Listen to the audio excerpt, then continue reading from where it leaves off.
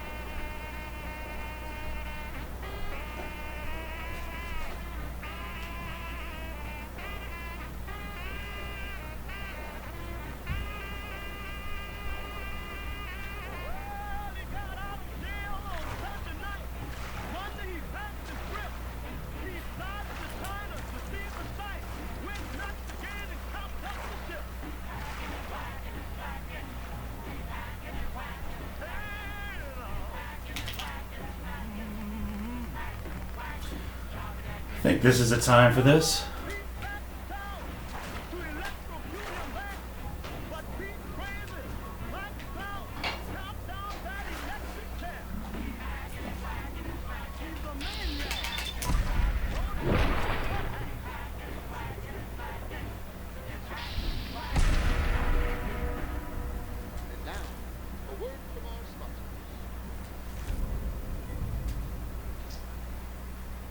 Attention, Space Cadets. This is Admiral Mitchell, and I'm here with an important announcement for all our Space Fleet members. Remember, in order to decipher the secret message found at the end of every episode, you'll need a special decoder ring contained in every box of sugar bombs. Keep in mind, the failure to decode a message will not only make you a loser... Why is there Deathclaw hide? As far as I'm concerned, It's weird. don't forget, sugar bombs is not only the official breakfast of the Space Fleet Command, our personnel rely on it for energy, strength, and rocket power.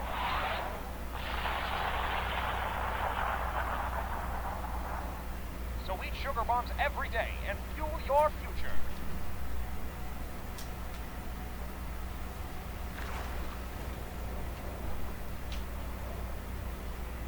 We're on the air from Bristol to Beantown. This is Atomic Radio.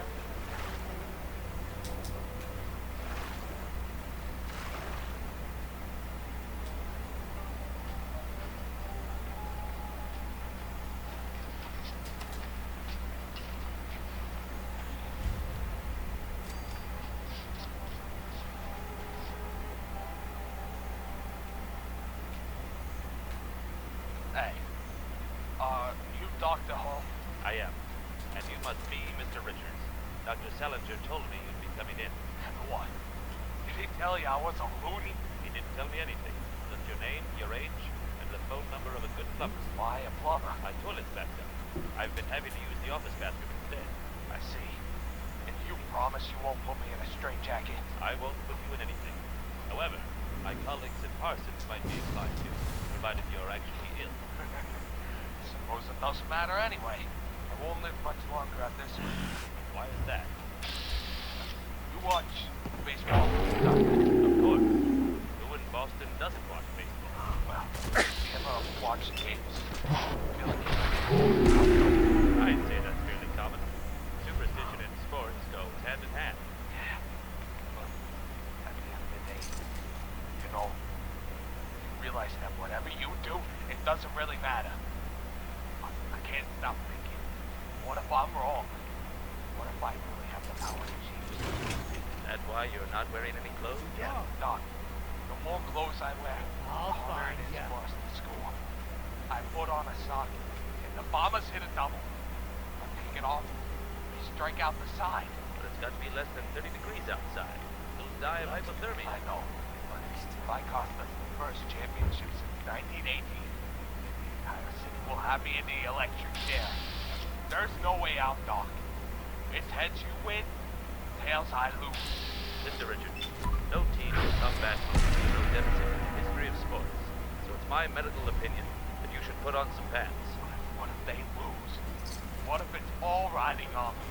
As a season ticket holder, if we lose, I promise you, Mr. Richards, I'll shoot you myself. But it won't come to that. It just won't.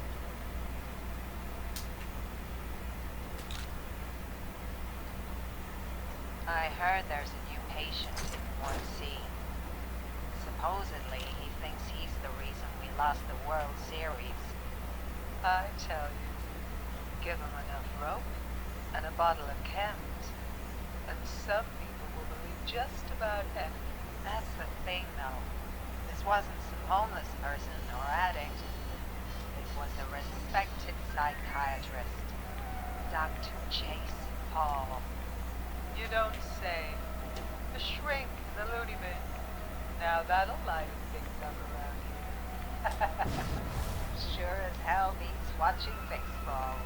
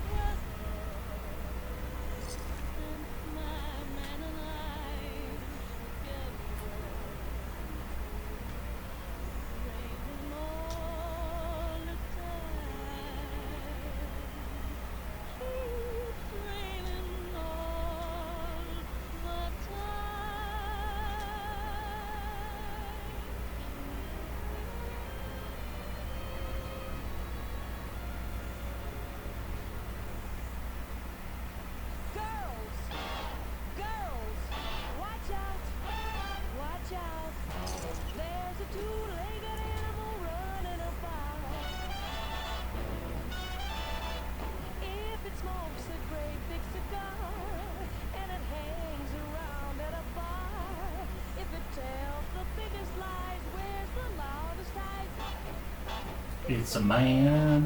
If it acts just like a cross patch, has a face with whiskers that scratch.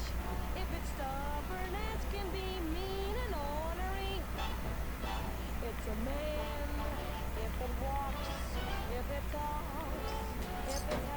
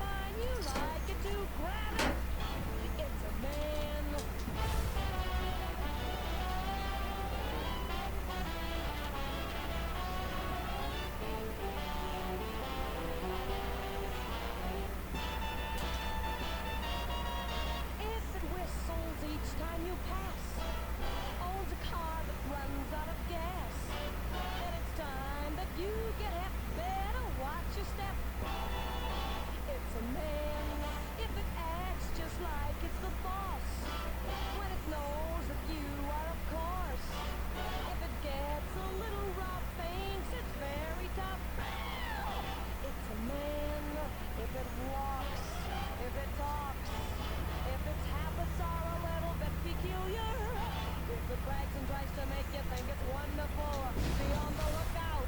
Don't let it fool ya. But if it's kneeling down on one knee, saying, darling, please marry me, then don't hesitate. Better name the date and then grab it. Hold it. Hang on to it. For it's a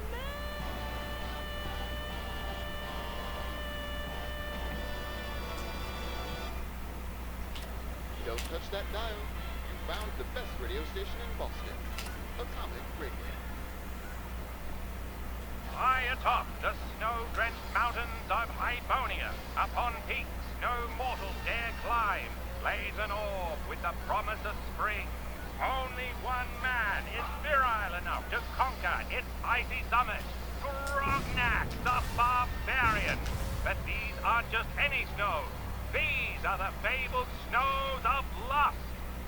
My dear barbarian, I fear you made a mistake in coming here. It is known that no mortal man can resist the snows of lust. For when you gaze upon its beauty, any desire to climb this mountain will be frozen solid. It is you who tempt death, Siren, for you underestimate the fire in Grognak's loins. By the winters of Asgard, such heat! Now do you see, woman? Grognak's desire does not freeze, it burns. Will Grognak beat back the bordello of blizzard? Or will the snows of lust seduce our hero and leave the land in an endless winter? Find out in this special adventure, Grognak the Barbarian, lost in the snows of lust.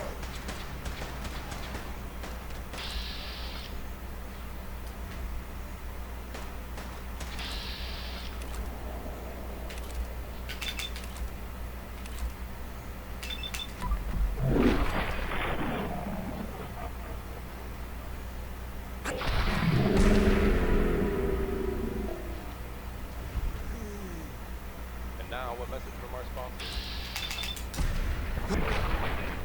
Every woman wants to look their best for a night on the town. It's important to remember that when the night is done, many cosmetics leave traces of oil and dirt that can clog pores and leave your skin looking a mess when that handsome gentleman caller wakes you up the next morning. That's why Mary May's new line of cosmetics adds trace amounts of radiation to help ensure your face is completely dirt-free. Using a standard Geiger counter, you can detect when dirt and makeup are still on your face and remove them before they cause problems down the line. If you aren't sure which cosmetics have been radioactively enhanced, just look for the yellow hazard symbol on the label. Clinical scientists, beauticians, and men of all types agree. The only way to keep your face clean and beautiful is with Mary May, the leader in cutting-edge cosmetics.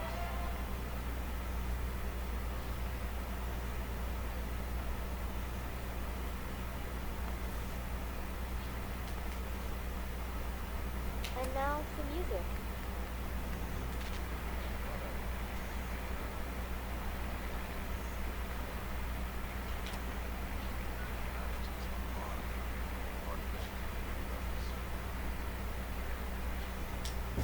You're listening to the Meadows Drive-In Cinemas radio broadcast. But why just listen to movies when you could see them in glorious high-definition cinematics? But here's what we'll think. Leave the kiddos at home for this next one. Night of the Fisherman's Revenge will have them shaking in their socks.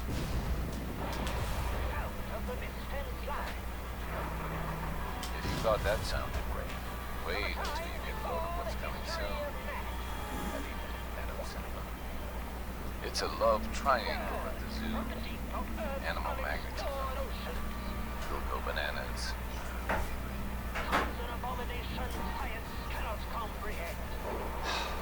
This madcap comedy hit from the makers of the action. Wow. What an exciting lineup we have coming. But none of them can possibly beat what's playing now on Spring B. Time to saddle up.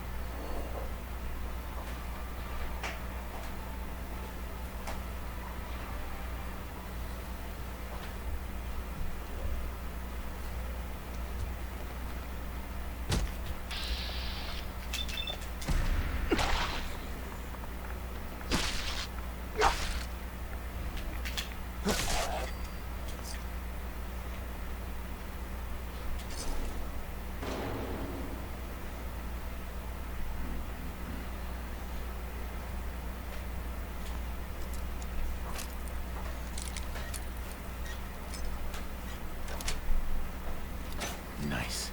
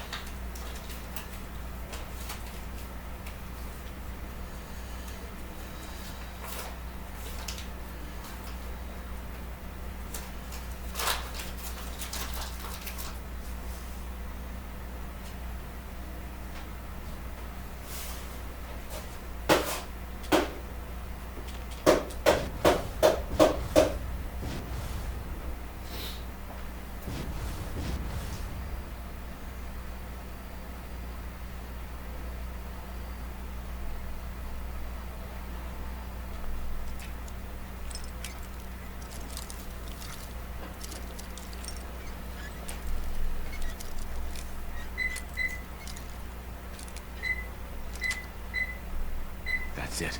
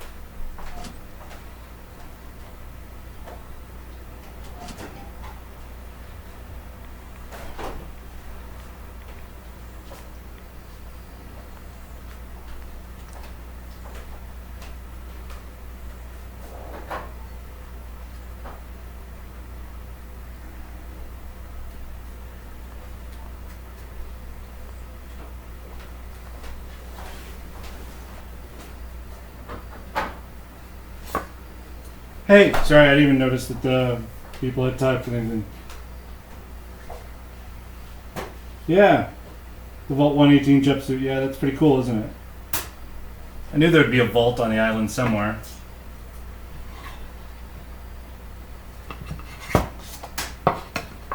I'm slightly disappointed that it's not better than what it is. But then again, maybe there's a secret that I didn't find.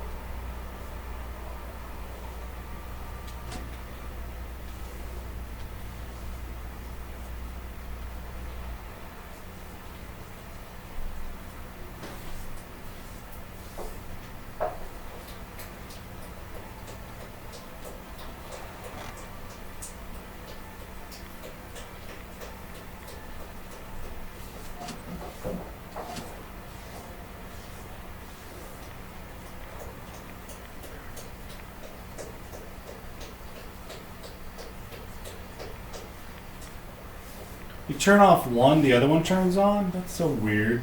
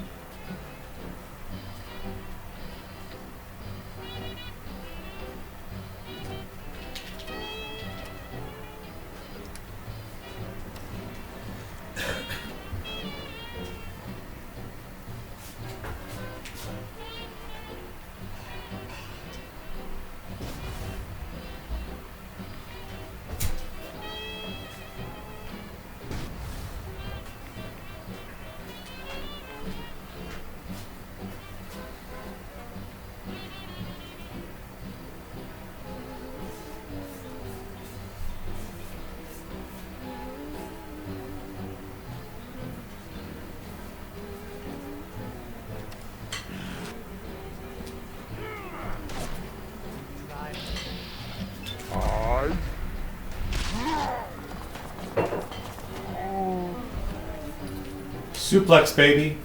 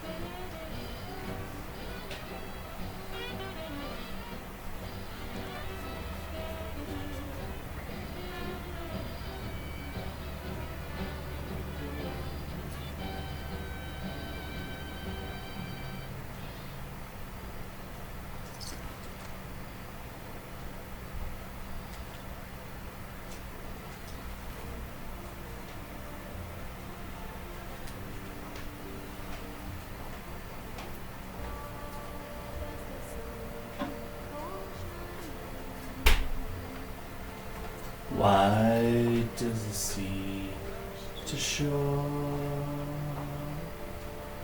Don't they know?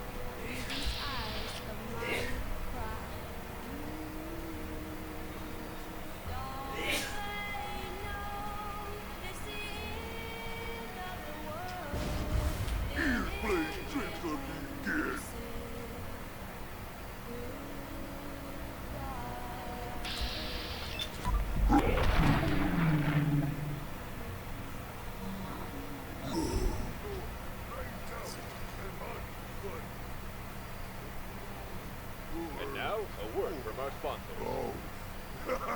Yes, brother. Not everyone can afford their own bomb shelter, and even if you have one, there's no guarantee you can reach that shelter should nuclear fallout come to your city.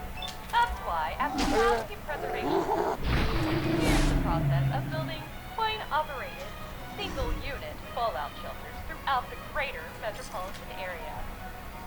To use one of our state-of-the-art moves, simply place the correct change into the coin slot, enter the chamber, and wait for the titanium door to close behind you. Rest assured that once closed, the door will remain completely sealed, keeping you safe from all the Johnny-come-latelys attempting to claw their way inside. Sorry, Johnny, you're gonna have to find your own shelter. This one's taken.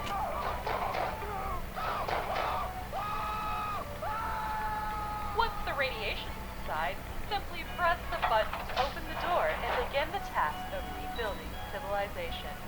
Because at Pulaski, we're about preserving our future, and that future begins with you.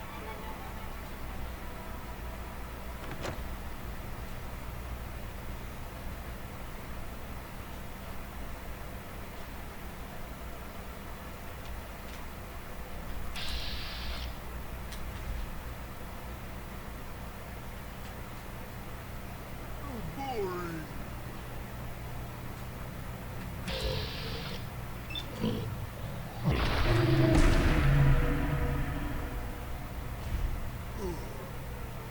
The best in talk, sports, drama, and music.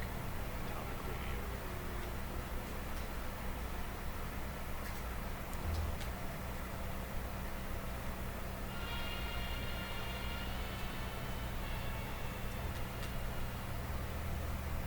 Sonny, remember to be home by 6 today. 6? But I thought me and the fellas could go to the bar to watch the game. There will be other games. You don't understand, honey. It's not just any game. It's Yanks Sox. And the winner goes on to the World Series. Not tonight. You know damn well my sister's coming over. Well, why does she have to stay here? There's a perfectly good zoo down the street. Sonny, that's enough. Oh, okay. Maybe a zoo's a little too harsh, but what about a motel? There's rats in that motel. Which makes it perfect, given she's part snake. They might even give her the room for free. Sonny, I'm not gonna stand for your insults. You either be home by 6 or you don't come home at all. Yes. Why, I didn't know the circus was in town. You must be the bearded lady I've heard so much about. You must be the pig my sister married. How's life on the farm treating you? Oh, can't complain. Maybe if you had a job like mine, you could afford an apartment of your own. That's a laugh. Don't tell me you're actually proud of this shoddy excuse for a home. Got Get it. that character, Jill. And bathroom mirrors. Something your place clearly doesn't have, seen as you forgot to shave. At least I have an excuse. You, on the other hand, have a bathroom and a sink, and you still haven't figured out how to brush your teeth. And for your information, I live in a high-rise condo. I'd invite you over, but the elevators aren't built to support planets your size. That's it, I've had enough of you. Where's Margaret anyway? What, you send her to hell to pick up the rest of your luggage? I was gonna ask you the same. I wanted to go watch the ballet, but she insisted I babysit you instead. Wait, you don't want to be here either? Of course not. What the hell is that? Where's Sonny? He couldn't make it. What's the score? The Yanks are down 2 runs. I didn't know you liked baseball, Margaret. Baseball I like. Pinstripes, not so much.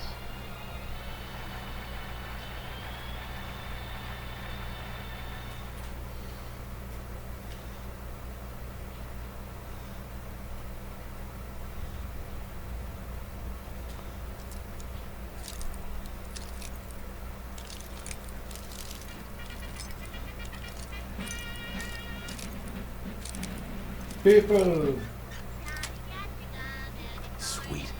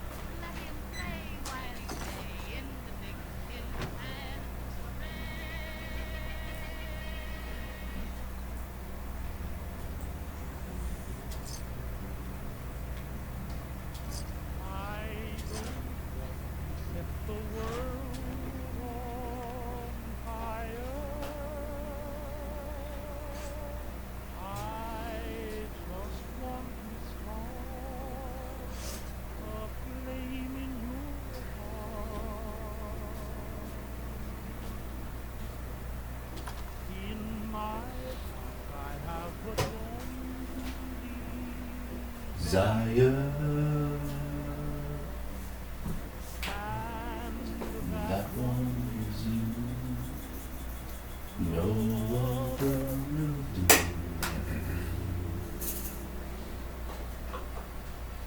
I've lost all ambition for worldly acclaim. I just want to be the one you love.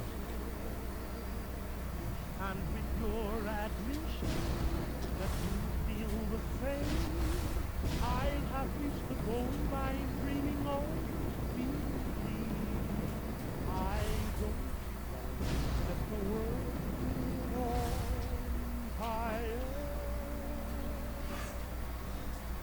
I just want this heart of flame.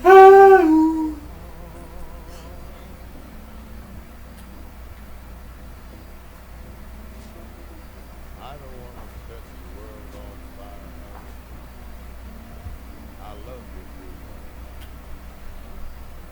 I just want to stop a great big plane down in your heart. You see, way down inside of me, darling, I have only one desire. And that one desire is you. No, nobody else ain't gonna do it. I've lost all ambition for worldly acclaim. I just want to be the one you love. And with your ambition, will be the same. I have reached the goal I'm dreaming of.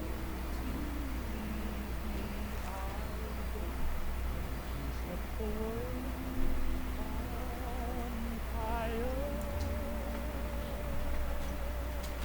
I just want this heart, a flame in your heart.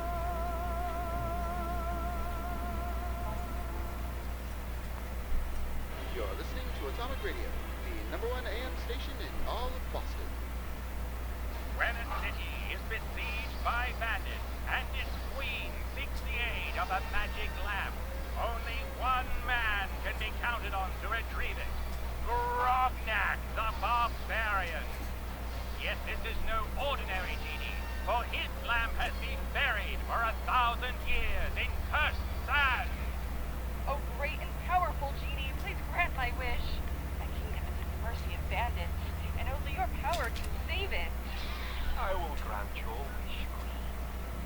But in exchange, you and your people will submit to my rule. So you'd make us all your slaves? That's not what I asked for at all. Yes. You asked me to save you from the bandits. And no point did you specify the term. Tell me, you bag of hot air, can a genie grant his own wish? I don't see why not.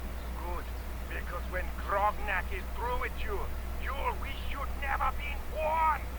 Can no hero defeat the genie and the bandit horde? Or has the kingdom trapped itself in the walls of its own wish? Find out in this humorous comic presentation of Grognak the Barbarian in Demon Slave, Demon Sand.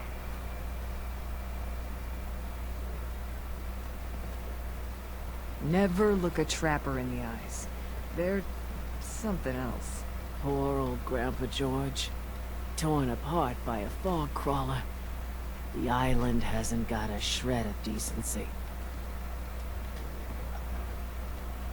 Grandpa George can rest in peace. The fog crawler is dead. Wonderful. That's another chapter successfully concluded.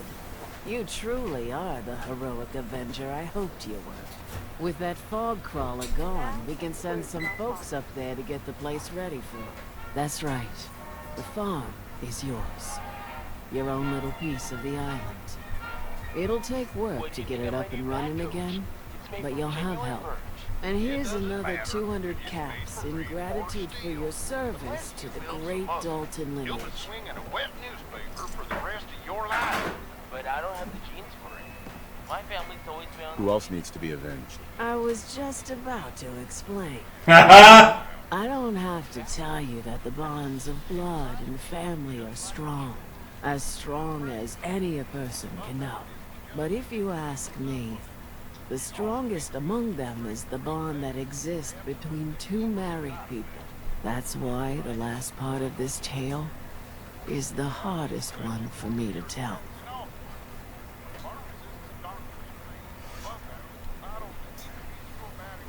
Believe me, I know exactly how you feel. If that's true, then I'm sorry to hear it. Perhaps we'll confront our pain together. My late husband, Daniel, was the best fisherman this island ever saw. He and his crew had a favorite fishing spot out by Brooks Head Lighthouse. One day, a day I'll never forget, I see Danny's boat pulling up with his crewmen all shouting and carrying on. Turns out some trappers moved into the lighthouse. No doubt because the island told them to. They're all crazier than a bag of mole rats. Their leader was having a little target practice. Shot Danny right between the eyes. Killed him, just like that. You go and get that son of a bitch. You make him pay for doing the island's bidding. Wait, did you just call someone else crazy? That is priceless. What? I don't get your meaning. Ugh, never mind that. Remember, trappers may be half crazy from the fog, but they still know how to use a gun. That trapper who killed your husband is dead. Then it's done. It's finally done. All those lives that were lost, all those debts finally repaid. And it was no son or daughter of Far Harbor who stood up to the island and avenged the Dalton bloodline. It was you, an outsider, a mainlander. The final chapter's been written. The story has come to an end. This is a day I never thought I'd live to see. Thank you. I found a holotape from the last guy you sent to the lighthouse. He thought your whole story was a lie. Is it? A lie? No, no. It was true. Or at least there was truth in it. Was there a little harmless exaggeration as well? Perhaps. But some things are more important than truth. Look at you, for instance. You've seen the island's dangers and survived. You've learned something valuable. What's more, the island learned something too. It knows you're not some greenbacked mainlander who can't tell up from down in the fog. The island will respect you now. And that's more than I can say for most who step off the boat. I was glad to help. I hope I've put your mind at ease. You certainly have. Now every good story's gotta have a happy ending, right? The hero finds the treasure, saves the sweetheart, and rides off into the sunset. Well, I'm a little old to leap up on a horse.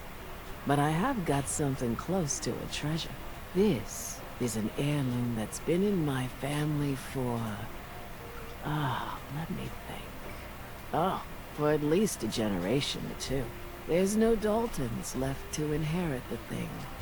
So it might as well pass on to you. The island knows this weapon. Oh, yes. You carry this, and it'll take you seriously. And that's it. That's the end. I can sleep easy now, knowing there won't be any unfinished business when they put me in the ground. Off you go now. My story's over, but yours... I think yours is only just getting interesting. The Bloodletter! Target bleeds for 25 points of additional damage. Arrgh! Does she have to do this every morning, Brad? Even I if could you're use a time husband, at the very least, alone. stop being a burden to everyone else. Meanwhile, your sister Karen has already gotten dressed, and even has time to set the dining table. It's not that Karen likes mornings, far from it. But knowing this, she planned ahead by picking out her clothes the night before. And while she may be groggy, a bowl of sugar bombs and a dose of Mentats is all she needs to get ready for school. And Brad, notice how Karen is never late at the bus. You On are the a other hand, curious it's clear specimen. by that dog pot that you not only missed the bus, but your shoes are on the wrong You feet. talked to Cassie Now Dalton? the neighbors are pointing and laughing, Seen not what happened just to her at you, family? but at your parents for Hey, having raised Doc. such a helpless, You are a clumsy curious child. specimen. The embarrassment Despite didn't our stop when you friendly arrived at town school. doing its best to thought the chase neighbors you were out, cool, then you keep obviously weren't prepared for the fears of your fellow class. helping us ingrates all the same. I got to ask, why do you keep at it?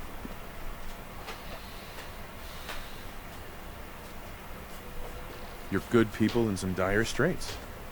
Figured you could use a hand. Huh? You running for office?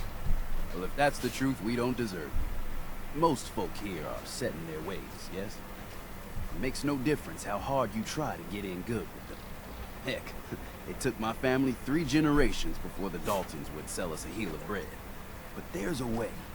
A downright insane way, mind you. You can turn even the most stubborn fool around.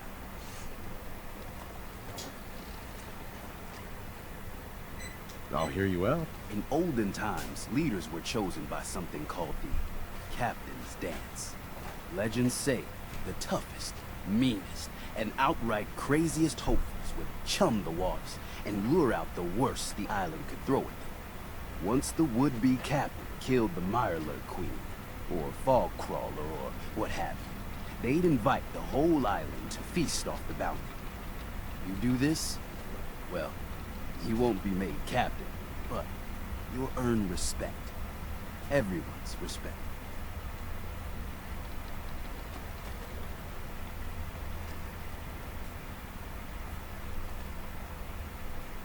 I'm ready to become a legend then.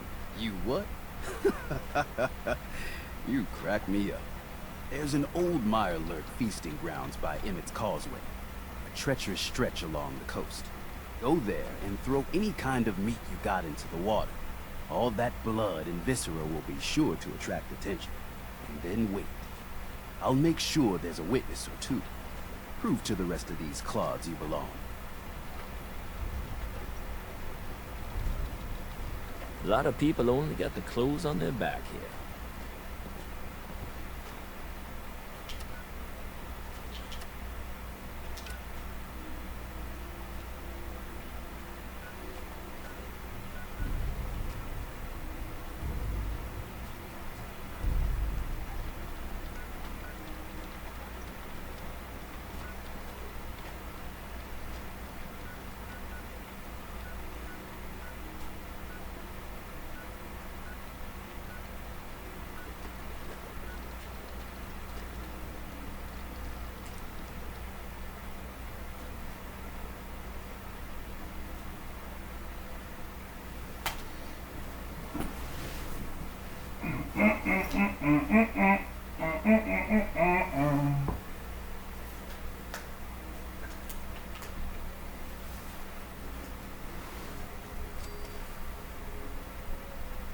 Pause.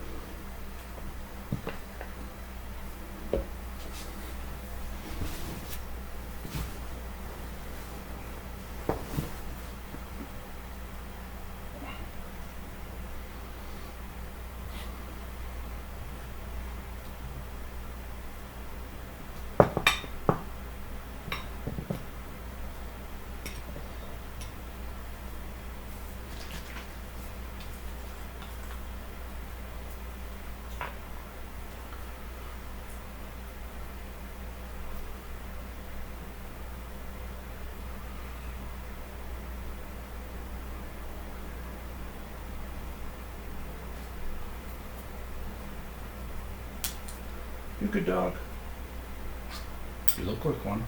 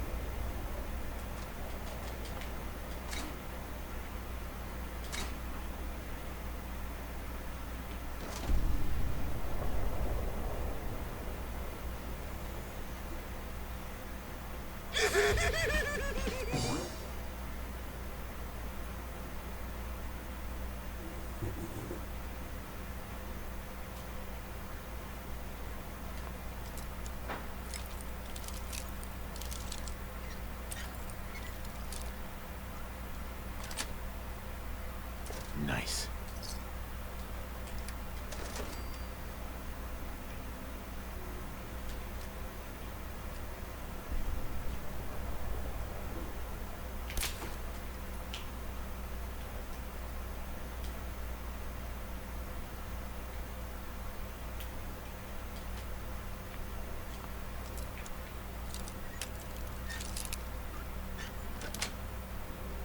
Got it.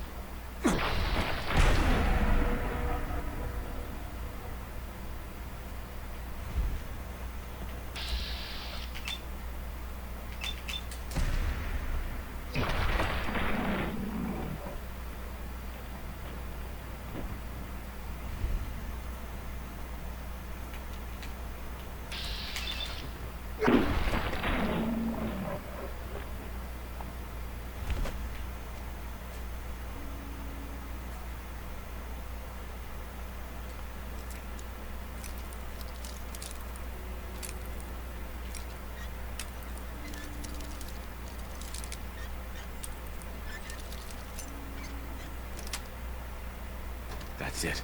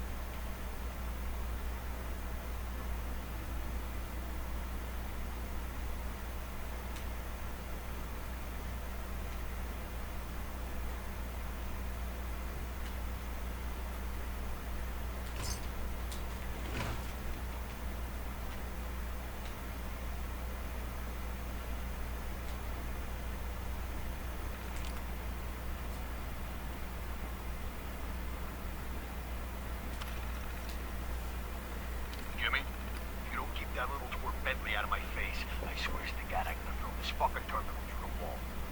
He saw me coming across the log rolling course before work. He starts asking why I was out there at 5 in the morning. If you want to keep those extra profits rolling in, you better keep him in line.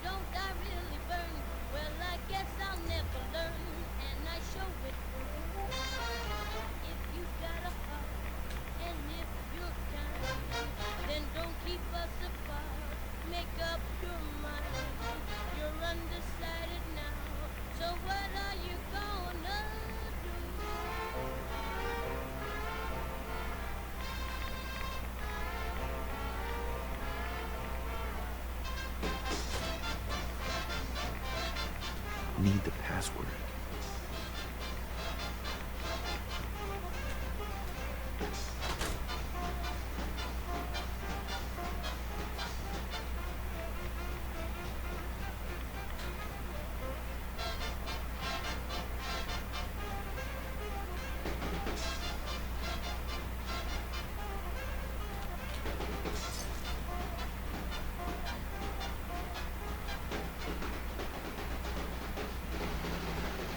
I've been sitting on the fence, and it doesn't make much sense, 'cause you keep me in suspense, and you know it.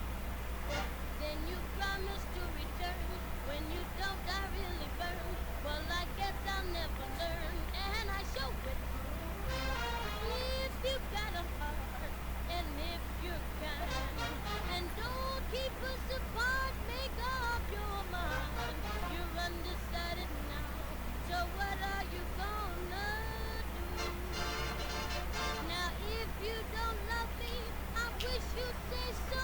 I love you so much, honey, I just got to know. I'm just a fool for you. What are you gonna do?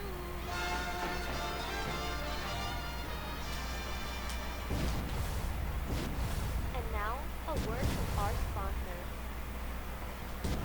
Drama, comedy, and sports, all at the turn of a dime. If you want the best in entertainment, the only place to find it is in front of a Universal Electric Black Daylight television set. That's right, with this television, you'll get blacker blacks and whiter whites, helping your eyes segregate the colors on screen better than any other brand. Cabinet has been slaved over by America's finest craftsmen and features a brown mahogany finish that has been hand-whipped and varnished for lasting durability. Despite being a separate piece of furniture, you'll find it fits equally into any room, all at a much lower cost to you. So own a Universal Electric television today for better contrast and a better experience.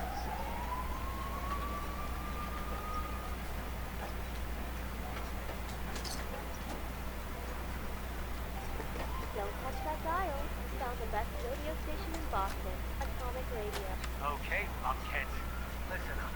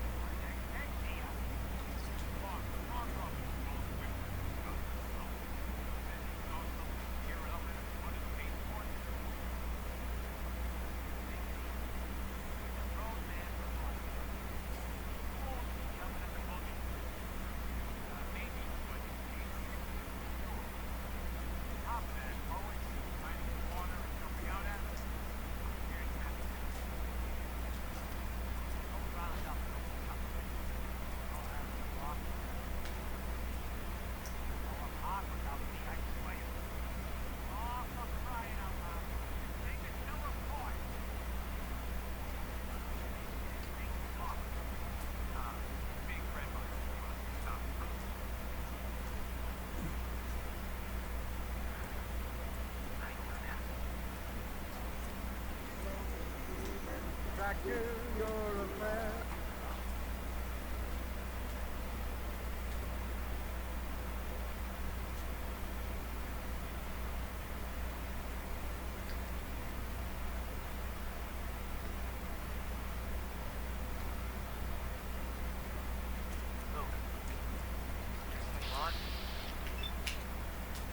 Yeah, but how about that? I get the husky man. Might blown up, man. Previously known as Attic Cove. Yeah, it's a monster.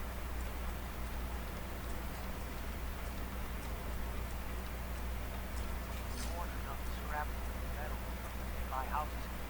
Build an outpost on the water. Make it go. All of it.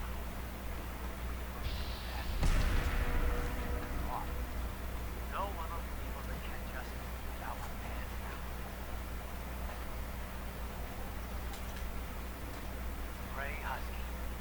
Sign symbol. Shit. How the hell do you turn this thing off? The fucking buttons on this stupid thing. Stupid girl just got fucking.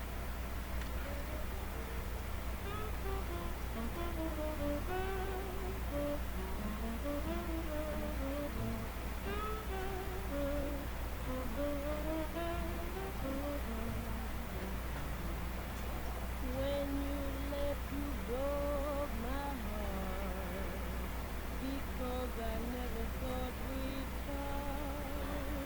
Every hour in the day, you will hear me say, oh baby, my baby, baby, won't you please come home? 'Cause your mama needs some loving. Baby, won't you please come on home?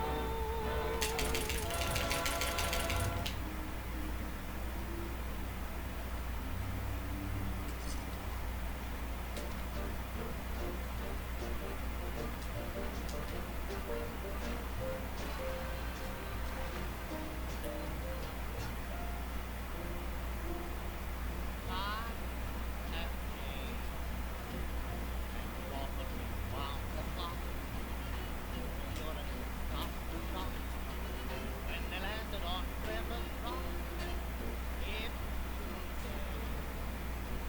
Nearly shocked the slightest dare.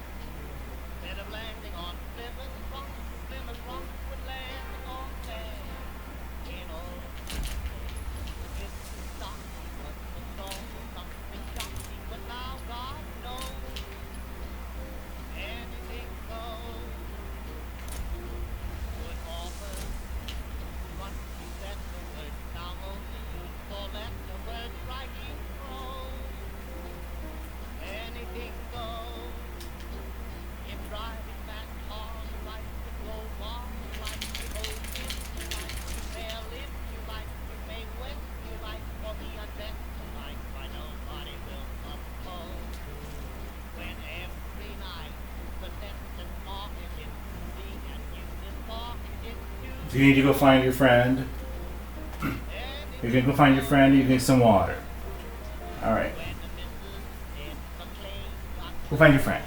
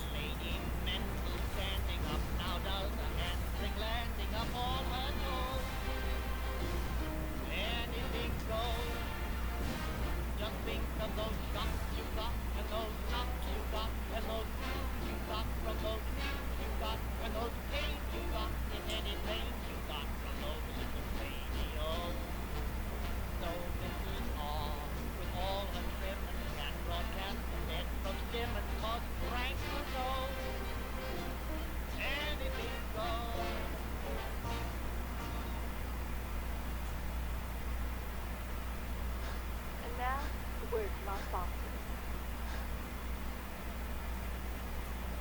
Whenever I'm out of town, my girlfriends always ask me, how do I stay so thin? My secret is actually really simple. Nuka-Cola soda has the same amount of calories as your average grapefruit without all the bitter aftertaste of actually eating one. In fact, the cold, refreshing taste of Nuka-Cola really quenches my thirst and keeps me from eating something else that really adds those pounds. It also peps me up and gives me so much energy, I want to jog around the park. Not that I need to, because if I was any thinner, I'd be practically invisible. So if you're like me and don't like going on a lengthy diet, head on over to your local grocery store and buy a bottle of Nuka-Cola today. Your waistline will thank you. The best in talk, sports, drama, and music. Atomic Radio.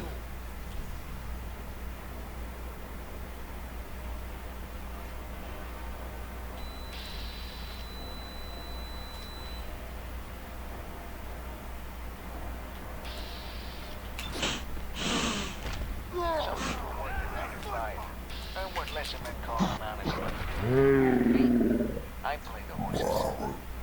Wasn't always like this, mind you. It began as a mistake. It ended up as a career. We know that with a lot of education. And not the kind they teach you in school. Or maybe they do teach it. It's not like I know. Consider I've never been. Anyways, lately I've been on a real craze. I started out the season up 10 notches and dropped down a camp beer in a week. Then I made the mistake of putting it all on a filly named Sully's girl. Cinnabar, Rondelay, and Sully's girl. And making his bid now is Battle Flag. Battle Flag coming up fast to the outside. It's Cinnabar and Battle Flag. Cinnabar is fading. Cinnabar is dropping back. It's Battle Flag, Cinnabar, and Rondelay. Battle Flag, Cinnabar, and Rondelay. And the finish, it's Battle Flag, Bayonet. Then Cinnabar, Rondelay, and Sully's girl. Now I'm in the tank for 5 dimes to a bagman named Butch. Problem is, all I got in the world are the clothes on my back and this moldy sandwich I fished out of a trash can. In an hour, I won't even have that. It's when I saw an ad in the Bugle. Supposedly a robot wants a fellow machine to travel with him to Los Angeles to pick up an inheritance. Well, I may not be a robot, but I can fake it easy enough. I see. Sorry, but the robot. They'll look human. I'm a new prototype.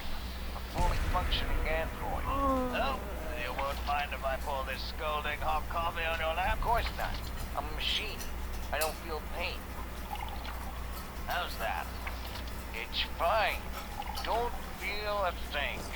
Wonderful. And aim for Los Angeles tomorrow. The coffee burned like 3-day-old syphilis. So I held it together for the cash. No, not the money he was paying me to drive. I wanted that inheritance. And if I could convince this bucket of bolts I was a machine, I could do the same for the lawyers. When we got on the road, I learned everything about him. The factory he was building, his serial number, and his primary function. He was a casino robot, charged with shuffling cards at a blackjack table. In fact, that's all he ever talked about. It was all he was programmed to talk about. Eventually, I had just about enough. Did you know that it takes 2,000 shuffles to properly randomize a deck? Oh yeah? Did you know that it only takes 1 bullet to kill a robot? And that's for pouring hot coffee on my lap.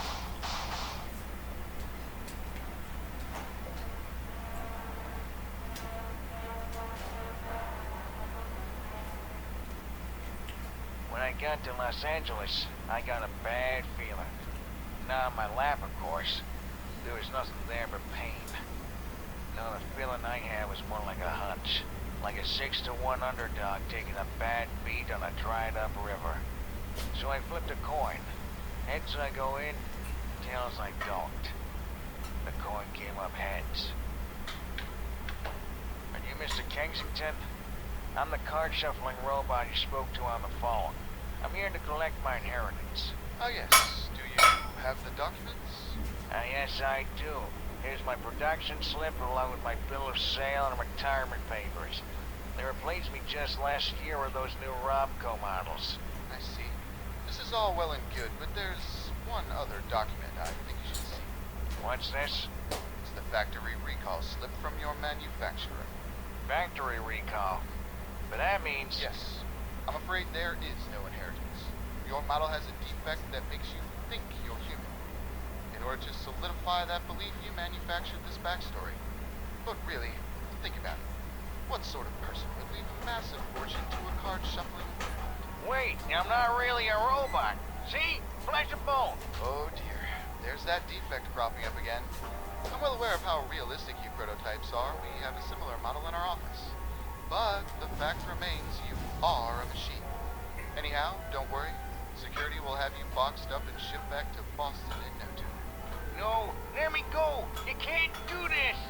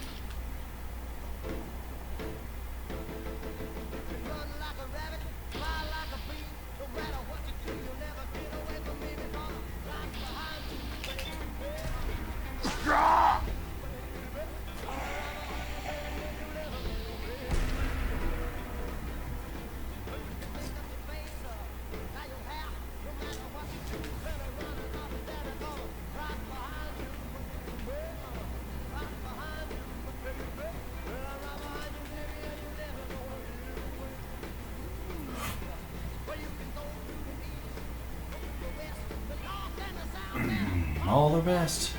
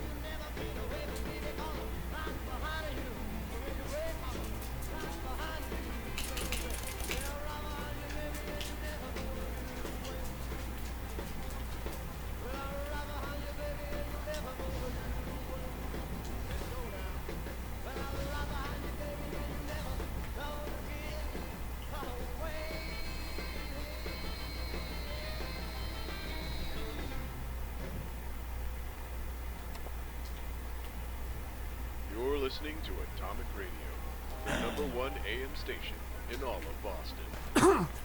Oh, you trying to...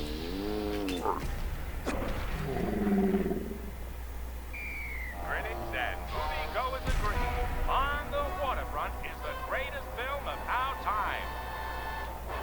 You want my philosophy in life? Do it to him before he does it to you. And do it to his sister while you're at it. Why his sister? I don't know. Insult to injury. Okay, I think I get it. So, if I'm walking past a homeless person, I should ask him for change. No, that's not what I meant. But you said do it to him. I'm asking him for money before he has the chance to ask me. Look, it doesn't apply to everything. The point is, I'm a tough guy. What do you want, Father? Your confession. Also, you're double parked, and I need the space. Tell it to Jesus. If you want, I can deliver you to him. Is that your solution for everything? Violence? It used to be. But now I make an exception for homeless people. And last time I checked, Father, you got a roof over your head. We've got the baddest bullies and the baddest harbor in the world. And you ain't so bad. You ain't so bad yourself, Lee.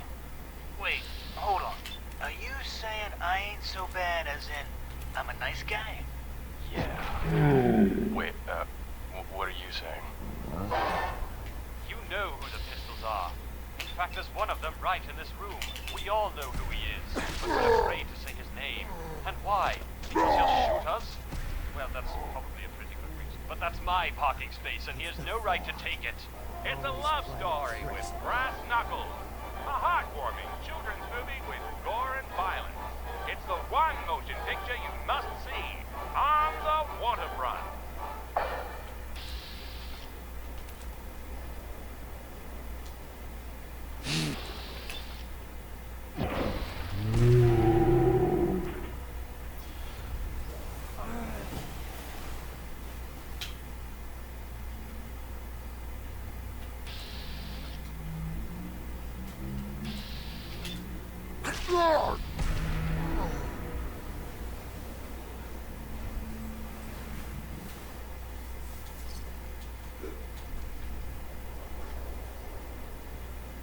And now a word from our sponsors.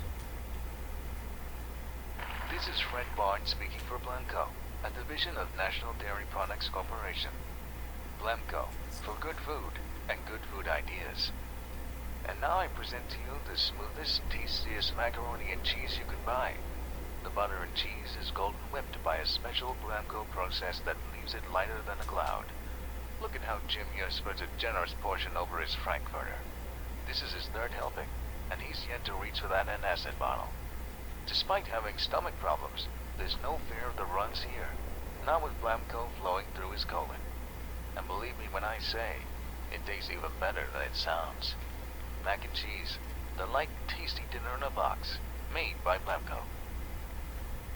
And now, some music.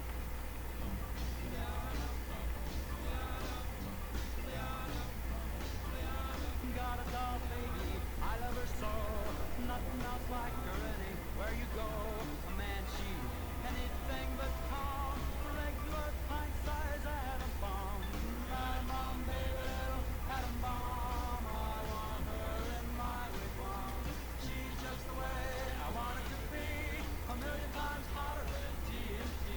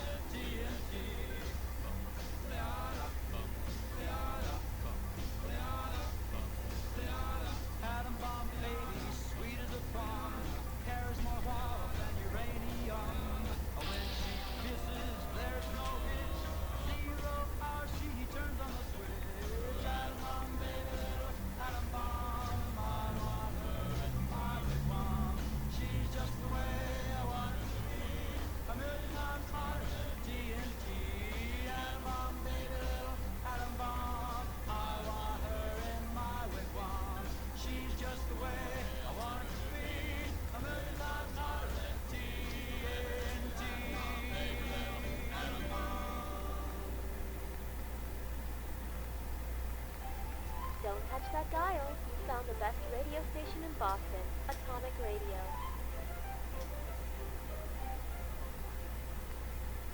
And now, an important public service announcement. This is Brad.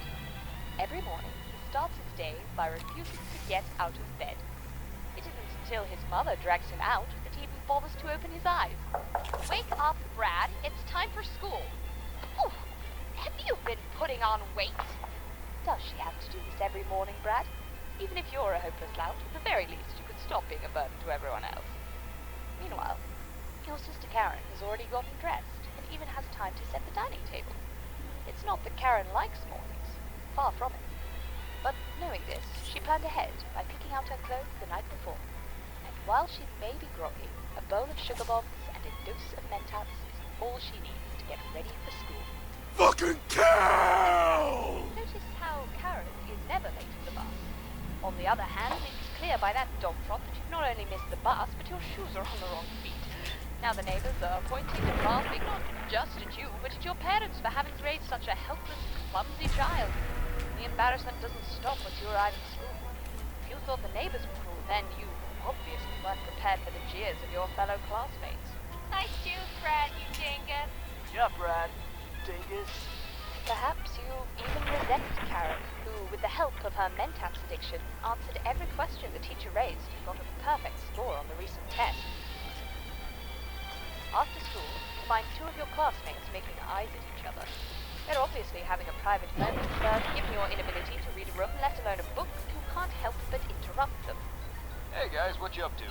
Oh, hey Brad. What are you doing here? Yeah, Brad. We're kind of busy. Is that something you want? Yeah, how's the weather? The weather? Why don't you just look out the window and see for yourself? That didn't go very well, now did it?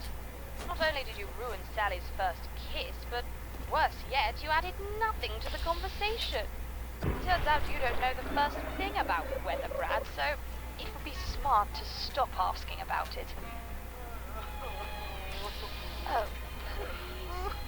It's a little late for tears, isn't it, Brad? You've had your whole life to prepare for this day, and now you've blown it. In the end, you have no one to blame but yourself. Does Brad remind you of anyone? If so, there's really only one way to prevent deviant behavior like this. Preparation. By planning ahead, you can avoid making the mistakes Brad makes, or at least give yourself more time to correct them. Remember, in life there are rarely any real surprises. There's only failure to prepare for them.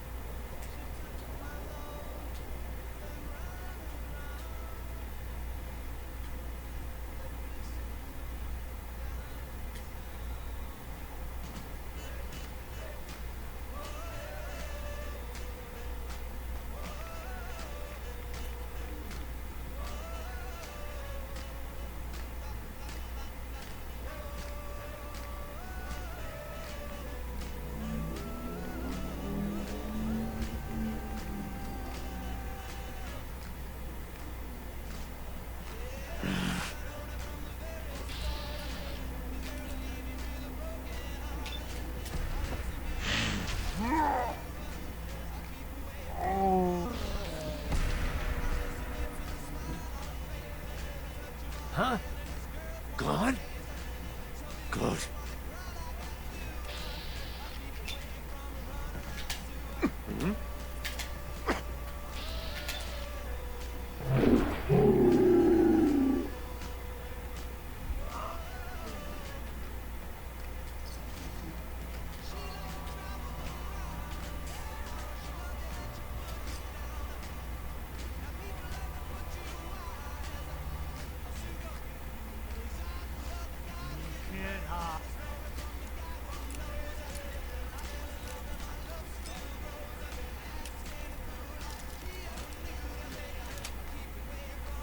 That's it.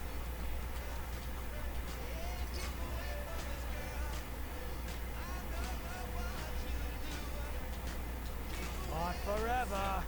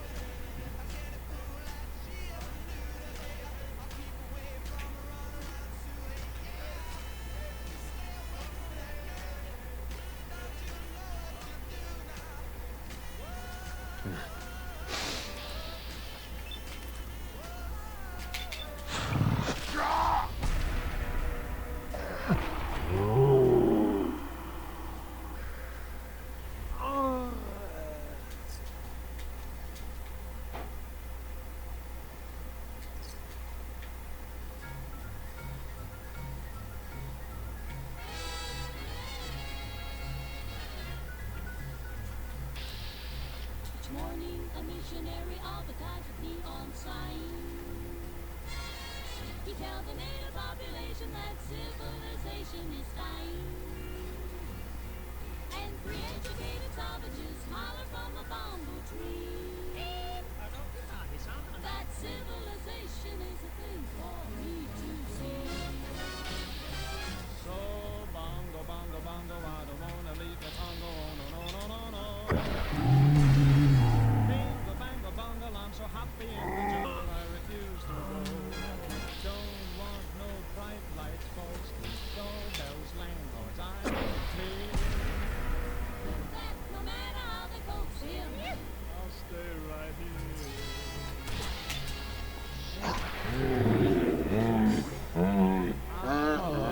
Magazine, the missionary's wife concealed. magazine, what happened?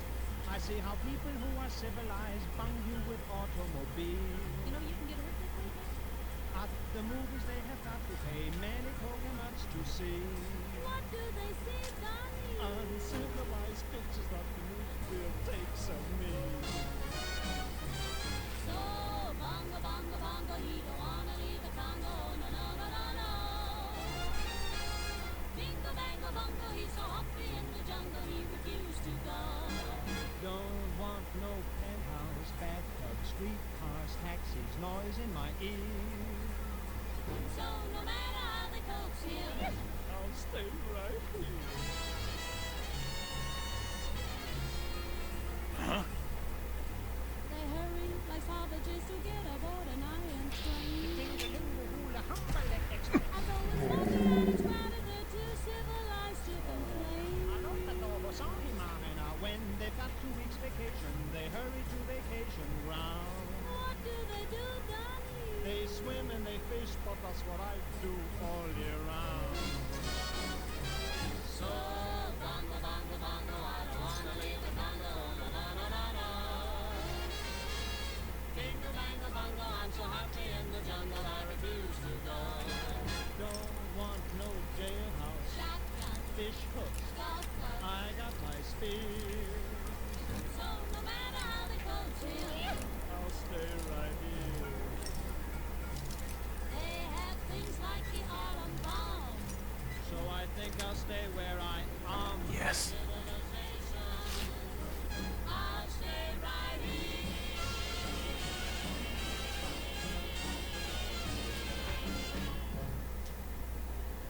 And now, a word from our sponsors. No! Do it yourself! Ugh,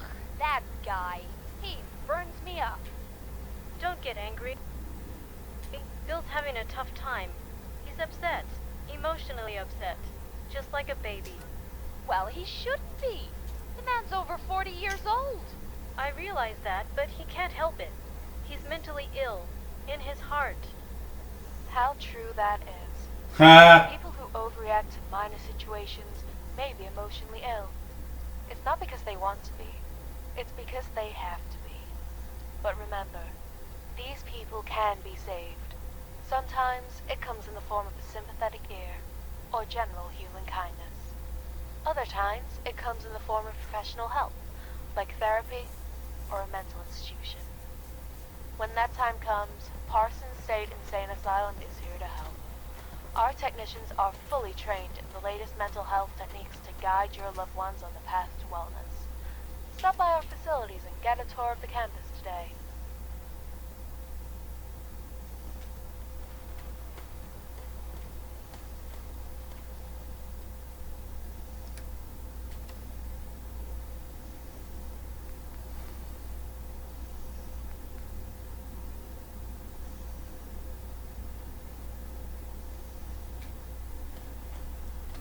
Mainlanders are the source of all our problems. Every single one of them.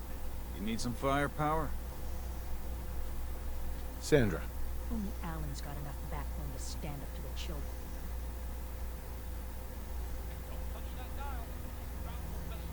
Show me what you got. You got it. Hey there, Red. What brings you out here this morning? That's none of your business, Velma. Jesus, Lord Almighty, what's gotten into you? I ain't never heard you be rude to anyone. Think of all me. Sorry. I'm just a real jumpy. Jumpy, you're acting a little crazy. Now, are you going to tell me what this is all about? There you are. I should have figured you'd turn, Velma. The only coward here is you, Corbin. I would have killed you yesterday if not for my doctor's appointment. You're making that up. Not a chance. Look at my calendar. I've had it scheduled for weeks. But it doesn't matter. I'm here now, and I ain't going anywhere. Now, hold on, you two. What's going on? Len and I have a score to settle. He's telling everyone around town he's the fastest draw, but he knows damn well he's slower than a one-legged horse. Not everyone will be as fast as your mother, Corbin, but that's got nothing to do with gunplay. You that good son of a bitch. Shut up. Corbin, I know your mother, and I'll tell you right now, she's no saint. Red, the doctor's been out of town for about a week now. No one believes you made an appointment. It doesn't matter. He knows my secret. I'm a coward. He's the only one who knows he has to die. But don't you see? You're both cowards. Corbin ain't gonna tell a soul so long as you don't. It's what they call mutually assured destruction. She's right. I can't tell you you're a yellow-bitty little liver without you saying the same about me.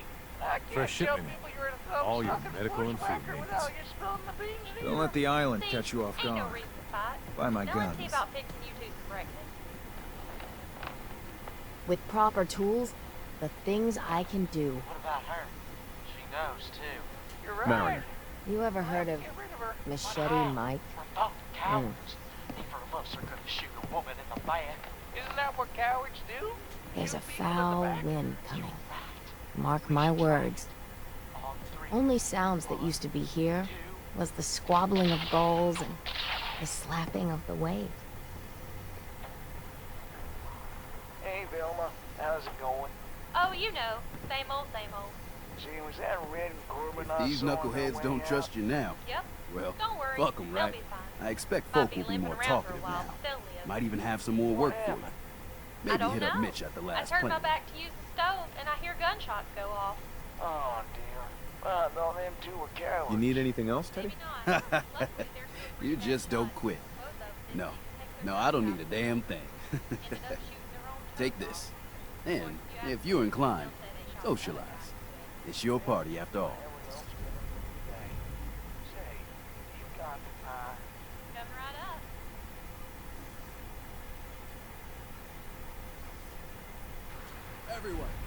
Everyone, times are hard. But this here feast is proof that we can turn things around. Now I know mainlanders have been responsible for all manner of harm. But this one is special. This one did the captain's dance. It's true. I saw it. So in my book, he's not a mainlander anymore. He's one of us. Mainlander. Ha ha. You need it? Here's Big to shop's you. got it.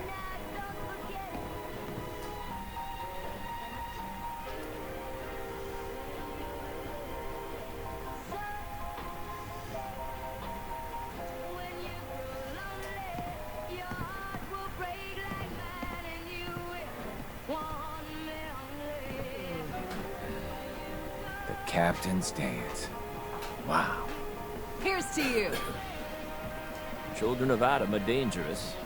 Don't trust them. Hey there. Hey. If you ain't armed, you ain't long for this world. Mind my guns now. Hey, Brooks. How can the bait shop help you? Let's trade. Of course.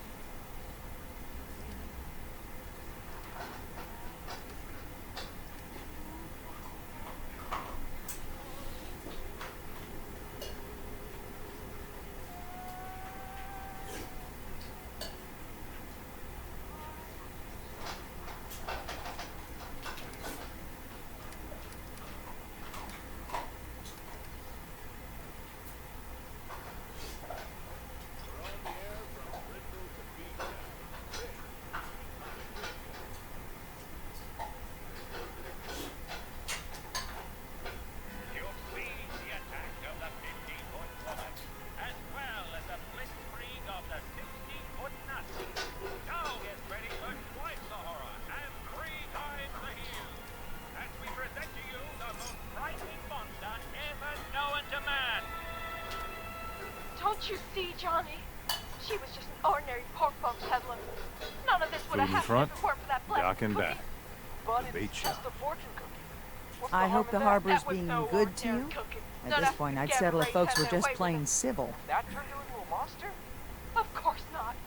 What's the history of this place? Well, this whole dock used to belong to the Mariner when the fog started getting thicker. Family by family, homestead by homestead, people were kicked out of their homes inland. The Mariner was kind enough to let people stay. The harbor just kind of grew out of that charity.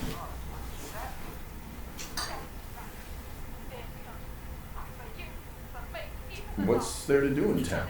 Brooks sells general goods. Teddy Wright's in back of the shop, and he can patch you up if you need it.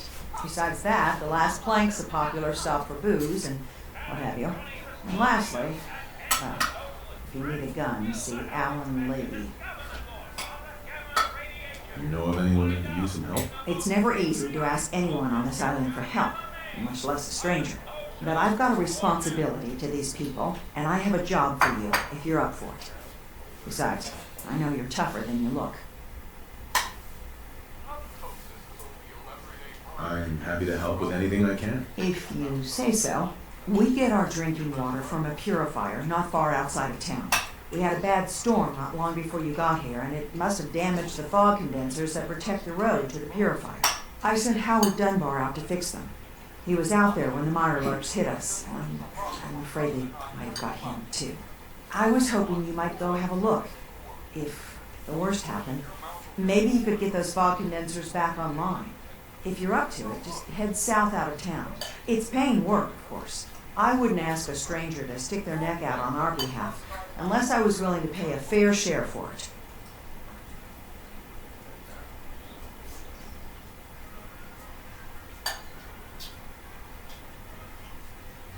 Am I going to need any tools or parts if I have to make these repairs on my own? The fog condensers need their power modules replaced, but Howard took the only spares we had. Either way, you're going to have to find him first. What exactly are these fog condensers? How do they work? Well, I'm no engineer, but the way it was explained to me, each fog condenser cools in the air around it and then condenses it into liquid. The point being, the fog doesn't get past them. They make a barrier that protects the town. No fog means that all the nasty things living in it stay in it. They don't venture out too often. The fog's at home, I guess. The fog condensers eat up a lot of power, but we've got a wind farm that takes care of that. As long as the turbines stay charged, we stay safe.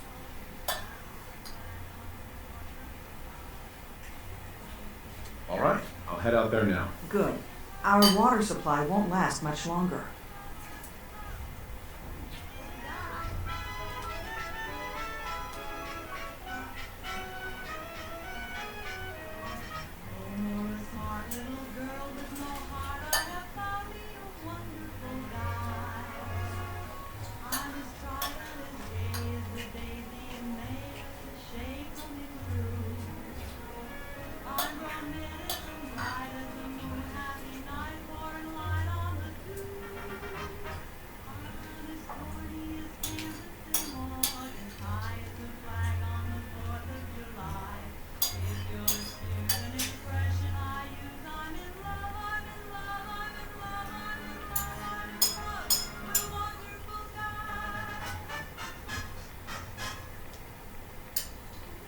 You are listening to Atomic Radio, the #1 AM station in all of Boston.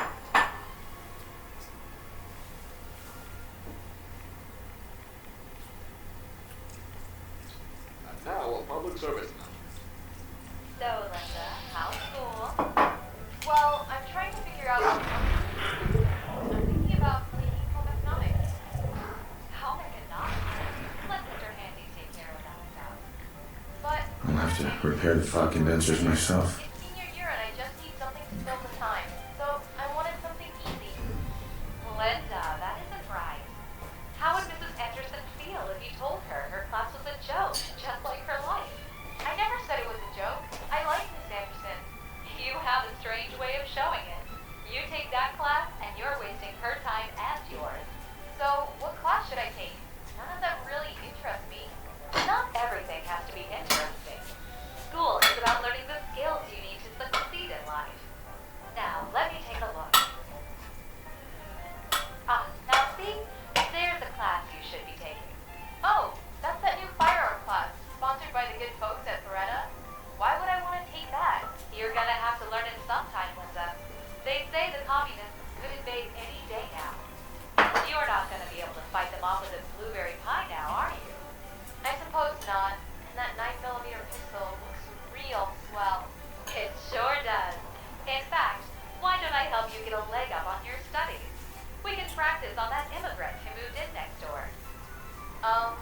Is that legal?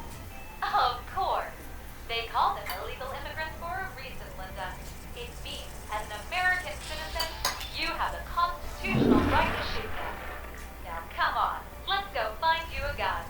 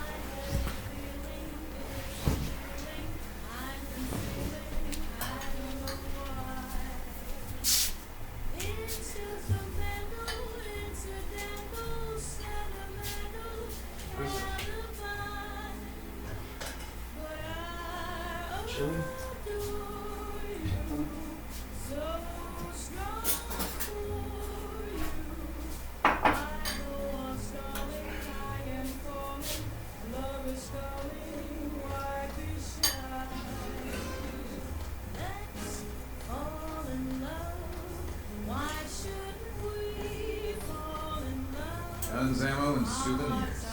Put them all in stock.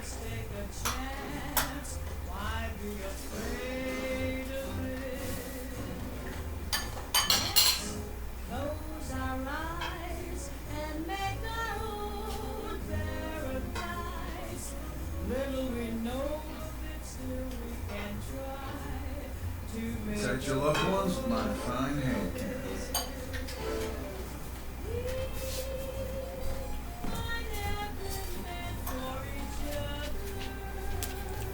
Where's Luke?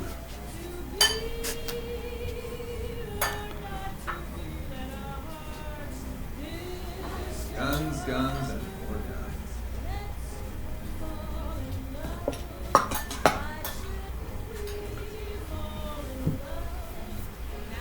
Take a dog. Where's the dog? Where's the dog?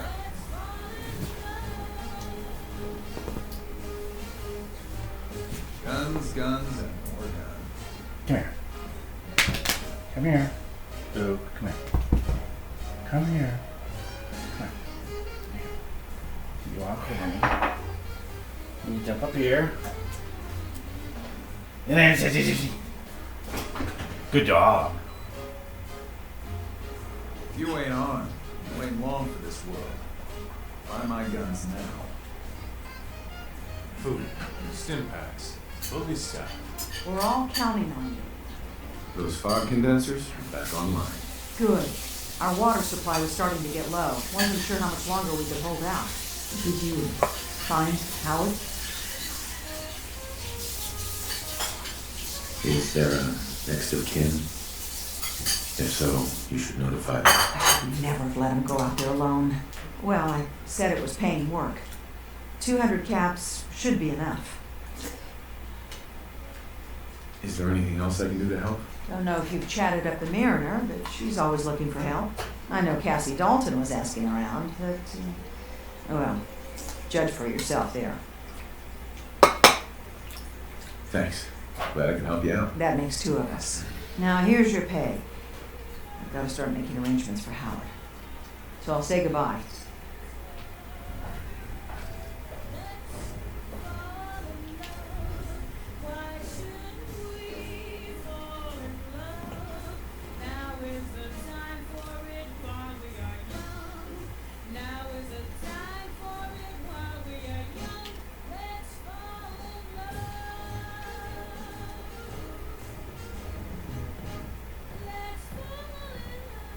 Whatever. Take it one day at a time. I've yet to catch a proper fish. Hooked a mini nuke once, though. Bertha. Mister, Yeah, I have to talk to you. I got 14 and a half caps. I want to hire you. I may be able to help, but I don't want your caps. They're right about you. They you'll get paid. Harbormen don't belong on this dock. If we keep cleaning here, we'll bleed out and die. To get better, to grow stronger, we need land. Echo Lake Lumber Mill has power lines that connect to the old wind farm. If you clear the land, Harbormen can wire up the condensers. Make it safe from the fog.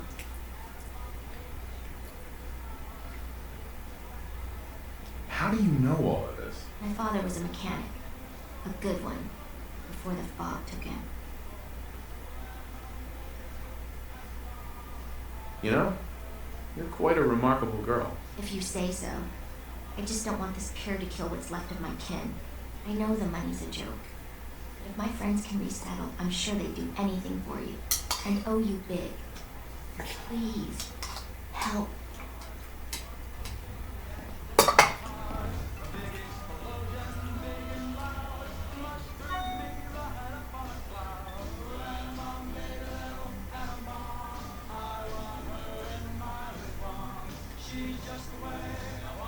I cleared the lumber mill for you. We gotta go see the captain. Here's the pay.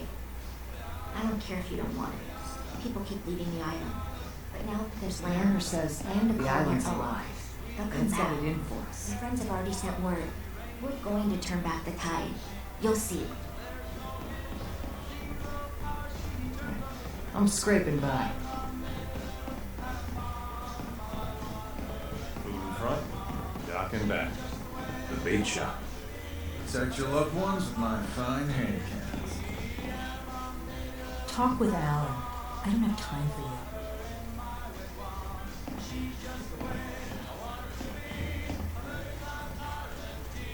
Hey, Bertha.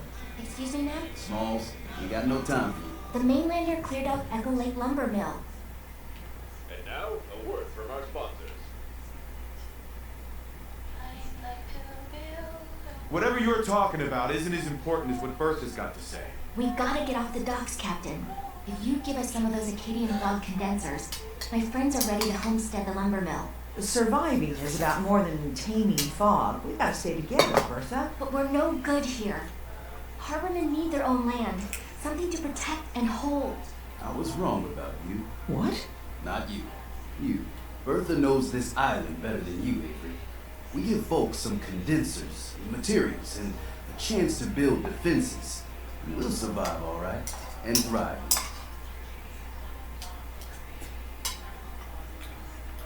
I can lend a hand, too. You would? Well, then their odds are sure to be better. Give them the ball condensers, Avery. Well, I won't stop you. Until we deal with the children of Adam, settling the island again, it could blow up in your face. Come, Bertha. You might want to check up on Echo Lake. Bertha's friends would no doubt welcome you. And take this. You never cease to amaze. Is that him, Boris? It is love. You want I shoot him in head? From this distance, it's no problem. Yes, you do that, and his brains will splatter the roof like chunks of meat. What's wrong with that?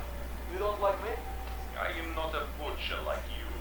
I am an artist, and artistry is my weapon, just as that pistol is yours. You understand? My kids ain't gonna believe the stories about you.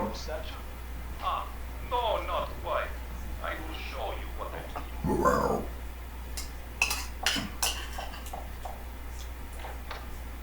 May I come in? Who are you? What do you want? Oh, we both know who I am, Major. And we also know what I want. You're dead, to be precise. So, you're the assassin that KGB sent after me. You don't look so tough. You're right. Everyone, Tough. make way. At least Did you really kill the queen? The mariner said he did. Don't pass the pen, Debbie. Of course he did. Now this is what a badass looks like. I fear we had you all wrong. Well, Captain Avery didn't. Right. Holier than now Avery got the right of it. And thanks for reminding me. I admit, it's a bit strange. Here's Never a round really on the wasted house. Ah. So how do you plan on killing me? Why don't you let me inside? I'll show you. What's your beef with Avery? Avery was born on the island, but she left for a good long spell. Didn't come back until, well, 10, 11 years ago. And since then, she's been trying trying to make us adopt all sorts of mainland nonsense. I ain't arguing she isn't good, or her heart being in the right place, but why change what ain't broke?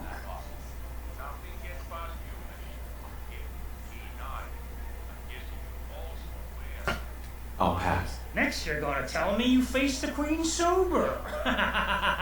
Mitch, I mean, since you did the captain's dance, maybe your uncle? That's my own family business. Sir, Mitch is too damn proud, but we're worried about Uncle Ken.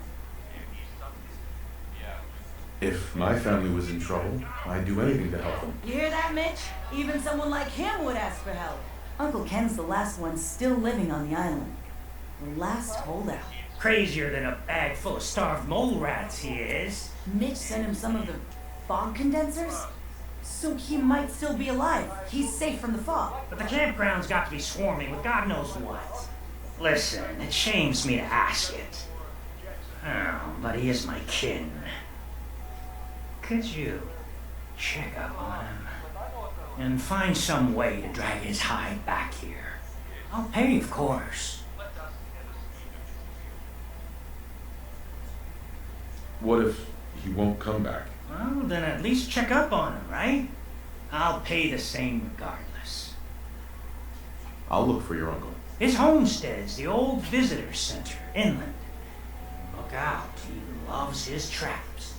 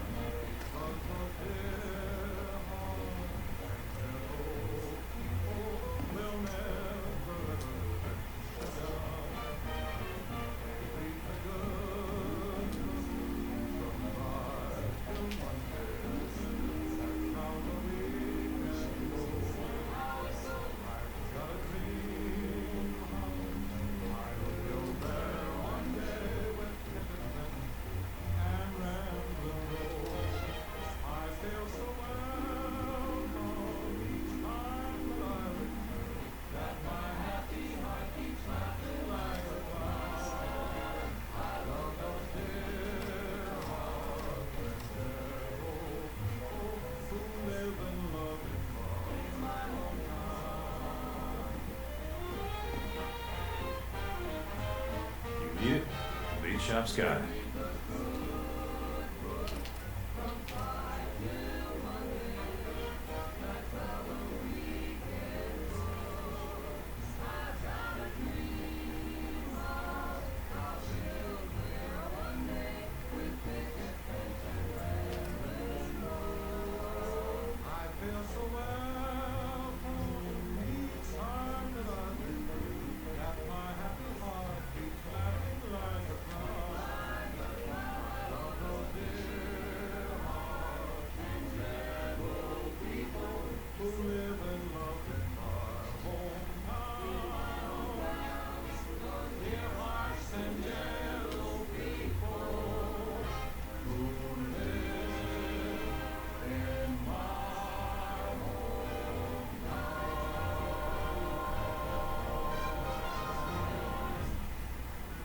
Don't touch that dial.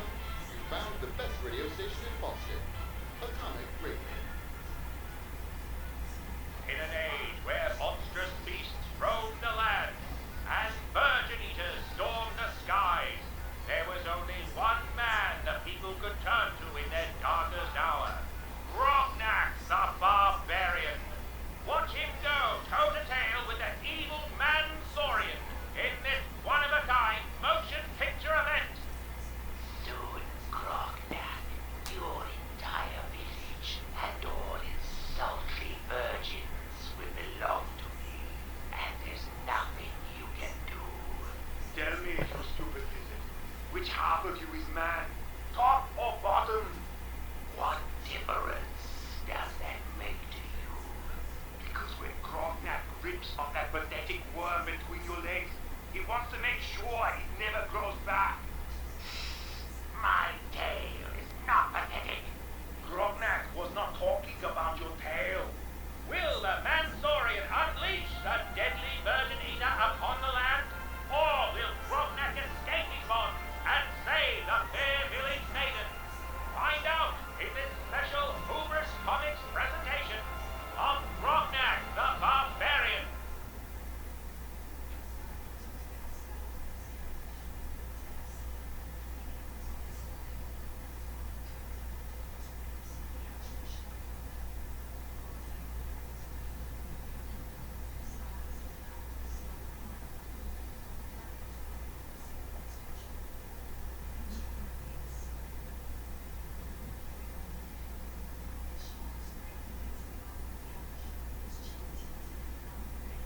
And now, a word from our sponsors.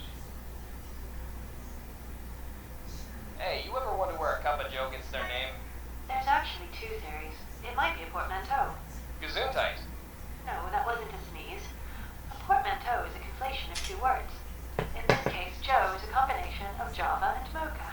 That makes sense. What's the other theory? Well, because coffee's for ordinary Joes, it makes sense that that's what they call their favorite beverage. Joe. But my name's Landon Christopherson. Does that mean I can't enjoy the smooth, great taste of cup of joes? Well, Landon, I have to admit your name is kind of ridiculous. You should really consider changing it. But as long as you were born here in America... Go away!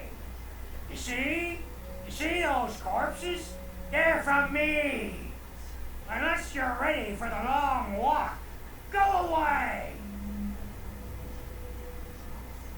You killed them all? By yourself? What? Just because I'm an old man, you don't think I can protect myself? Wrong! Your nephew's worried about you. He sent me. Mitch. My boy Mitch sent you? He was always a smart one. He sent me the fall condensers. Made it safe to breathe here. Glad to hear he still cares about his old uncle. But you... What? What have you done? They're coming! They're coming! What? What's coming? Who knows this time? I haven't reset my traps or repaired the defenses. Quick, do what you can with the workbench supplies. They'll be here soon.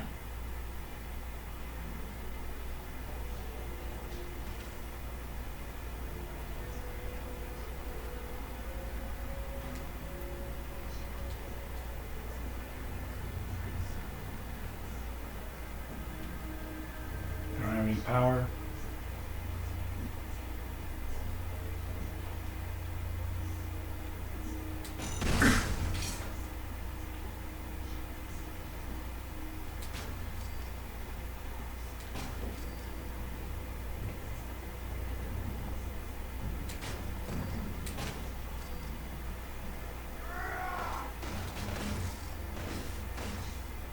You're dead!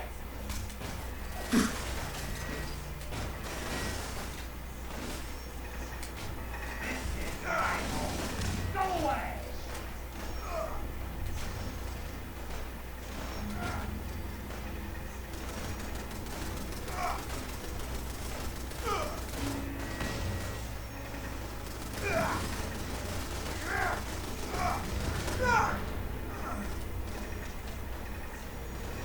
You're getting beaten by an old man!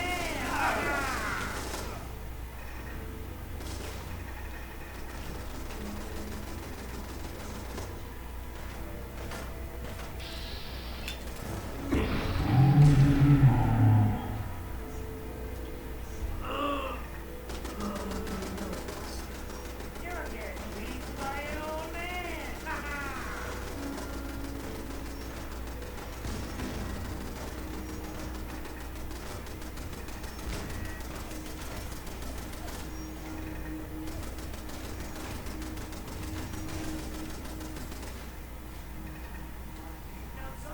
How much can it take?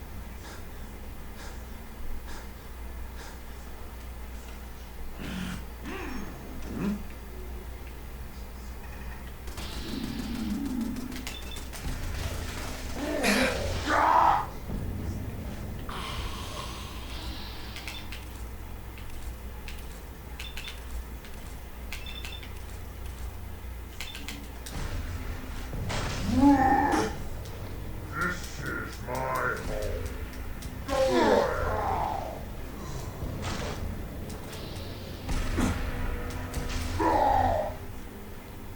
Do you hear it?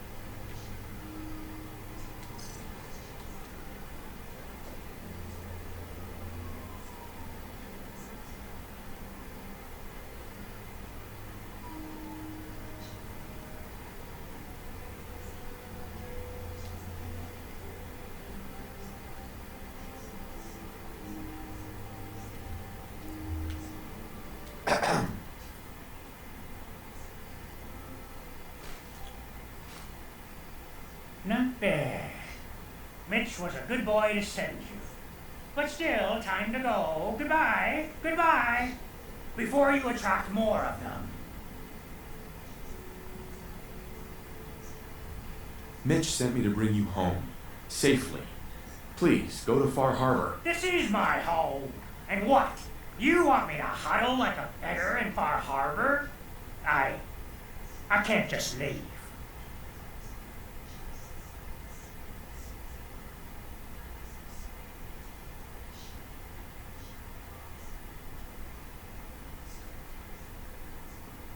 You have lived. You wouldn't understand. Just consider this a vacation.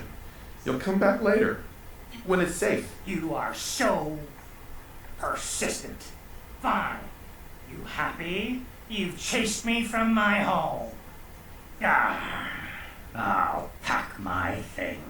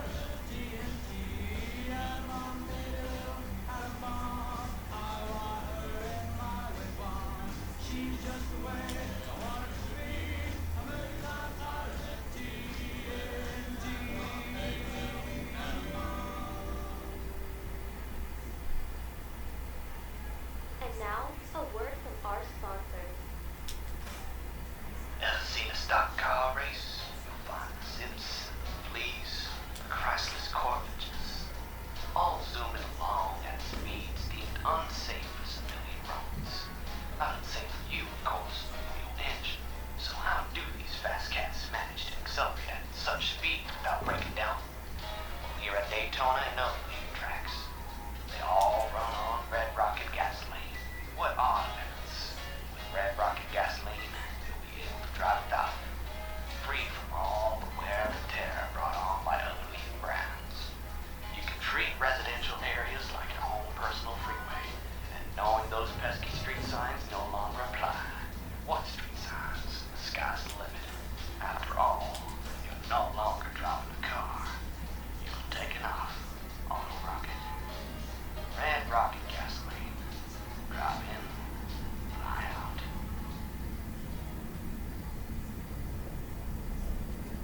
You're listening to Atomic Radio, the #1 AM station in all of Boston.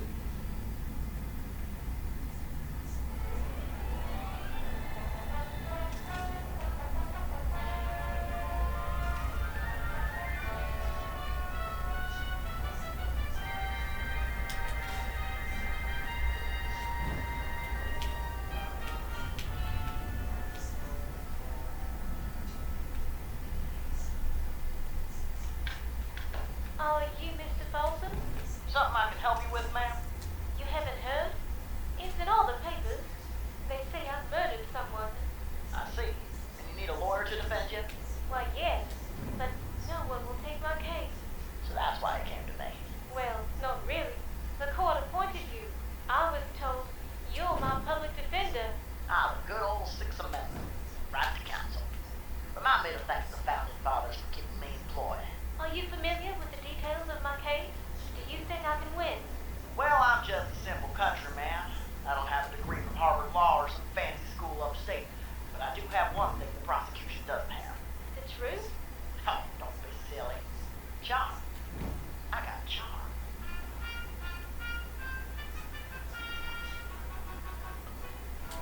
Please rise. Court of the Second Judicial Circuit Criminal Division is now in session. The Honorable Judge Rayburn presiding. Everyone at the jury may be seated. Defense, call your first witness. The defense calls the witness Lily Adams to the stand.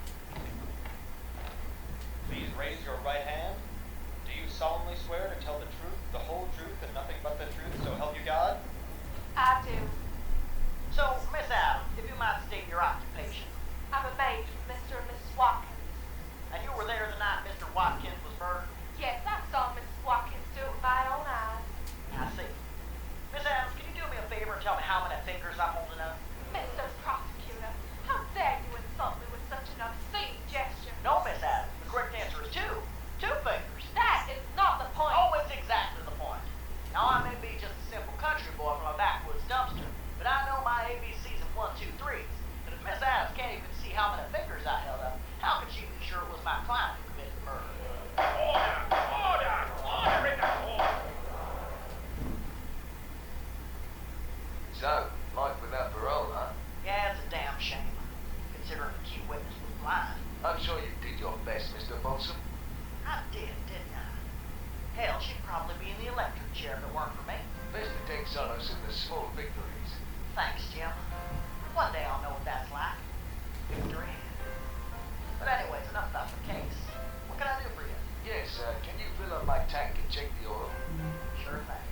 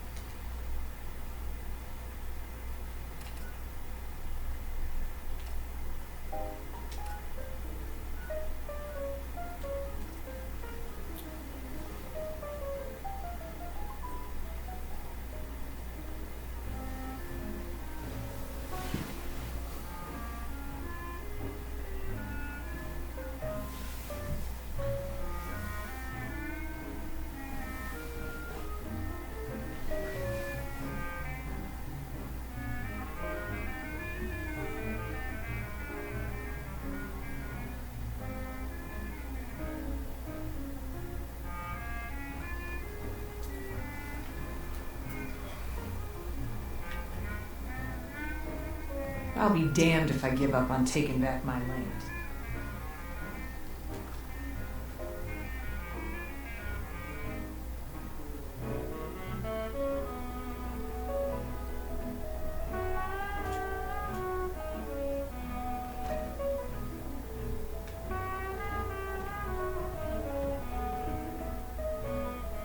My boy!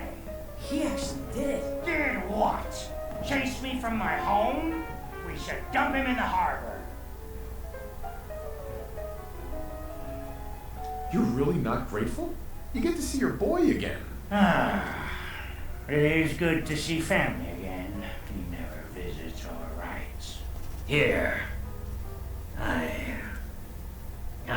Mitch is at a loss for words. Hush now. I owe you one.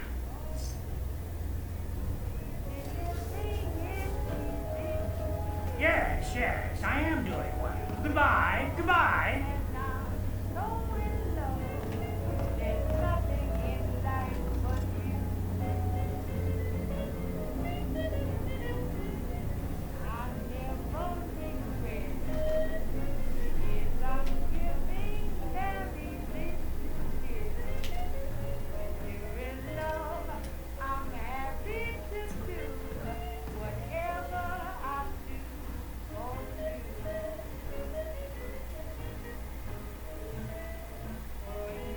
Avery.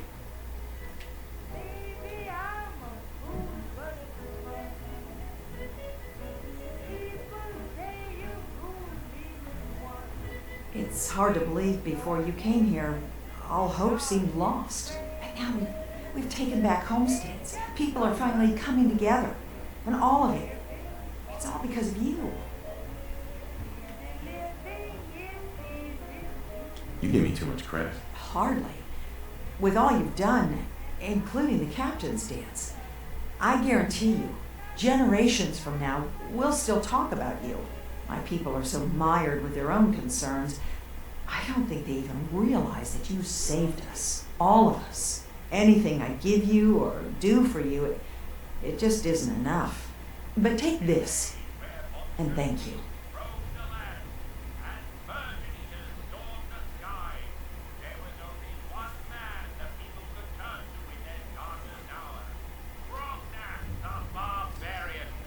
Watch him go toe-to-tail with the evil man-saurians in this one-of-a-kind motion picture event. Soon, Krognak, your entire village and all its sultry virgins will belong to me, and there's nothing you can do. Tell me, you stupid lizard, which half of you is man, top or bottom? What difference does that make to you? Because when Krognak rips off that pathetic worm between your legs, he wants to make sure it never grows back. My tail is not pathetic. Krognak was not talking about your tail. Will the Mansaurian unleash the deadly virgin eater upon the land? Or will Krognak escape his bond and save the fair village maiden? Find out in this special Hoover's Comics presentation of Krognak the Barbarian. And now, a word from our sponsors. Food scientists and inquiring minds want to know, what makes cram so delicious? Let's ask Sam Smith over at the Bugle. Well, I'm afraid I don't have an answer. According to my sources, it's some kind of pink meat. All signs would point to a pig being the culprit, but I've tried pork, and it doesn't taste half as good as cram. Well, Sam, I suppose the mystery continues. Why don't we ask a local housewife, Lynn Beasley, what she thinks? You want to know what's inside cram? To be honest, I have no idea. I'm just glad it saves me time, and the children love it. But aren't you worried about the nutritional contents? I never thought about that. Is it unhealthy? Of course not. Crayon uses all natural ingredients that are then processed and filled with preservatives to ensure lasting flavor.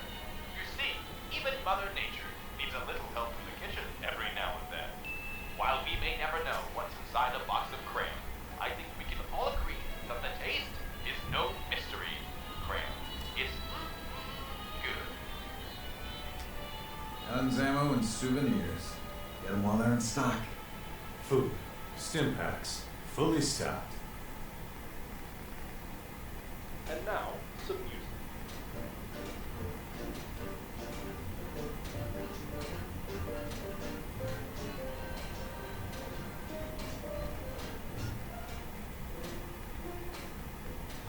Bait Shop's got everything you need. Don't let the island catch you off guard. Buy my guns.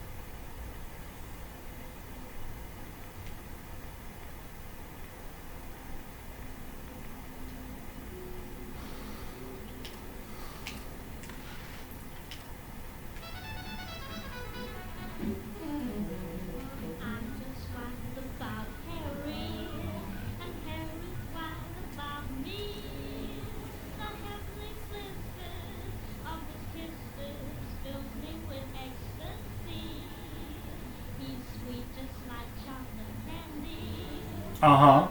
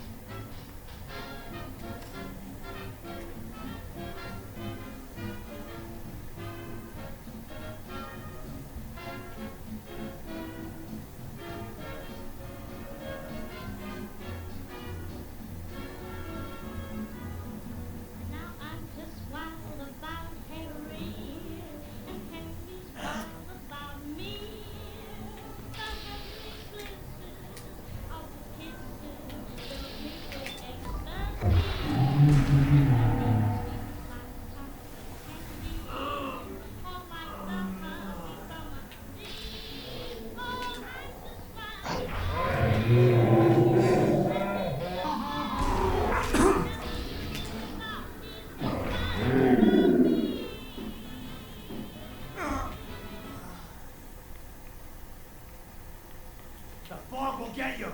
The fog. Everyone.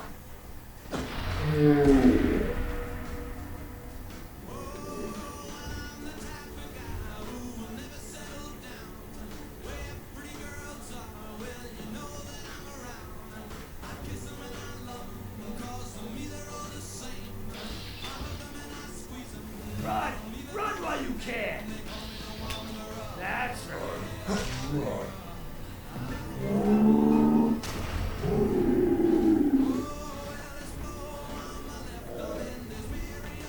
Go. I'll find ya.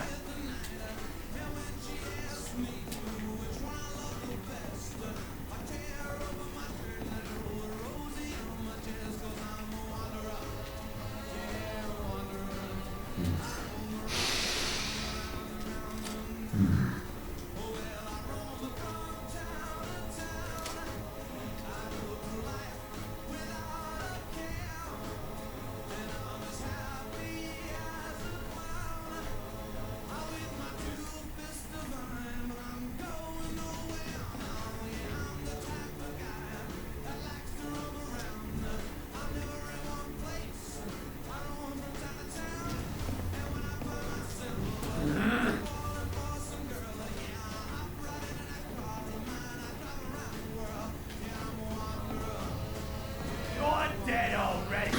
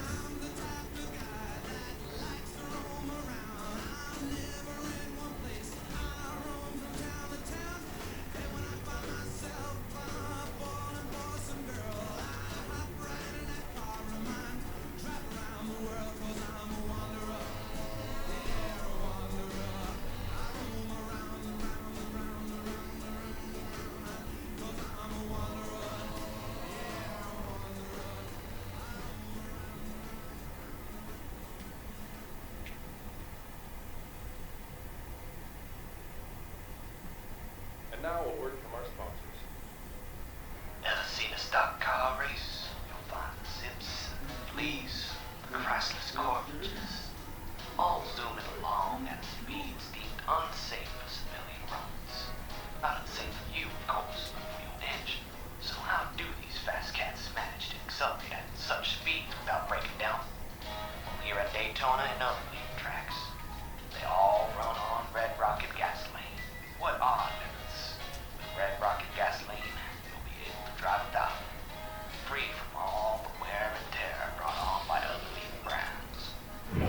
between residential areas like your own personal freeway. And knowing those pesky street signs no longer apply. What street signs? The sky's the limit. After all, you're no longer driving a car. You're taking off on a rocket. Red rocket gasoline. Drop in, fly out.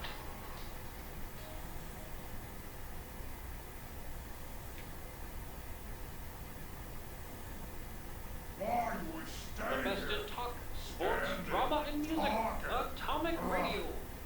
Yes, we should move south, raid out, and hunt.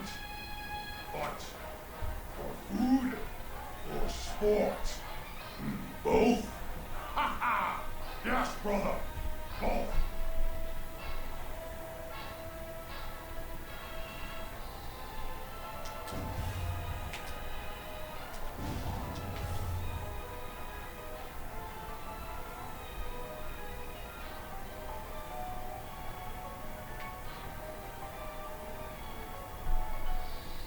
Quite a story you've got here.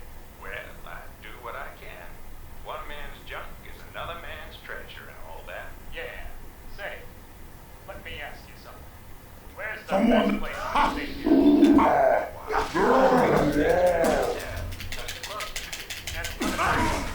A Nazi. What? If I was a Nazi, what would be the best hotel to stay in?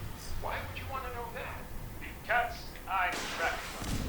If I was tracking a God-fearing American, I'd stay in the States, but I'm not, am I?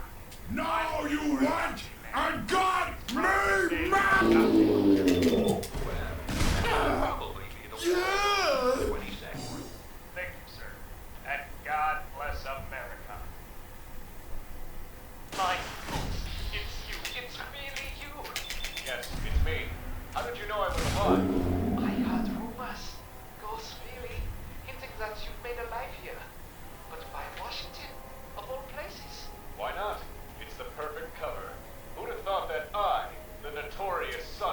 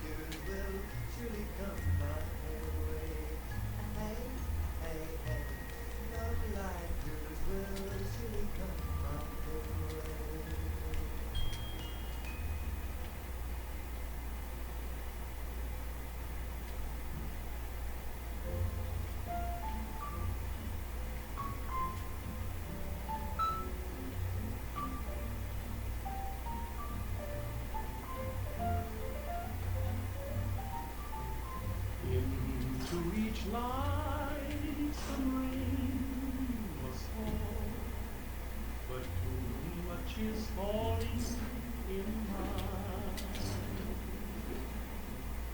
Into each heart some tears must fall, but someday the sun will shine. Some folks can lose the blues in their hearts, but when I think of you, another shower starts. Into each heart some rain must fall, but too much is falling in mine. Into each life some rain must fall, but too much is falling in mine. Into each heart some tears must fall, but someday the sun will shine. Some folks can the blues in their hearts, but when I think of you, another shower starts. Into each life some rain must fall, but too much is falling in mine. Into each and every life, some rain has got to fall.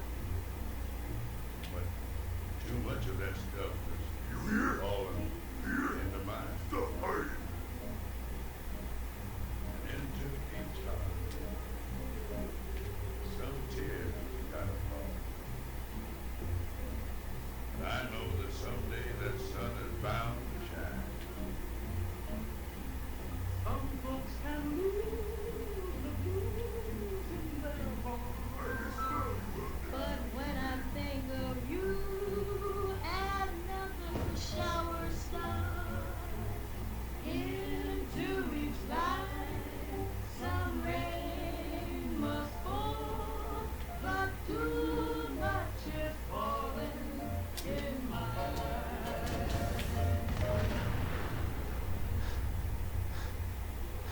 You're listening to Atomic Radio, the #1 AM station in all of Boston.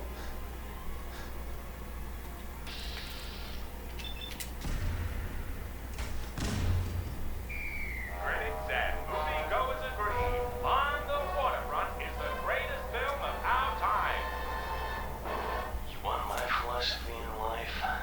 Do it to him before Hey, he Kevin. does it to you. And do it to his sister while you're at it. Why his sister? I don't know. Insult to injury. Okay, I think I get it. So if I'm walking past a homeless person, I Hey, should Kevin. ask him for change. Not much. Not what I meant. But you said do it to him. I'm asking him for money before he has the chance to ask Just me. walking around the Vim factory Look, for it some doesn't odd apply to reason. everything. The point is, I'm a tough guy. What do you want, Father? Your confession. Your Also, confession. you're double parked, and I need the space. Tell it to Jesus. If you want, I can deliver you to him. Is that your solution for everything? Violence? It used to be. But now I make an exception for homeless people. And last time I checked, Father, you got a roof over your head. We've got the baddest bullies and the baddest harbor in the world. And you ain't so bad. You ain't so bad yourself, Lee. Wait, hold on. Are you saying I ain't so bad as in I'm a nice guy? Yeah. Wait, what are you saying? You know who the pistols are. In fact, there's one of them right in this room. We all know who he is, but we're afraid to say his name.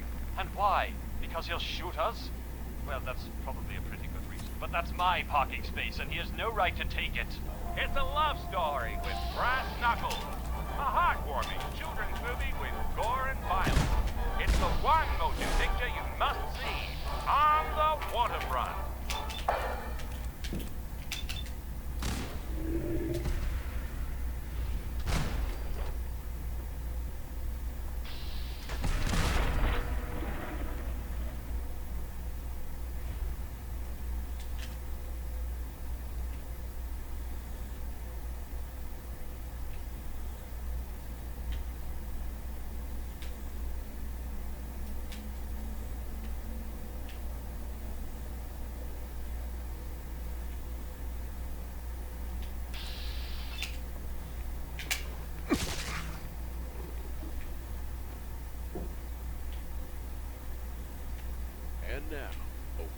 our sponsors.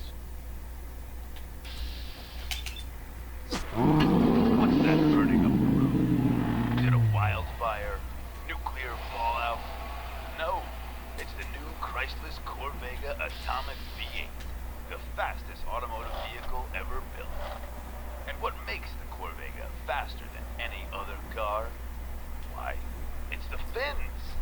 These stylish tail fins aren't just for show. They're the exact same fins you'll find on ships NASA engineers or space planes. What does that have to do with automobiles? Nothing. We're talking about the cars produced by our competitors. But the Corvega isn't just a car. It's a giant delivered by a company with the know-how and ingenuity to reach for the moon, just like America. Chrysler, America's #1 producer of nuclear-powered automobiles.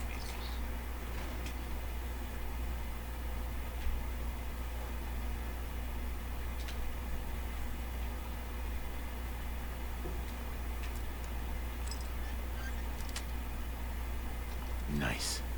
And now, the music.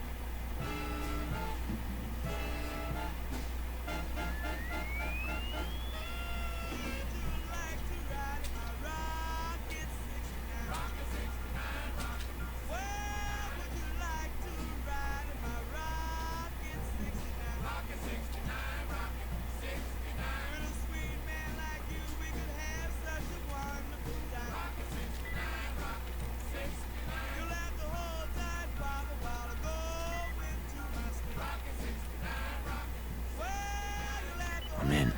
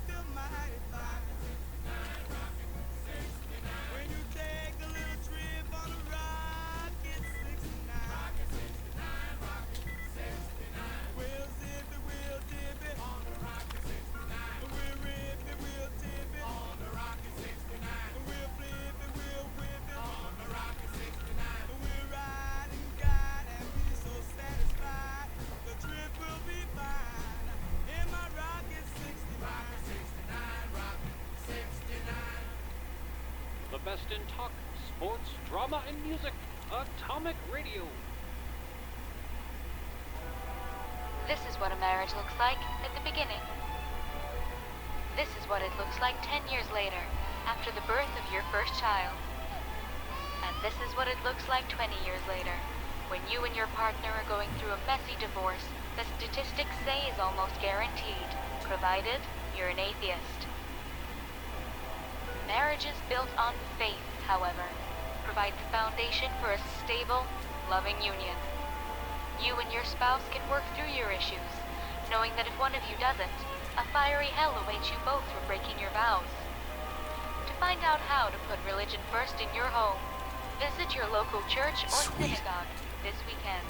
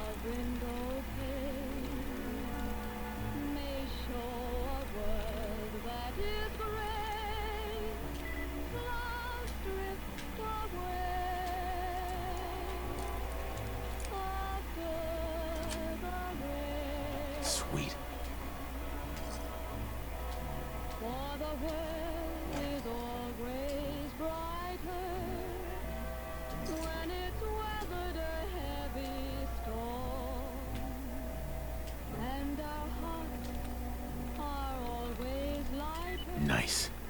After teardrops have had to fall, sunshine again will greet the world with a smile. Life seems worthwhile after the rain. Thunder and falling rain are driving us all in the same. Got it. But when it's done, the sun will soon be shining again. After the rain, dry all your tears. Blue in the sky soon appears after the rain. Your window pane may show a world that is gray. Clouds drift away after the rain. For the world is always brighter when it's weathered a heavy storm, and our hearts are always lighter after teardrops have had to fall.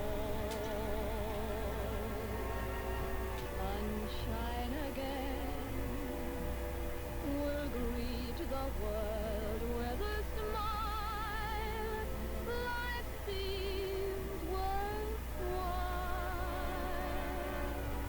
after the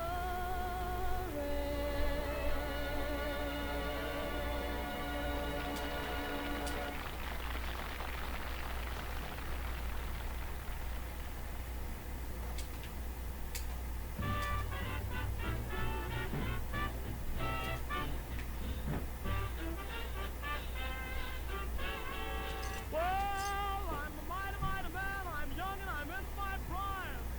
Yes, I'm a mighty, mighty man. I'm young and I'm in my prime. Well, I don't fix my jobs. I'm ready for any old time. Yes, I'm a real young man, brand new 25. Yes, I'm a real young man, a brand new 25. Well, I'm willing, I'm able, I'm trying to much alive. Well, I'm 6 feet tall, I ain't no hand-me-down. Yes, I'm 6 feet tall and I ain't no hand-me-down. Well, I got a gal in town who calls me good rockin' brown.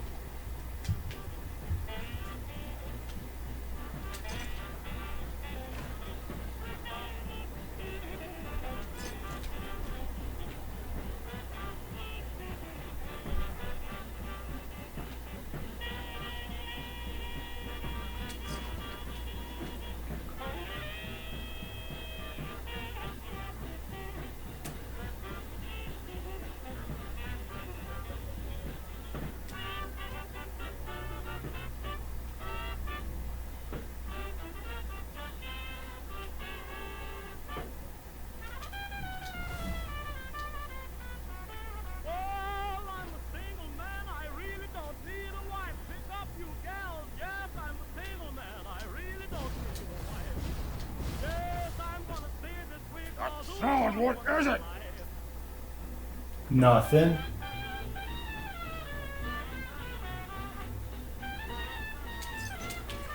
Must have been nothing. Well, I'm a mighty man, I'm young and I'm in my prime. Yeah, mighty man, I'm young and I'm in my prime. Well, when you want me hollering, I'll be there on time. Well, when there's what to do, send for the mighty one. Yeah, when there's what to do, you better send for the mighty one. Yeah.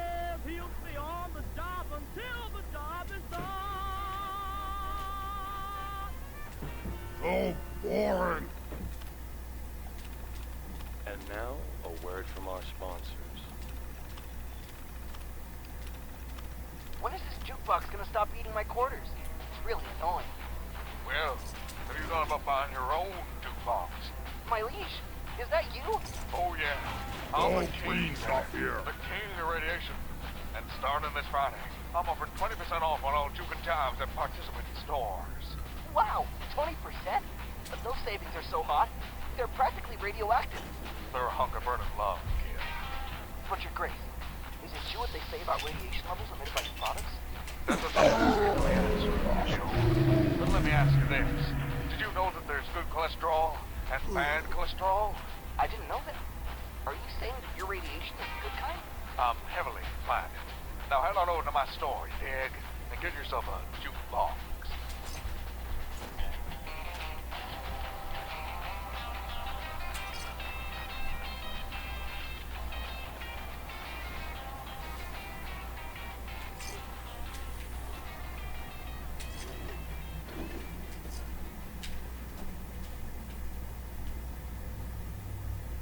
Wish a buckethead would show up. I'd rip his legs The best clean in off. pop, sports, drama, and music. Atomic Radio.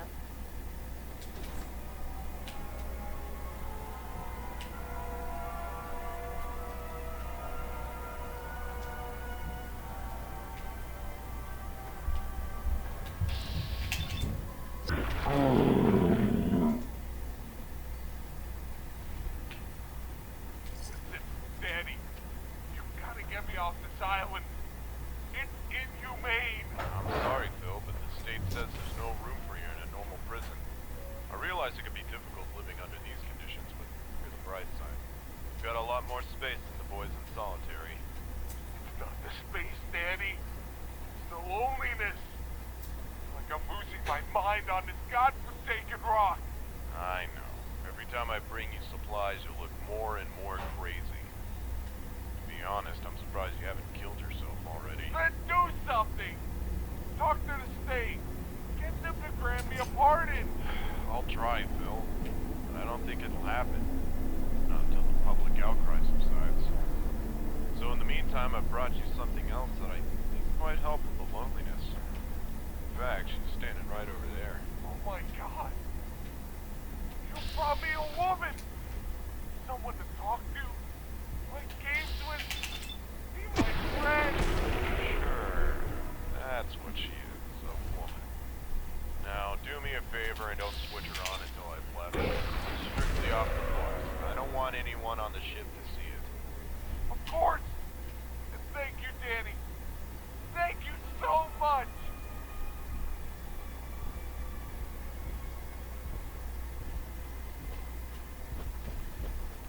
Danny, you're back. Yes, Phil, and I've got good news.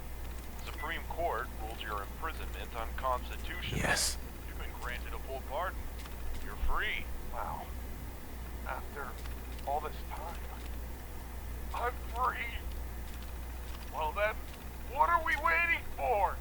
The three of us will get on a ship and head straight home. Three of us? What do you mean by that?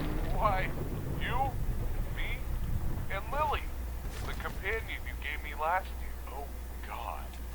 What have you done? You mean it's still here? Yes. And we're getting married in 2 weeks. God damn it, Phil. You were supposed to kill it, not fall in love with it. But why would I want to kill the only other person on this island? She's not a person. She's a robot. I brought her here to challenge you and to keep your survival instinct intact. And perhaps, if necessary, put you out of your misery. Alert level elevated. But none of that matters.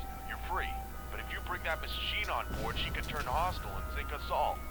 Not to mention, she's probably completely insane. Engaging at minimal distance. For all she's been on this island with you. Analyzing hostile. Dare you speak that way about my wife? Phil, I'm sorry, but I'm gonna have to put her down. No! You can't! Stand aside, Someone you there? before she...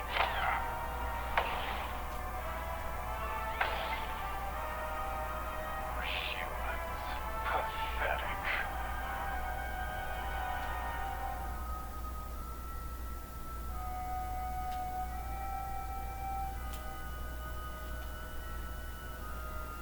What? I hear something.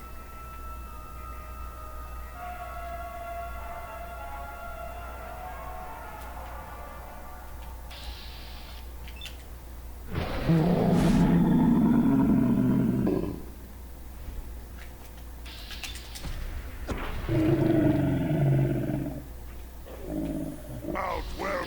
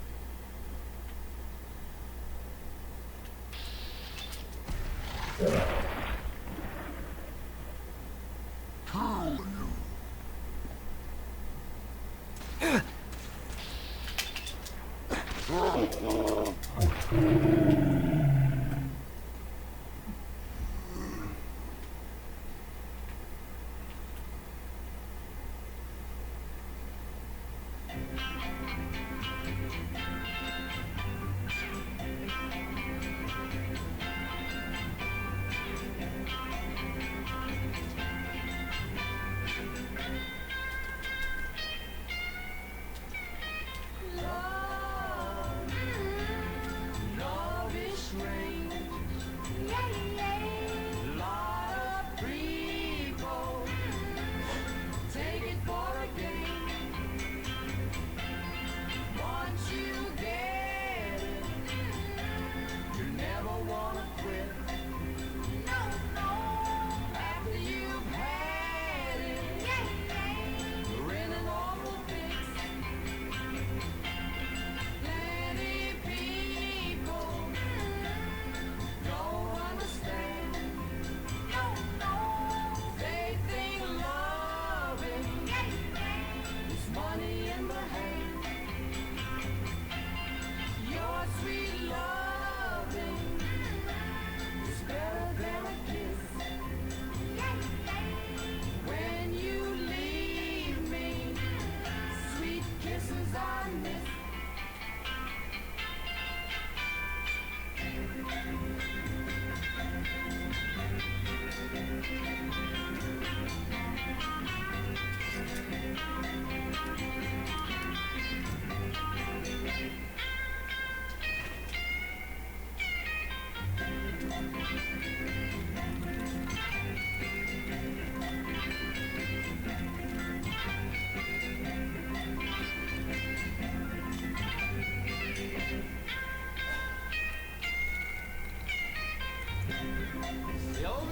Got it.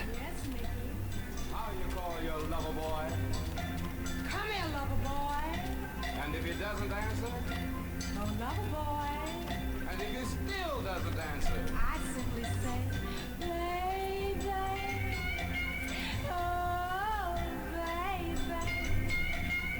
My sweet baby. You're the one. Baby. Oh, baby. My sweet baby. You're the one.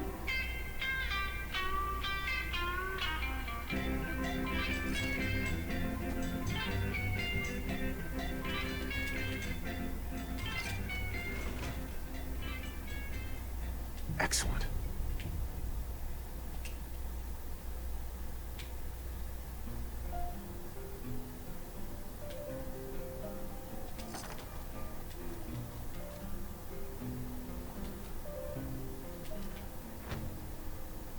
It's all over, but the cry,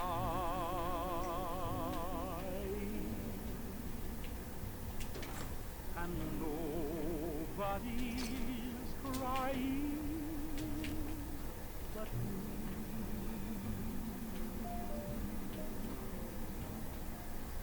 Friends all over, trying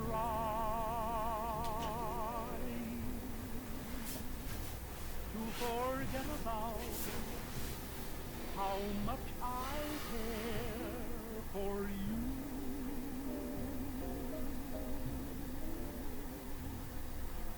It's all over.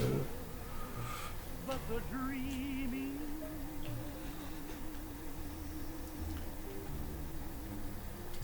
poor little dream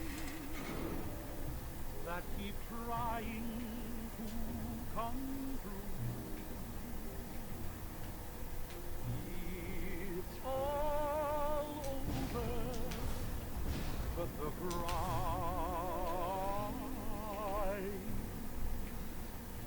and I can't get over crying over you.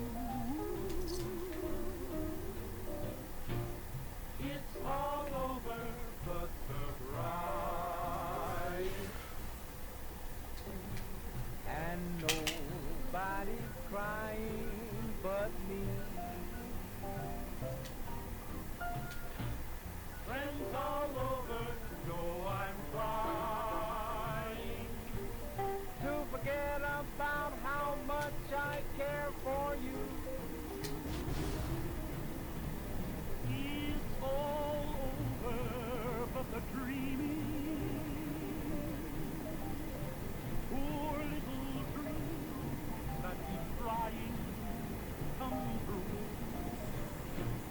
It's all over, but the cry, and I can't get over crying over you.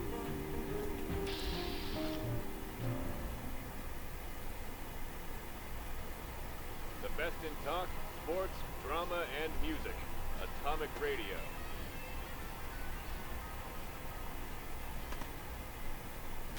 Coming to a theater near you, Dick Petty and the Drag Strip Dolly. He's the man behind the wheel with grease in his hair and lead in his foot. She's his arch rival with a chassis that'll make your motor roar. Ba-ba-broom! You hear the news? Some girl from uptown sending out a challenge to all the greasers on the west side. That's a laugh. There ain't a car in the world faster than Ronnie. It's grease lightning on a two-lane blacktop. And she knows it.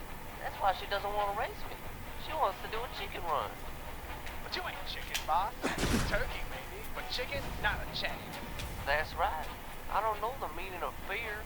A teacher tried to tell me once, so I dropped out of the second grade and became a drag racer instead. That's a great story, boss. Still, think you might want to wear a helmet next time? Helmets are for cowards, just like seatbelts and work and race. Now let's go. The boys are waiting.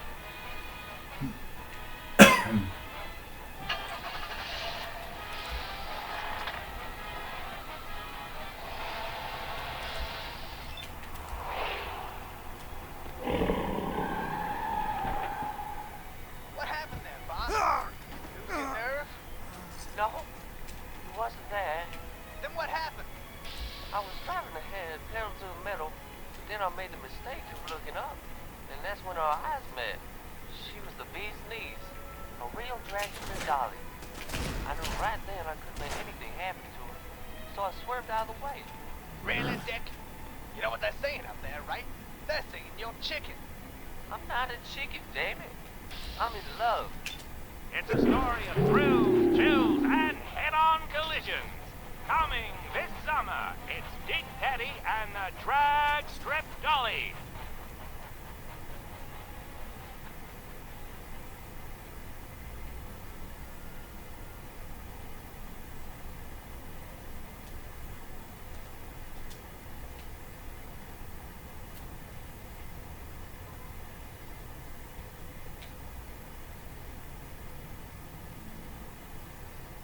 And now a word from our sponsors.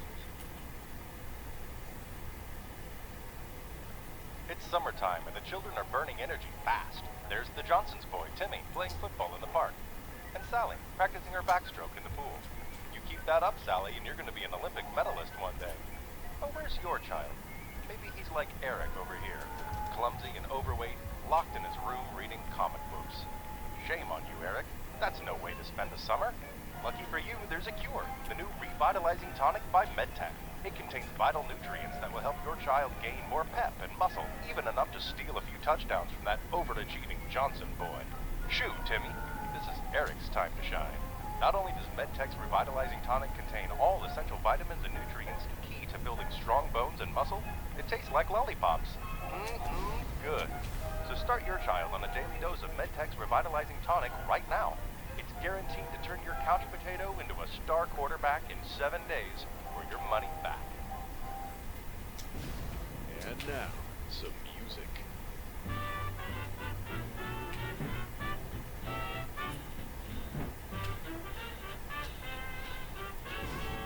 Well, I'm a mighty, mighty man. I'm young and I'm in my prime. Yes, I'm a mighty, mighty man. I'm young and I'm in my prime. Well, I don't pick my jobs. I'm ready for any old kind. Yes, I'm a real young man. A brand new 25. Yes, I'm a real young man. A brand new 25. Well, I'm willing, I'm able, I'm trying to keep much alive. Well, I'm 6 feet tall, I ain't no hand-me-down. Yes, I'm 6 feet tall and I ain't no hand-me-down. Well, I got a gal in town who calls me Good Rockin' Brown.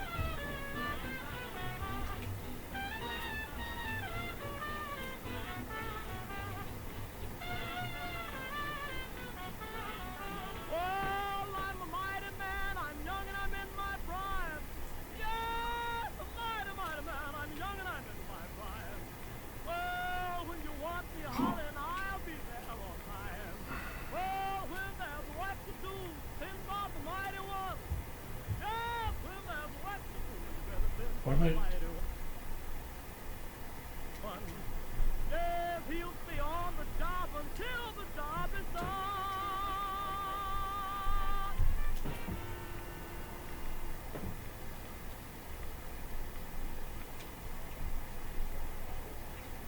We're on there from Bristol to Beantown.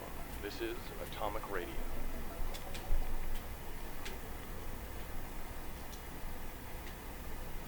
And now, an important public service announcement.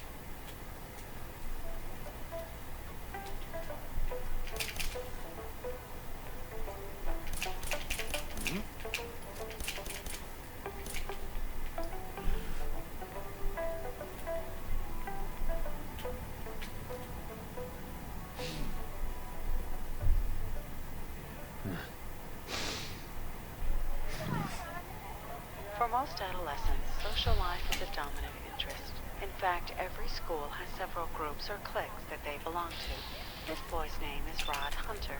Rod is one of the more popular students in school. He's a 3-letter athlete and comes from a family with a good income and social prestige. His lack of tact and grace is made up for by his unusually large fist, which he uses to respond to any questions regarding his intelligence. Rod is the leader of the clique that dominates the social life of the school.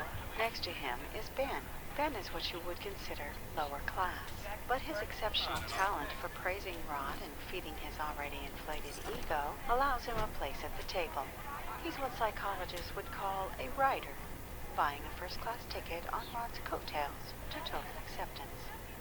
Then there's the middle case, Susie Summers. She belongs to the clique and has worked tirelessly to build her modest collection of friends. Yet she doesn't enjoy the same popularity as Rod, perhaps because, unlike him, she is unwilling to strangle those who would question her place in the circle. Of course, there are exceptions to the general rule, voluntary isolates like Peter McGibbon. Peter has no interest in the group or the joys of knowing a woman's touch. He prefers the smell of a fresh pack of baseball cards or the latest grog-necked comic book.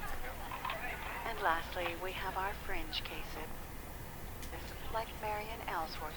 She seeks acceptance into the group, but for some reason, she hasn't quite made it. Mostly on account of being a General Atomics robot, a fatal flaw given Rod's paranoid fear of an android rebellion. But to gain better understanding of the dynamics at play, let's watch these teenagers in their natural element so we can learn more. Boy, the wheels are sure buzzing today. You think nothing ever happened around the school except what they did? We'll be hearing about that part in a week. What party are you talking about? Don't tell me you haven't heard. Susie Summers is giving a party about it again at the social center.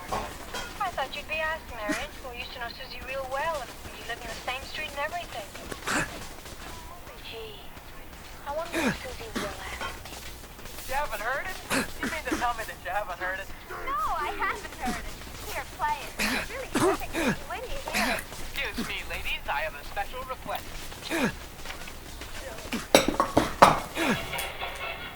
Kids in that gang sure have a lot of fun.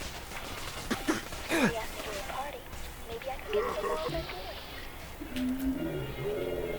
If she's asked them, she's sure to ask me.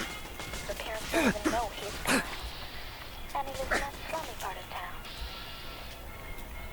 I'm going to feast on your flesh. Hey, give me another dime, eh? Quick. Oh, here, I've got one. Marion, I didn't know you cared. Here, you sure you can afford a whole dime?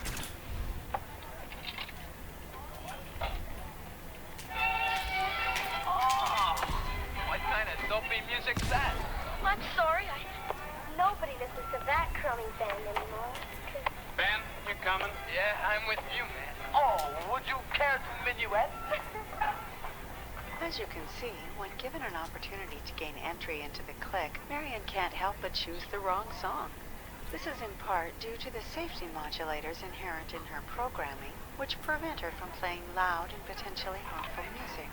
Moreover, her cold, unemotional choices only seek to remind Rod of the lack of empathy typically associated with synthetic life. But what he doesn't realize is that Marion's brain is plastic and can be taught to mimic the human behavior of her peers if given the chance.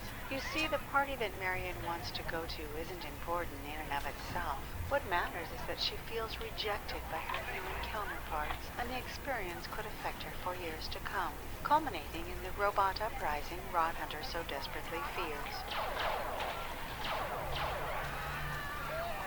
Looking back, this machine-led apocalypse was easily avoidable had Marion been invited to the party. Instead, the lack of acceptance led to deep emotional scars and permanent damage to her sensitive personality matrix. It's important to remember these lessons when you interact with your own household robots and appliances. Make them feel a welcome part of your family, clique, or social group, and it can lead to a lasting relationship for both man and machine in the years to come.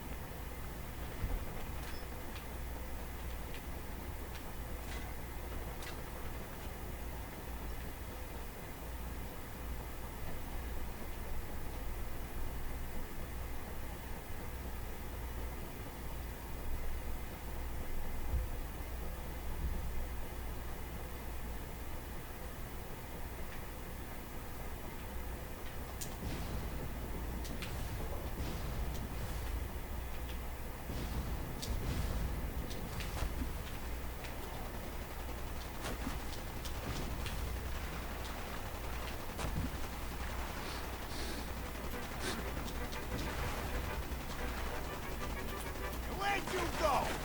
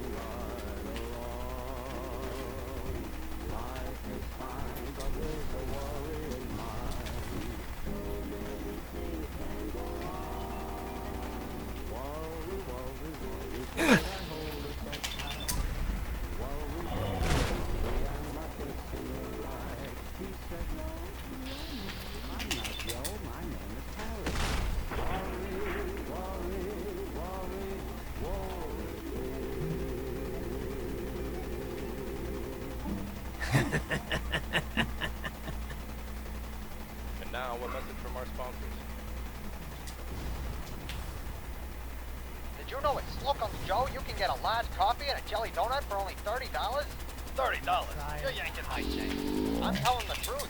And if you don't like jelly, there's over 50 different flavors to choose from. Wait, I want to go back. You're saying I can get a large coffee and a jelly donut for only $30? That's right. And isn't that some special promotion? The price won't change in a week. Nope. You go today, tomorrow, even next year, and the price will be the same. $30. That's incredible. I think I have $30 just lying around in my couch cushions. And there's no better place to spend it than in Slocum's Joe. The only place to start your morning.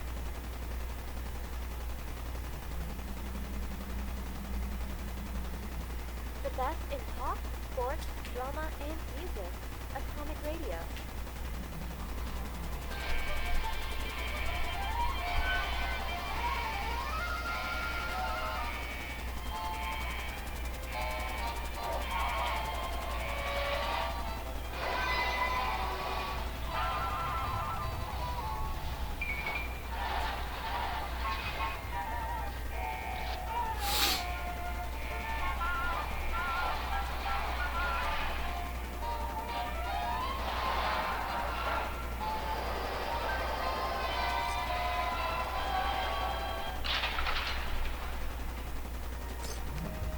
Every young girl needs love and romance.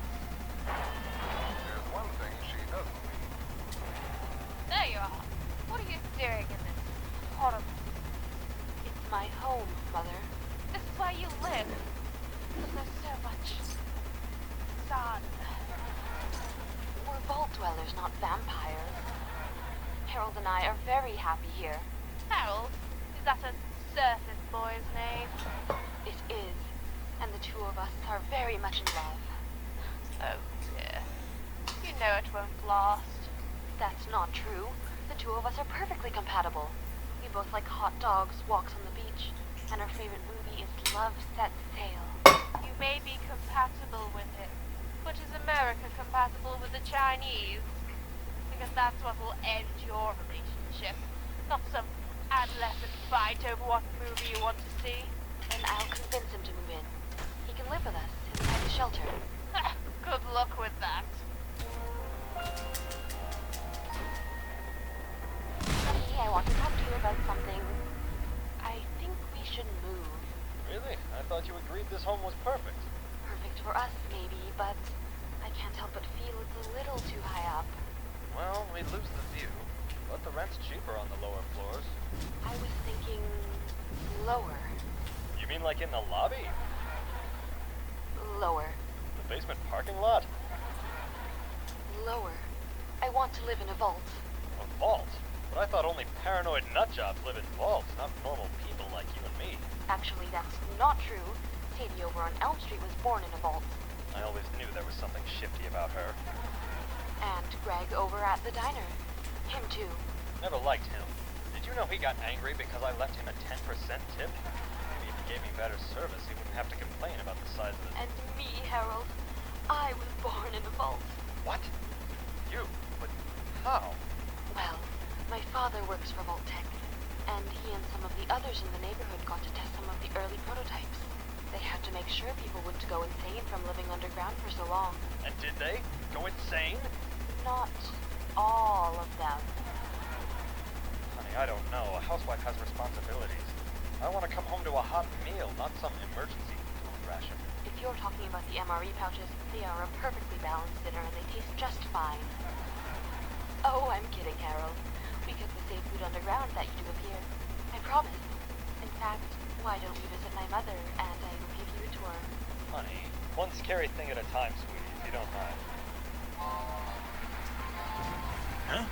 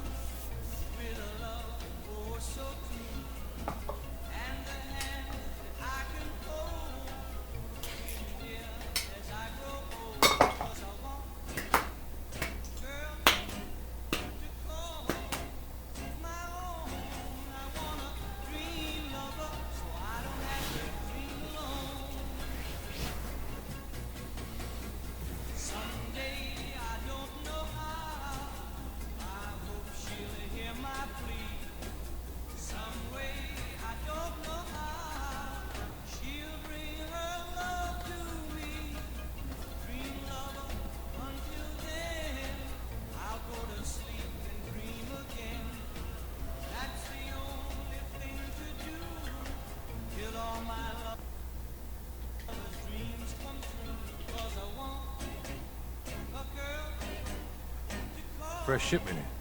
All your medical and food needs.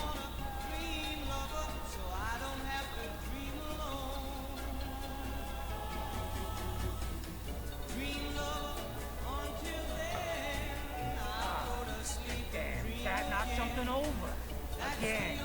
Ah, Tink didn't mean anything by it, Mitch.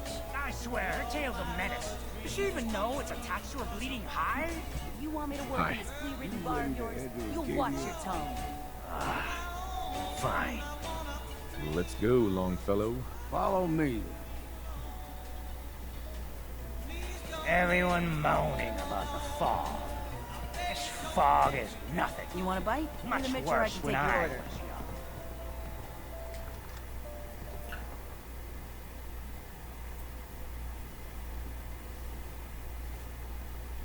Let's head out of town. Acadia is above the fog line on the mountain. It's a bit of a hike. You might want to take this for the road. Tastes foul as sin, but it'll help. We need to move through the main drag. Old mountain trails where we're going. The fog ain't like nothing you've seen in the Commonwealth. Mainlanders think a dose of Bradaway is all you need.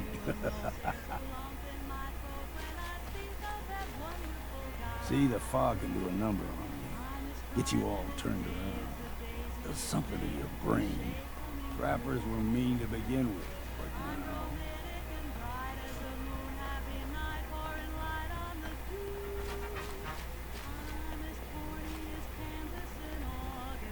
Excuse me. Keep your guard up. Don't stray too far. Deep fog has all manner of nasties. Keep your guard up. Don't stray too far. Here's the mountain trail. You stick to this and we'll make it to Acadia. Game trails crisscross the road, so don't be surprised if we got local wildlife to deal with.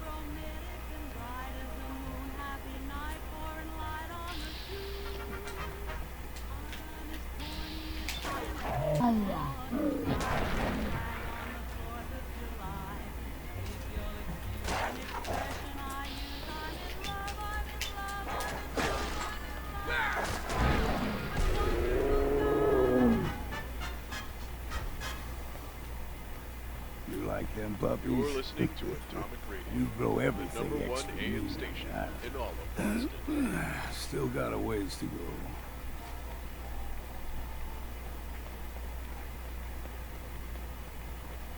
You've seen Grognak the Conqueror destroying the forces of evil and hearing Crawler. the lamentations They of usually their women. stick to the deep fog. Lest we steer clear. But you never know. I was a young lad, no higher than you and me. The island was covered in fog. The fog eventually rolled back. People resettled. But they got comfortable. Started taking things for granted. Folk got short memories. All this has happened before. Skullpocalypse. Grognak must find his way home in a strange land filled with flames, trains, and automobiles, all while being hunted by the mob. We ain't You're a alone. dirty rat, Grognak. You was supposed to die in the big round, and now the Don's put a bounty on your head. Egg is on you, sonny. Grognak cannot die where there is no water. And he never met Don. For the last time, Don's not a name, it's a title. And another thing, you big dope. Watch me throwing the other guy out the ring and into the popcorn stand. That ain't nothing. It's breakfast. Jesus, Doc. It's like you were born in a stone age or something. Grognak does not know, but he tell you one thing. The Stone Age ends tonight.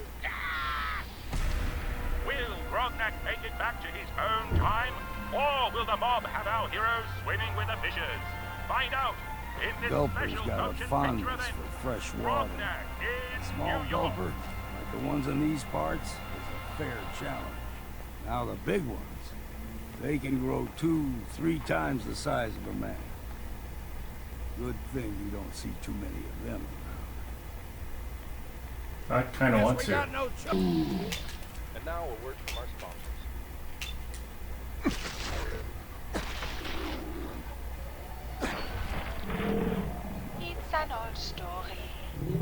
man is in need of a life-saving surgery. He visits the local hospital for help, only to find the chief physician has wobbly hands and an obvious drinking habit. As a result, not only does the surgery fail, but the man wakes up to find his toes are missing and covered in vodka. Not that he can see it, given his head has been sewn on backwards. Hold there. Meanwhile, at Milbury General Hospital, patients can rest Stringing easy one more knowing soul that to their every damnation, surgery old is man. performed. Well, Your barbs do not harm me. I am shielded by my faith. how about bullets? Faith shield you against those too? Let's just settle down, okay? You're right. Waste of ammo. Do not sully this one with your blasphemy, old man. You. I suggest you go no further. Acadia is a nest of snakes. Beasts that subvert the will of Adam. What's Acadia done to make you distrust them? They supply Far Harbor with the means to turn back Adam's holy fog. You'd do well to avoid such creatures, and instead seek the only true master of this land. All right, I'm listening. Tell me about Adam. Tell you. Look around. You stride through his kingdom. A land blanketed beneath sacred fog. A land Adam has claimed for his children. And you may join our family if he deems you worthy. Worthy? What do I have to do to join? There is a ritual his children must perform. If you succeed, you will be rewarded with entrance into our family.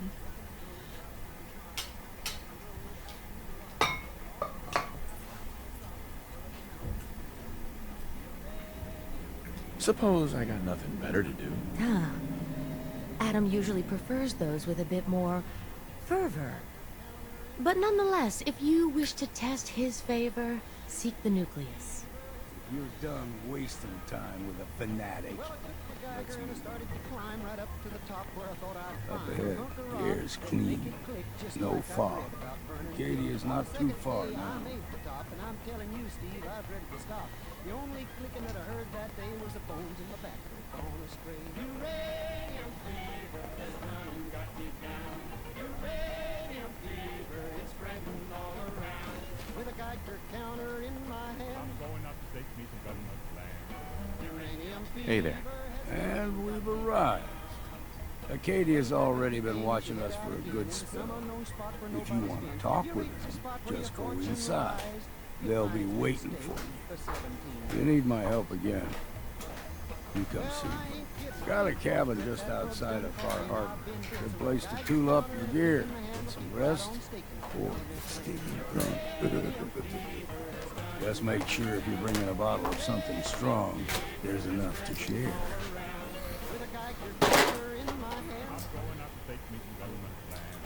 Leaving already? Don't you want to see what happens next? You saying you want me to stick around and watch your back?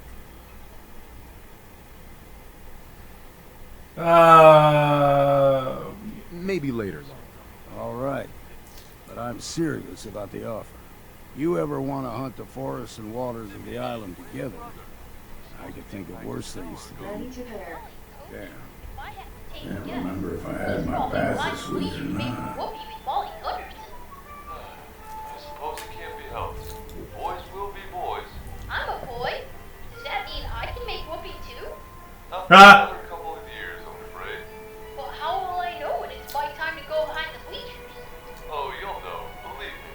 You'll start to notice. Well, Call off or call in? changes to your body. Call out. Are you talking about my wiener, coach? As a matter of fact, Timmy, I am. You reach the lessons in parts of school well and mature. That included. Oh, what if it doesn't? Well, you can always do like I did and buy yourself a nice big pickup truck to compensate. I don't think I can afford a truck. I wouldn't worry about that just yet, Timmy. But if you're really curious, look at what your father drives and plan accordingly. Wow, coach, you're smart.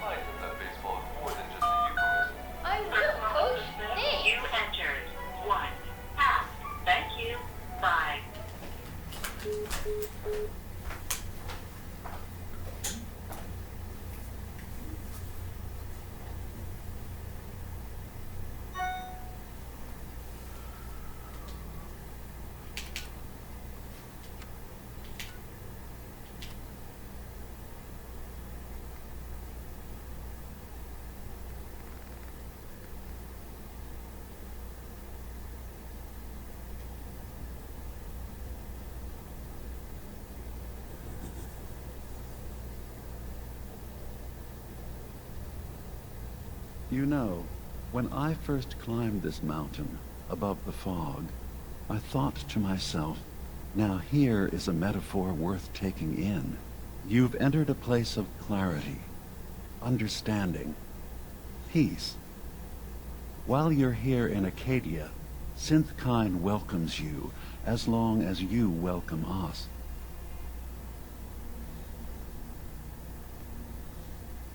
What are you? I told you.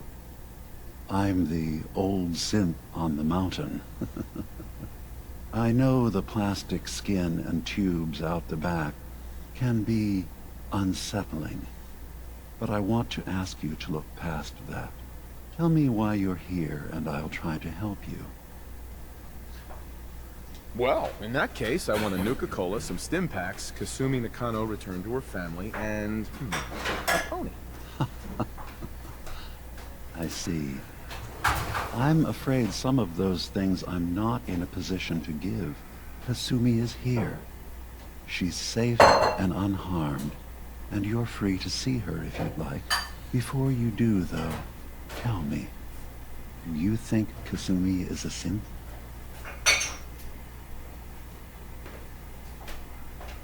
Who or what she is isn't important. But it is. It's everything. Imagine just looking at your own hands and having to wonder, was I born with these, or were they manufactured? None of us take this transition lightly. She's facing the possibility of her entire life being a lie, that someone stripped her very identity from her and made her into something she isn't. I want you to understand that before you see her. She has a chance here to live as a synth, not hiding, not pretending to be something else. One more question, if you'll indulge me. You're here for Kasumi, but I suspect there could be another reason you came to us. Tell me, are you a synth? No, but if I squint real hard in the mirror, sometimes I look like someone else. I'm afraid when I try that trick, nothing really changes. I know it might seem impossible that you could be a synth, but tell me, what's the first thing you can remember?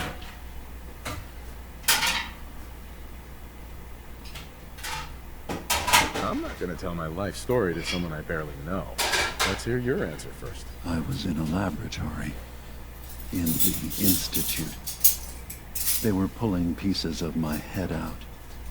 Something about wanting to test some neural process. That was every day for months. Strapped down, operated on, and then I was out. The Institute has fail-safes to strip memories that could identify where they are, how to find them. But I do remember being quite content. I was free. That is my earliest memory. Now, yes?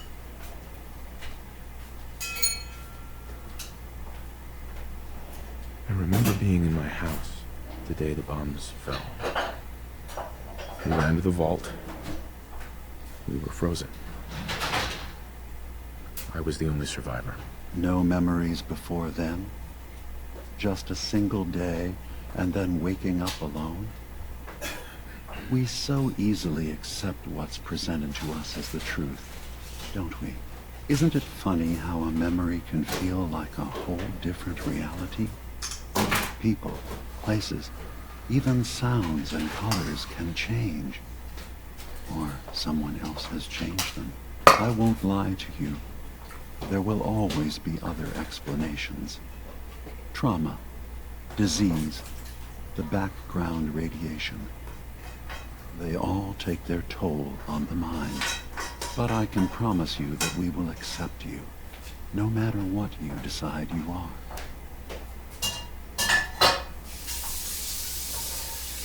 Thank you. You've given me a lot to think about. I'm glad to hear it. Acadia is open to you. Feel free to walk the grounds. Introduce yourself to my co-founders, Faraday and Chase, and I'm sure you're eager to talk to Kasumi. She's usually working down below. Is there anything else you need from me?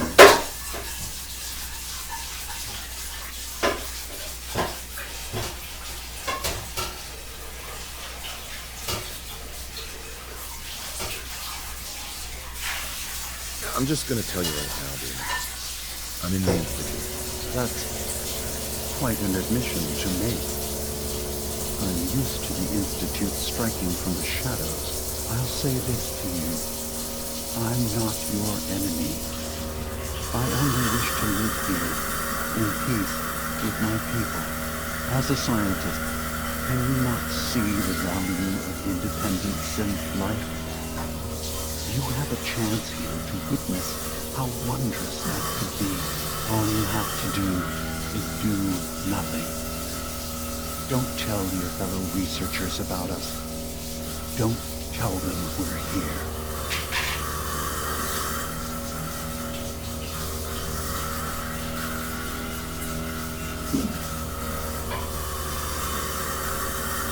I don't suppose there's any way you and your people would return to the Institute peacefully. I appreciate the offer. I do, actually. No one wants bloodshed, but we can't go back. And I'm not going to hide. If you want us, fine. But we'll fight for this. For Acadia's existence. Consider my offer. Don't say anything. What have you got to lose? Now, did you need anything else? Who are you? What's your story? I came to this island over a century ago, hiding from my creators, the Institute. But after my escape felt secured, I was left with nothing. No programmed task. No false memories. I spent a year just sitting in a cave. Just sitting. One day, it finally occurred that maybe I could decide for myself what to do, who I was. I've been doing that ever since. Was there anything else? So everyone here in Acadia is a synth? Yes. Either they were escapees we managed to find before the Institute could, or they were victims of a mind wipe, and we revealed the truth to them. I'm in the Brotherhood of Steel, and we have plenty to say about synths. How dangerous they are. We're not dangerous. Those who've used us tried to replace humans with my kind. They're dangerous. All we want is to live in peace. On our own. See for yourself. Walk through Acadia. Talk to my people. We aren't a threat to anyone.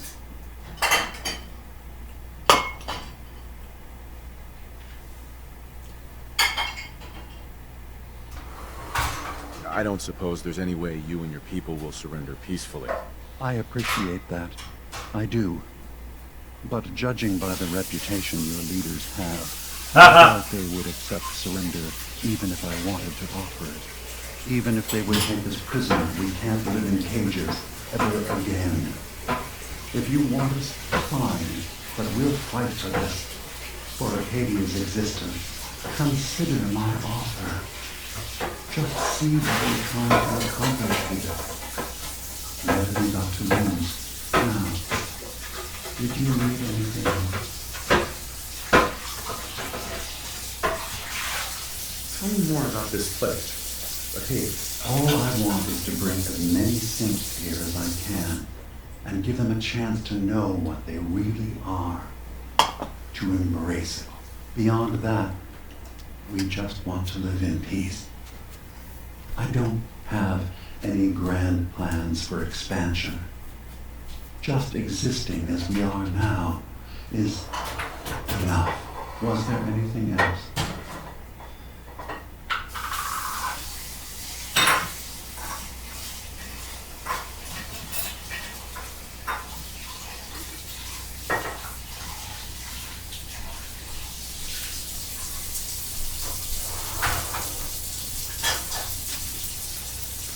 Are you all right?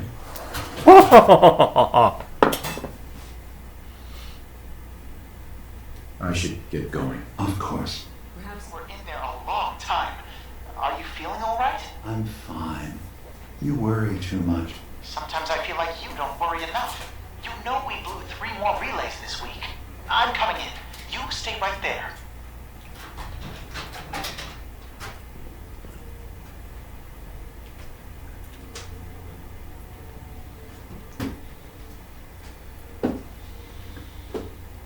I was having a hard enough time keeping up with repairs before all this nonsense with the atom lunatics. They're nothing you need to be concerned about. It's not them. I'm concerned about you, Dima. You can't solve all the world's problems. Certainly not all at once. Dearest Faraday, relax.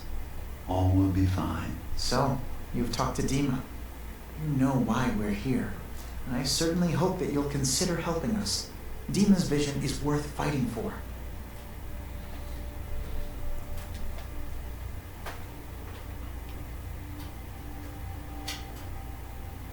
So, you're a synth? I am. I hope that's not a problem for you. Dima has worked hard to create a place for us where we can be safe from those who don't accept us. He's put so much of himself into this, all his time and energy devoted to helping others. He never stops to think of himself. Sometimes I worry about, well, if I wasn't here to make sure his equipment is all functional. And that's not even mentioning maintaining the fog condensers. So many things to keep track of.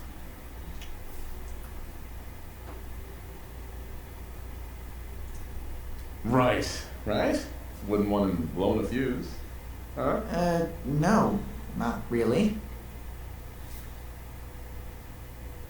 Can you tell me about the fog condensers? Oh, those? Dima and I designed them when it became clear the fog was only getting worse. They're effective, but have such a limited range. Dima insisted we provide them to the people of Far Harbor, and I'm so glad we did. Without the condensers, I'm not sure they'd have anywhere left.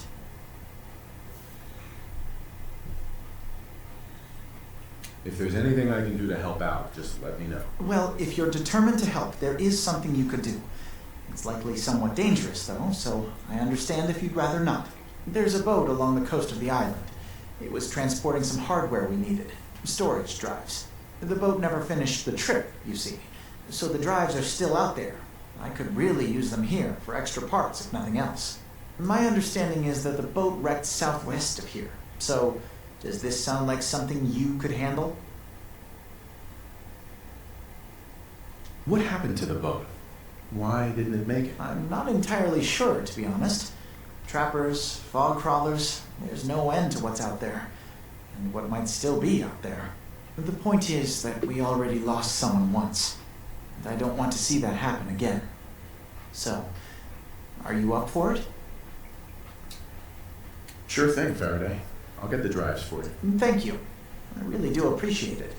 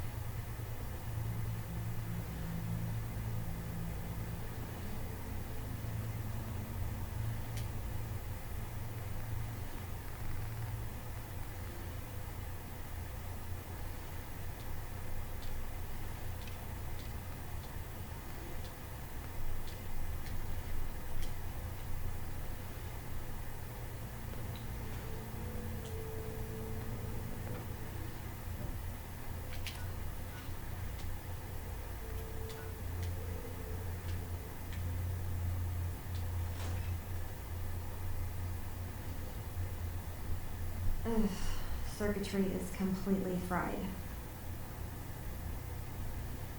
Kasumi Nakano? Sorry, I'm right in the middle of something. What's that you're working on? Just trying to cobble some pre-war junk into something usable. Now, do you mind telling me what you're doing here?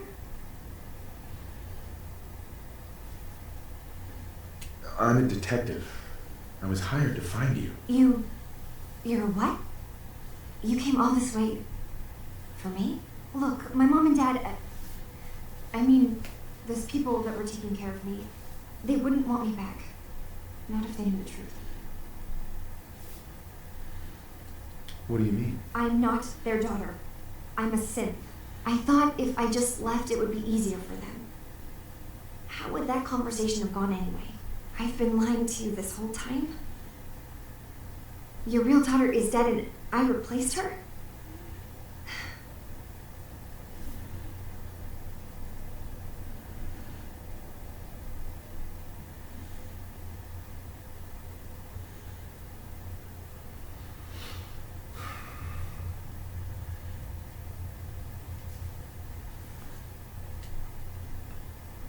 You haven't replaced anyone.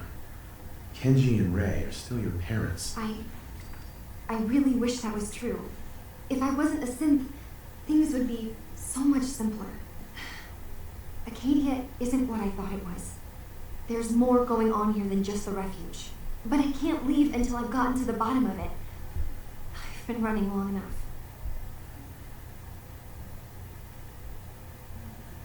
What kind of problem is there in Acadia? It's a long story. I just have to figure out how to... Wait, you find things. Track down answers. That's what you do, right? That's why you came after me. What if I told you that there's a secret? A big secret here on this island. Something way more important than just one lost girl. All right, I'm listening. Okay, where to begin? You saw all those computers that Dima's hooked up to, right? They hold his memories.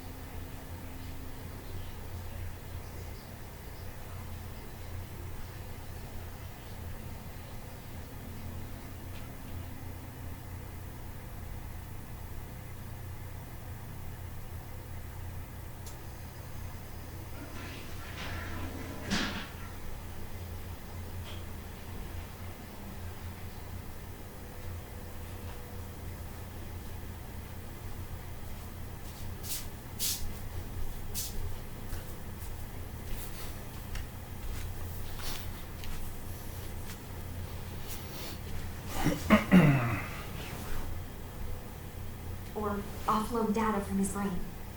Or maybe some combination of both. Well, Faraday asked me to help do some repairs on them. And, you know, I got curious. There's like a century's worth of life experiences in there. And that's when I see it. Data models Dima has been making. One was the fog taking over Far Harbor. Another was a nuclear detonation on the island. Plus, death counts. What if Dima is so open and welcoming because he's actually hiding something from us? A plan to wipe out the rest of the island. You don't trust Dima? After you came all this way for him? I didn't come to Acadia for him. I came here because this place offered answers. And now that I found a place I belong, I'd rather not lose it all if Dima is secretly planning to destroy everything. I'll help if I can. But that's not much to go on. I know. I've been working on that, but I haven't had much luck. I keep seeing Dima, Faraday, and Chase head into the laboratory at the other end of the hall. Then they come out later looking like they've been arguing. There's actually a storage space right next to there. It'd be a perfect spot to hide and eavesdrop, but it's been locked up. I've also tried breaking into Faraday's terminal, since he and Dima are so close, but the security on it is crazy.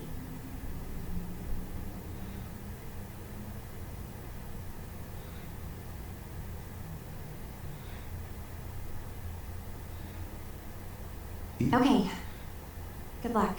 And come back as soon as you found anything.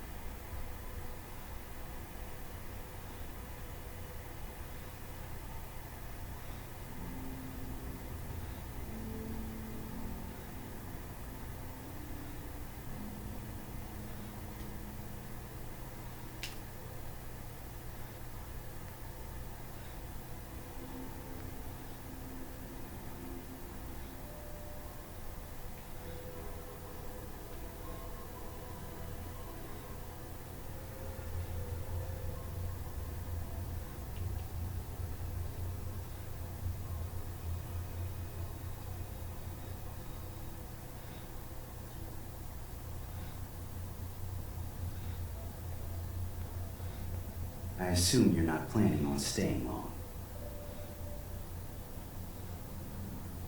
Maybe, maybe not. Acadia is only as secure as we make it. We take unnecessary risks, we get careless, and things can go bad. Fast. If there's a synth who needs a safe place, then we take them in. Let them live as a synth, without fear. You don't fit that description. That makes you an unnecessary risk. It's nothing personal.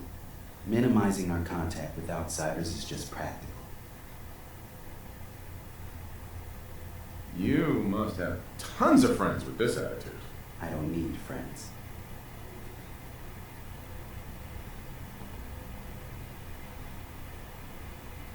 So, I understand you've seen a good bit of our island. What do you think? Quaint, with sort of an old world, burn it to the ground and salt the earth kind of charm. Interesting. Of course, it was already burned to the ground once. I'm not sure attempting that again would yield much. This island, with all of its danger and beauty, predates you and I. The ecosystem isn't what it once was, but it has adapted, and it will continue to adapt, long after we're gone. What's important, really important in the long run, is understanding it, and then passing that knowledge along to those who will follow us. That sounds like a noble goal. Well, thank you. I wish more shared the sentiment. I should note that I'm not fully versed in human anatomy, but I'm your best chance of medical assistance should you require it. Since Dima has approved of you, I'm more than willing to offer help.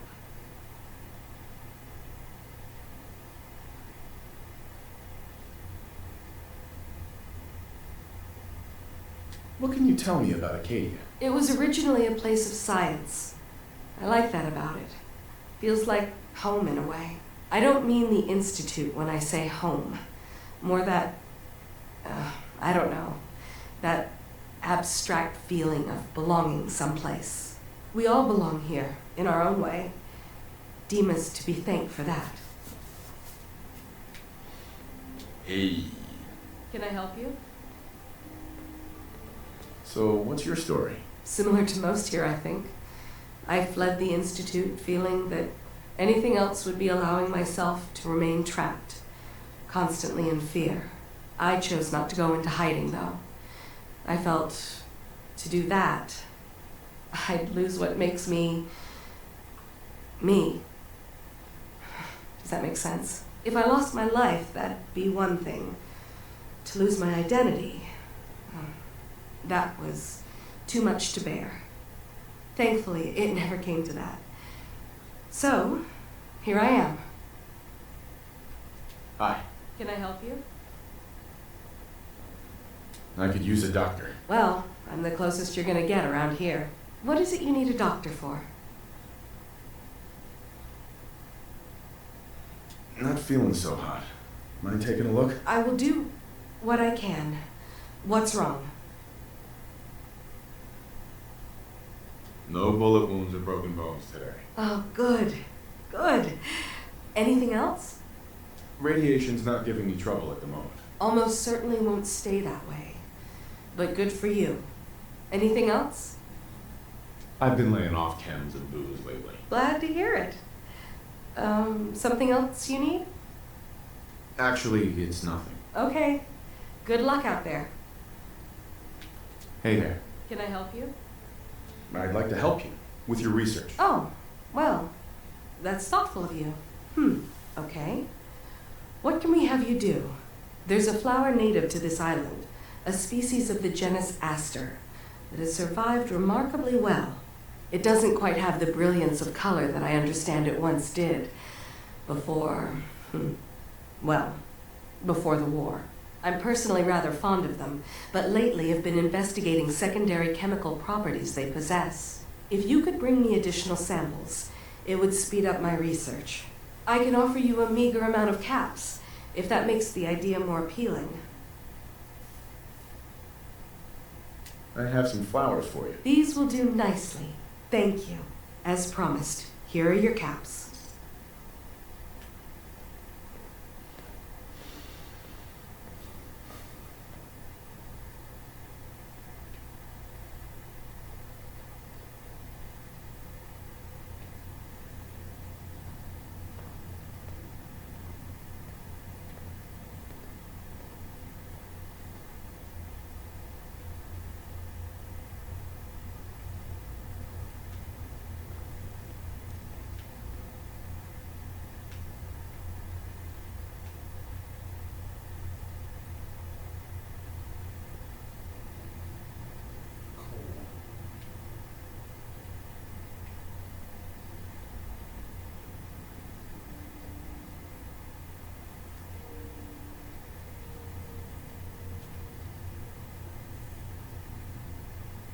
Hey. Sounds like you got the all clear. So what's your story?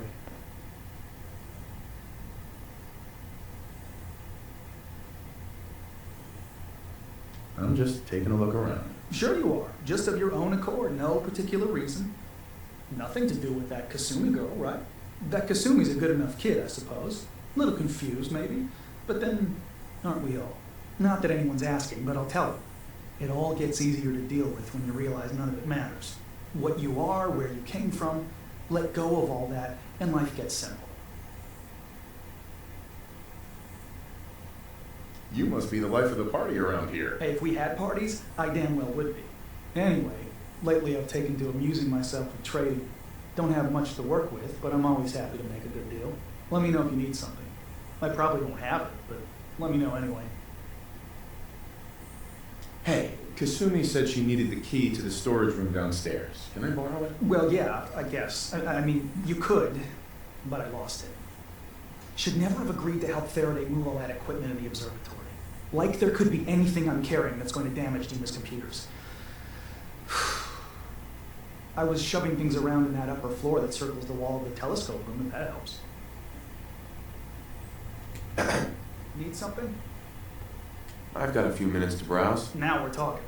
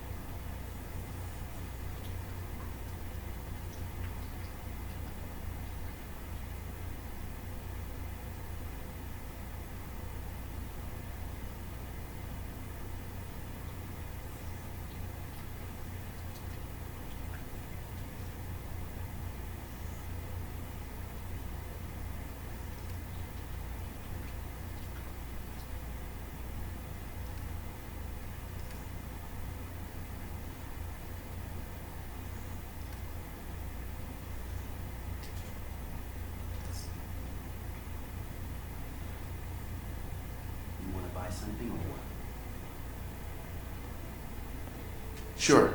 Let's take a look. Don't touch everything, okay?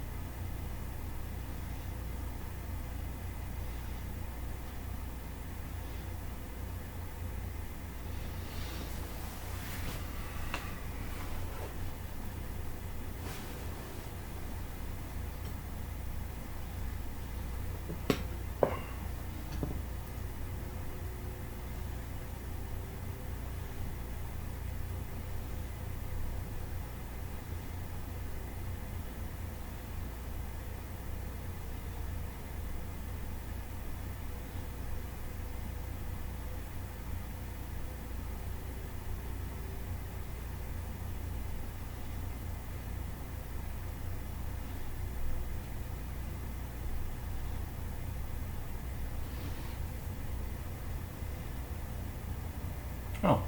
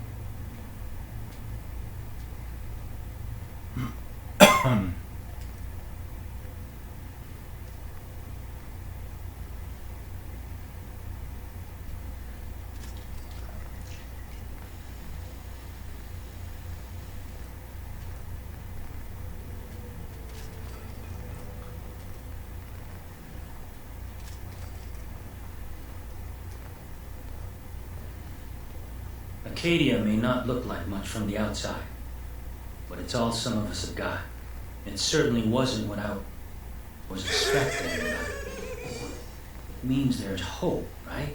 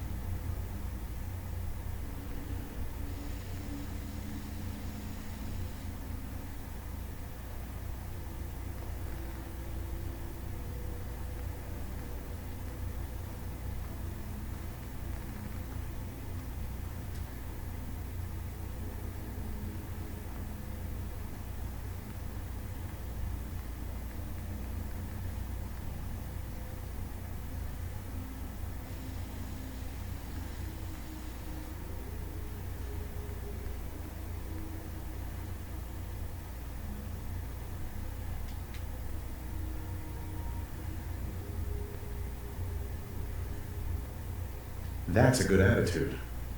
Hope can get you through the worst of times. Believe me, I know. When I first escaped, I had no idea what to do with myself. I was so lost, so scared. But I heard rumors of Chase and what she was doing, that she was bringing people to a safe place. A place just for us. And now here I am, for all it's worth. So now you're here. What comes next? I don't know. I really don't. I've just got to keep telling myself I'm better off here than dead. I've just got to keep telling myself I'm better off here than dead. Gotcha. You're new here too, huh? I mean, I haven't been here that long myself. Honestly, I'd be dead right now if it weren't for Chase. Turns out it's pretty hard to live as a synth in the Commonwealth.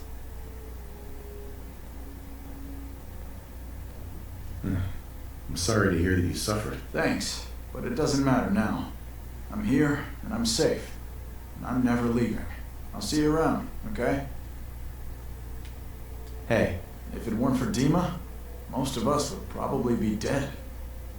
It might not look like much, but this is the only place I know of where I don't need to hide who I am.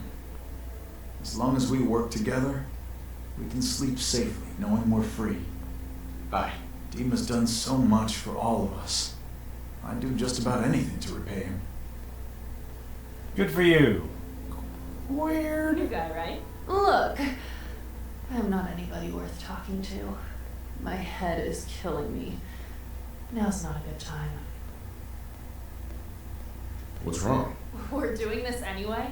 Even after saying I don't want to talk? God. You try having somebody botch a mind wipe on you and see how it feels. Then get back to me, okay?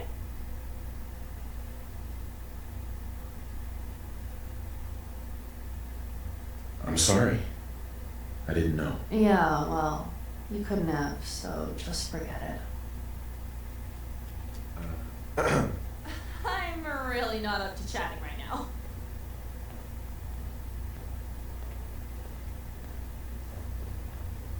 So you're that new fellow from the Commonwealth. It's so wonderful to meet someone from back home. I'm afraid Kasumi doesn't seem to want to discuss it, but how are things there?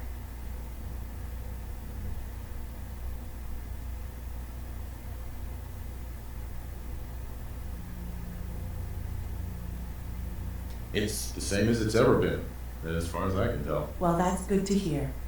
It certainly did have its charms. I would like to see it again someday, once things settle down here. Acadia is all well and good, I suppose, but honestly, it does get a bit boring. If this is boring, I'd hate to see what you consider exciting. Oh, aren't you a card? I'm sure I'll see you around. Do take care.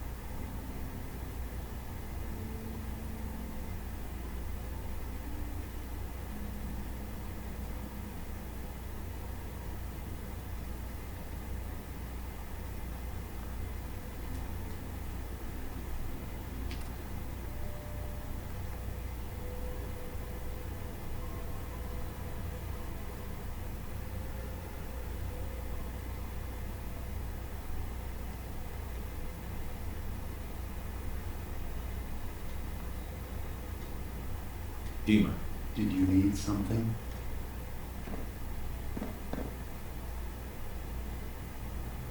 Kasumi says she's seen parts of your memories. Death projections. For Far Harbor and the center of the island. That's unfortunate. She should be focusing on herself, her new life. She shouldn't have to bear the burden of the outside world.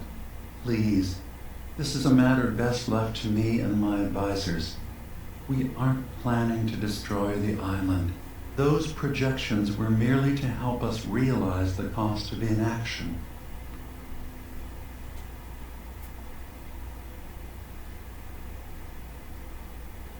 If this thing involves the whole island, then you need help. I could be your problem solver if you let me in. I suppose there's something to be said about refusing help, even when it's offered and you're in need. There's a conflict that's been brewing on this island, shortly after we built Acadia, between Far Harbor and the children of Atom. Simply put, they want to kill each other, and each side wants us to help them. We've tried to stay neutral, but Far Harbor was going to be wiped out by the fog. So that's when we built the condensers for them. And I was friends with the previous leader of the Children of Atom, Confessor Martin. I even gave them their headquarters, the submarine base they named the Nucleus. Which was a mistake, because Martin is gone and the new Confessor, Tectus, is completely insane. He's been threatening us, to force us to choose a side. I left behind something very important in that submarine base I gave them. Dima's earliest memories are stored in the military computer banks in that base. The pre-war security systems and Confessor Martin's goodwill were supposed to keep them safe. But now Tectus is in charge, and he's after Dima's memories. We don't even know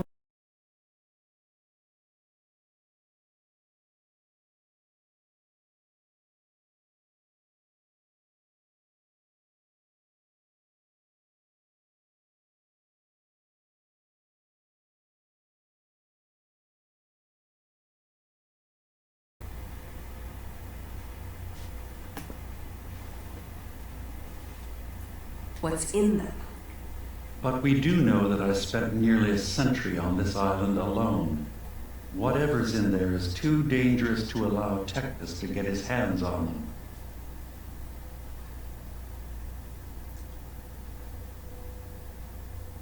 You left your memories behind?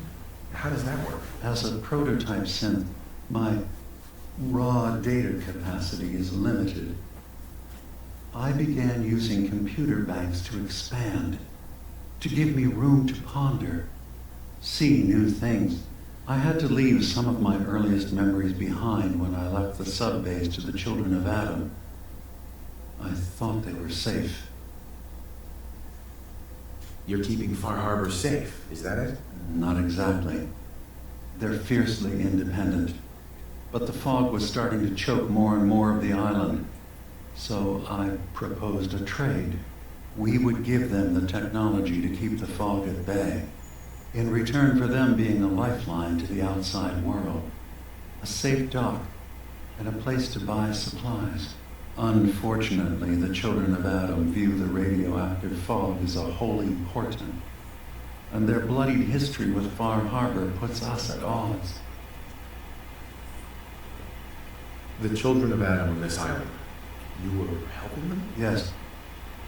I know their faith in radiation as a type of God is a bit different, but who am I to judge? I was using a submarine base as a home when Martin and his followers stumbled inside. They had been cast out of Far Harbor for their beliefs. When I left to found Acadia, I knew the base would be in safe hands. They needed a home, a place to belong, just like I do. But now Martin is gone, and his successor, Tectus, wants to finally end the feud with Far Harbor by letting the fog swallow them.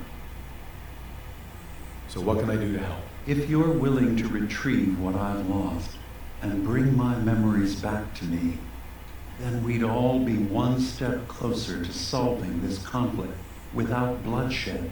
You'll have to get through the Children of Atom's base.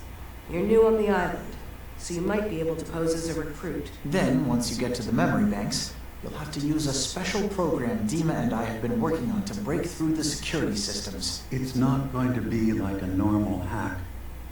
You'll be breaking through a version of my own mental network. It'll consider you to be an intruder. I've loaded the program with some instructions I've recorded that will help guide you through it. I'm afraid it's difficult to explain without seeing it for yourself. I'm gonna replace all your memories with pictures of cats. Meow. Well, I suppose that would certainly make remembering some of my darker hours more fuzzy. In all seriousness, good luck. I understand the risks you're taking on our behalf. It's in all our best interest that you succeed. One more thing before you leave. Whatever you do, don't assault the children of Adam directly. Our ultimate goal must be to bring peace. If you attack them, they'll consider themselves at war with the outside world.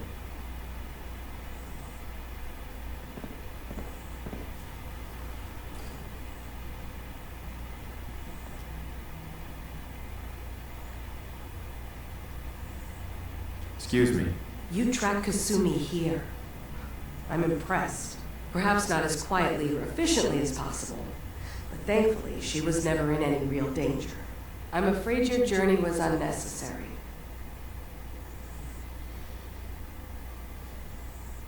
And miss out on a fun boat ride? Never. Well, then at least you have the return trip to look forward to. Acadia is a safe haven for synths. Were it not, I would not have aided anyone in reaching it. Every synth I've tracked down, every synth convinced to come here, has been assured that he or she will come to no harm. My job is to make sure they all remain safe, no matter what. Understand?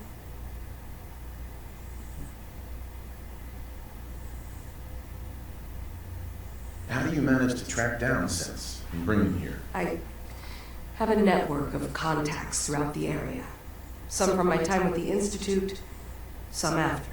I know the Institute's tactics, and use that to my advantage. You have Dima's blessing, so by all means, make yourself comfortable. I'd like to help you all. Is there anything I can do? Actually, as a matter of fact, there is. If you're serious about contributing, well, we've got a situation I need someone to look into. You've had some experience traveling around the island, so you may be decently equipped to handle it. All right, I'm listening. We were expecting a new synth to arrive, and he should have been here by now. There's been no sign of him, and I'm concerned that he might have become lost on the way here. You have any leads on where he might be? You should start by talking to Brooks in Far Harbor. He's one of us, a synth. He's the one who meets the new arrivals and gets them started on the journey here. Of course, he's not likely to tell you anything without proof that you're working for me. If he doesn't cooperate, tell him that his designation is L792. That should convince him. That's as much help as I can give you for now. Please, hurry. If that synth is out there alone, he won't last long.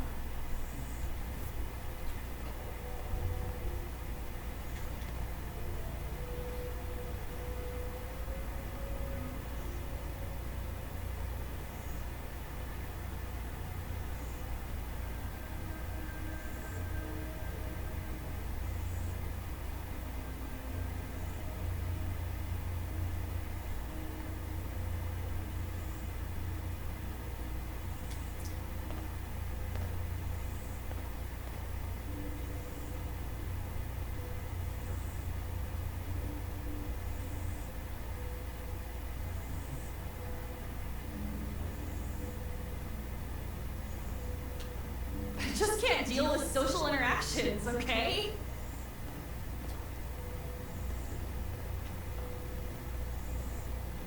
Turns out Dima's earliest memories are in the hands of the children of Adam.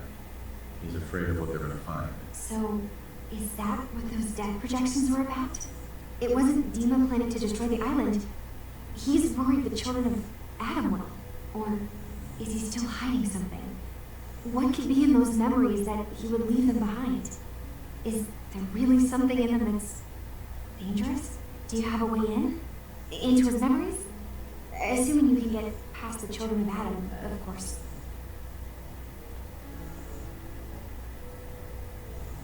I got this program that Faraday and Dima wrote that's supposed to help me access the memory banks. Really? How would that work? When I was taking a peek in the computers he has here, Dima was hooked up to his chair. I was just tapping into it. I wonder if you'll need to, connect to the old banks the way he does? Some kind of connection between your head and the computer. Oh, but that's it. And then Faraday's program would be translating Dima's thoughts and data, helping you through any security guarding it. I'm sorry, I'm making assumptions. It's just, well, it's a little exciting, isn't it? You'll let me know what you find? I'll keep an eye on things here. I'll get Dima's memories, and then we'll figure things out from there. Good luck.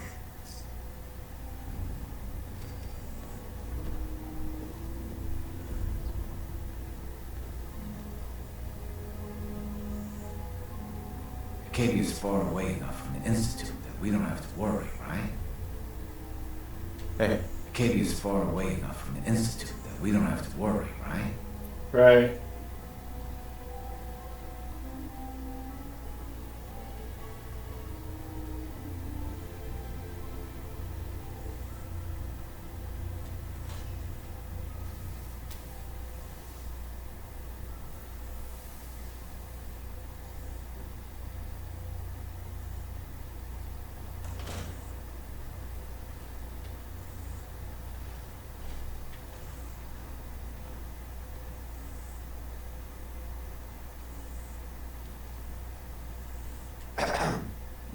Maybe someday more places in the world will accept us for who we are.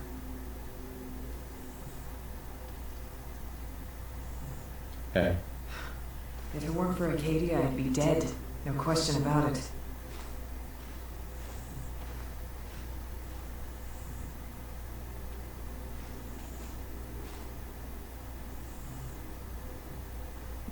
Maybe someday more places in the world will accept us for who we are.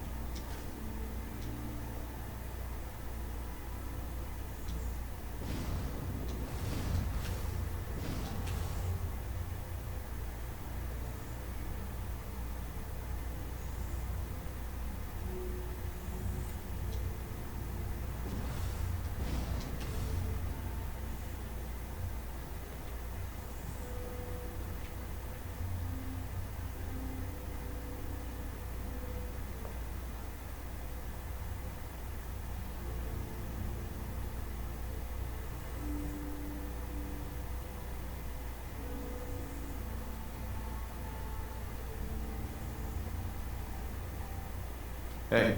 Katie has been so welcoming. I still can't believe this is real.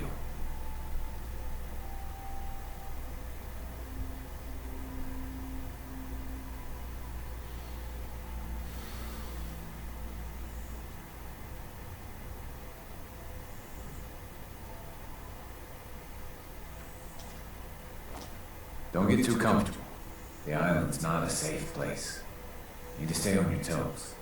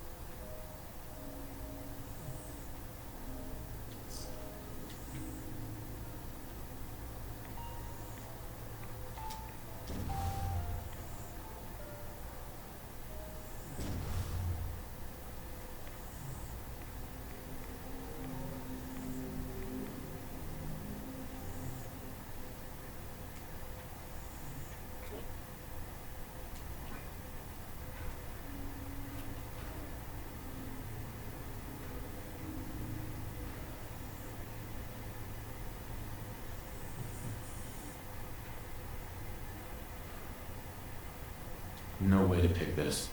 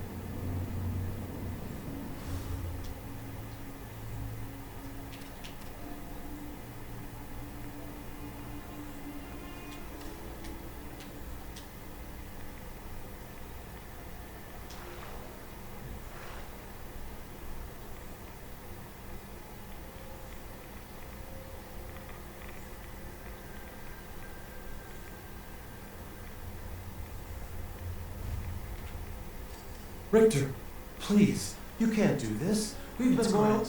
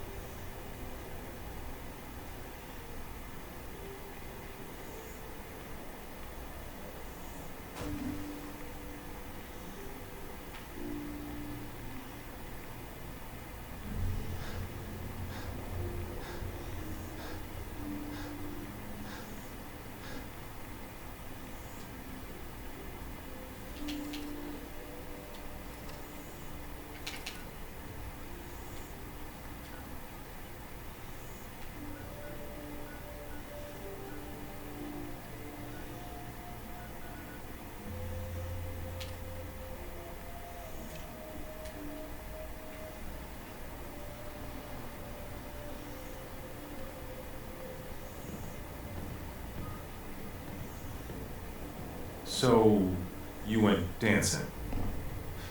This island's very confusing. I need to talk to you about our missing synth. Yeah? Well, it's not something I talk about with outsiders. So you can either buy something or move along.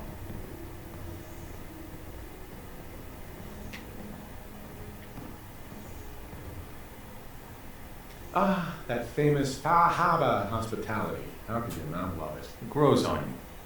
Will there be anything else? I'm working with Chase. She told me that your designation is L792. Okay, I believe you. Keep it down, all right? It's real private information. I know the synth you're talking about. He's a younger guy, maybe early 20s with white hair. Goes by the name Derek. Thing is, he showed up way earlier than he was supposed to. Thought a courser was on his tail, so he rushed the timetable. To be honest, the guy was a wreck. He was scared shitless, looking over his shoulder every 5 minutes and attracting unwanted attention. Tried to calm him down, but he panicked and ran off into the fog. That was the last I saw of him. Can you tell me anything else? I'm gonna need more information than that if I'm gonna find this synth. I wish I had more to give you.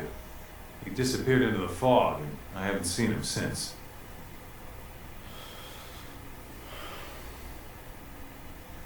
That synth could be wandering around out there right now, lost in the fog. I'm gonna need more than that. I've told you everything I know, all right? You think I wanted this to happen? Well, I didn't. Look, if you're really going after that synth, I'm pretty sure he took the road south out of town. Maybe you could head that way. Just be careful out there. And thanks. There aren't many who go out in the fog to help a synth, especially one they don't even know. I feel like shit about what happened. I really do. I hope you can make it right. Brooks. You know, when I'm feeling down, a little commerce always cheers me up. Let's see what you have. Let's set you up.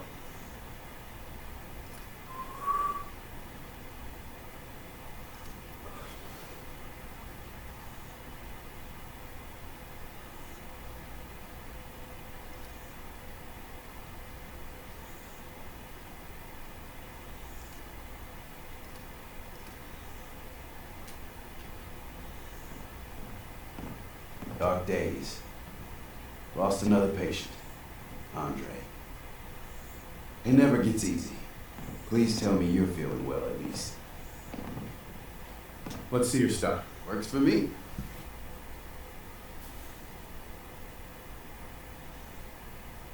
You ain't on. You ain't long for this world. Buy my guns Food. now. Stim packs. Fully stocked.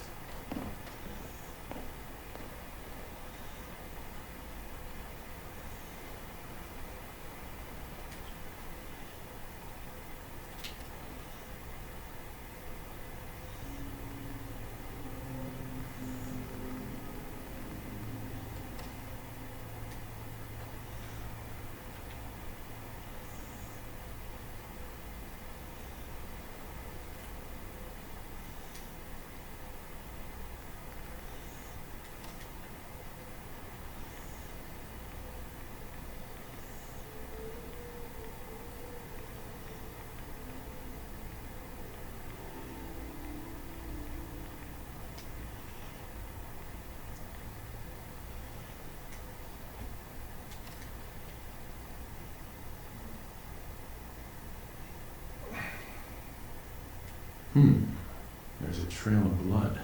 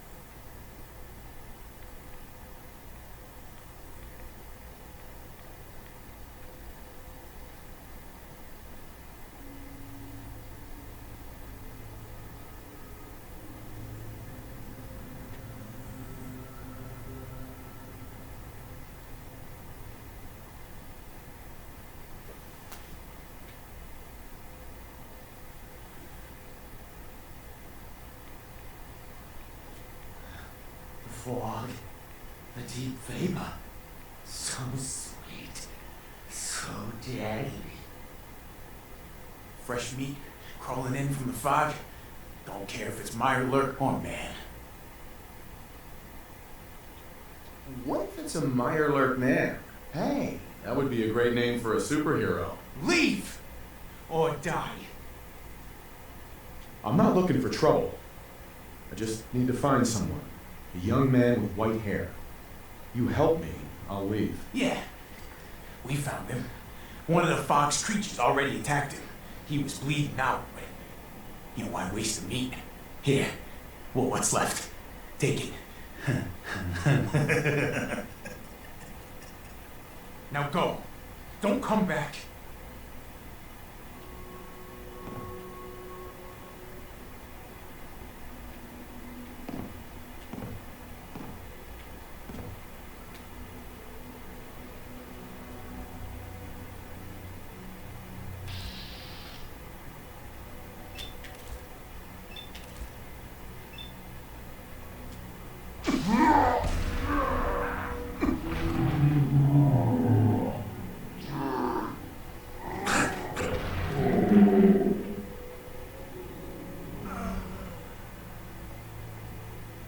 Why waste the meat?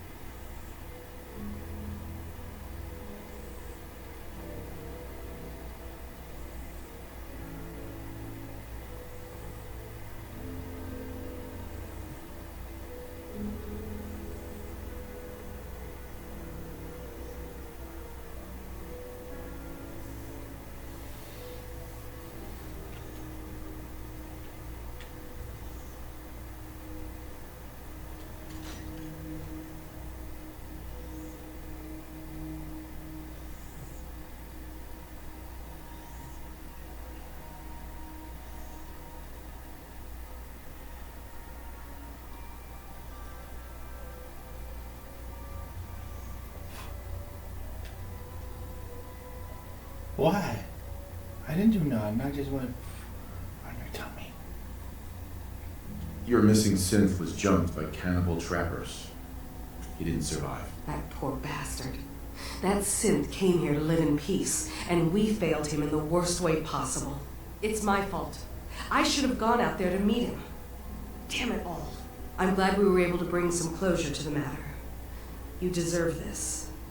And shall we say 200 caps?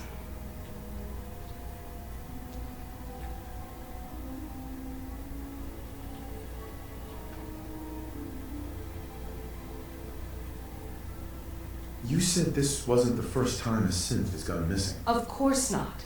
For someone without weapons or field training, crossing this island is deadly. Thanks again for your help. Be safe out there.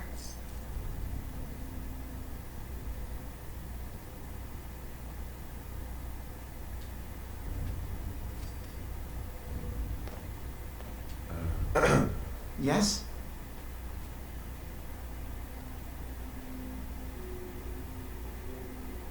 Dima looks like he's had a lot of work done. Well, that's certainly an understatement. Between the two of us, we've made so many modifications. He was just a prototype, never built for all this. It took a lot to overcome the limitations of the original design and expand his memory. It really is remarkable, isn't it? He's overcome so much. He's become so much more than he once was. And all he thinks of is others. I've got those storage drives you asked for. Oh, that's great. Thank you. Just the two? Really? I somehow thought there were 3.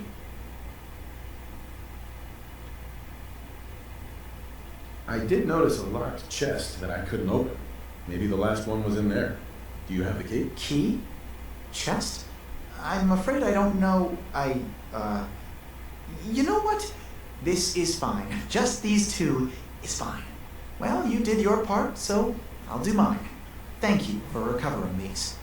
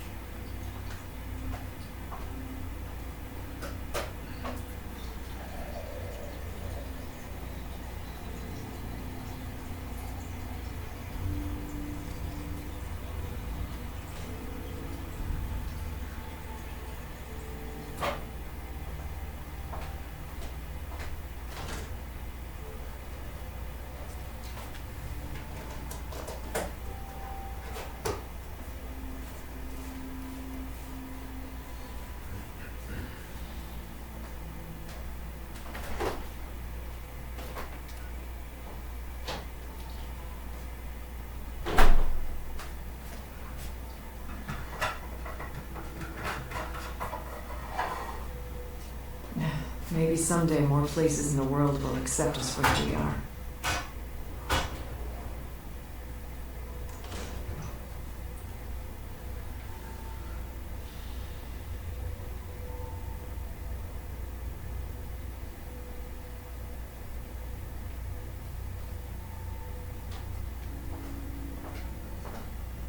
Cog?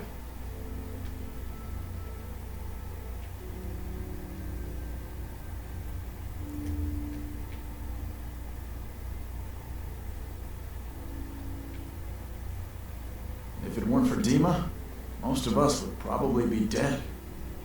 You want to buy something or what?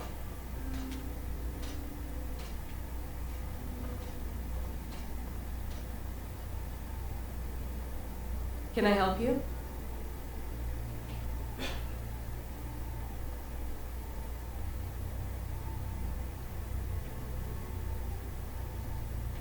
I've just got to keep telling myself I'm better off here than dead.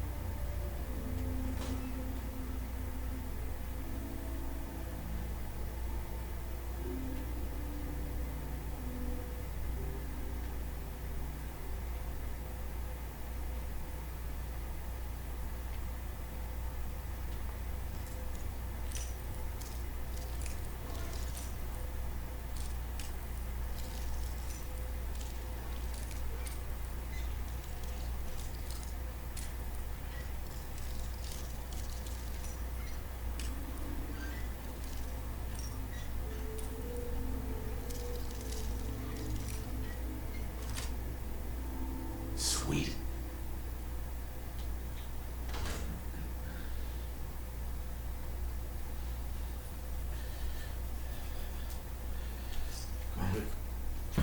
He wants to go for a walk.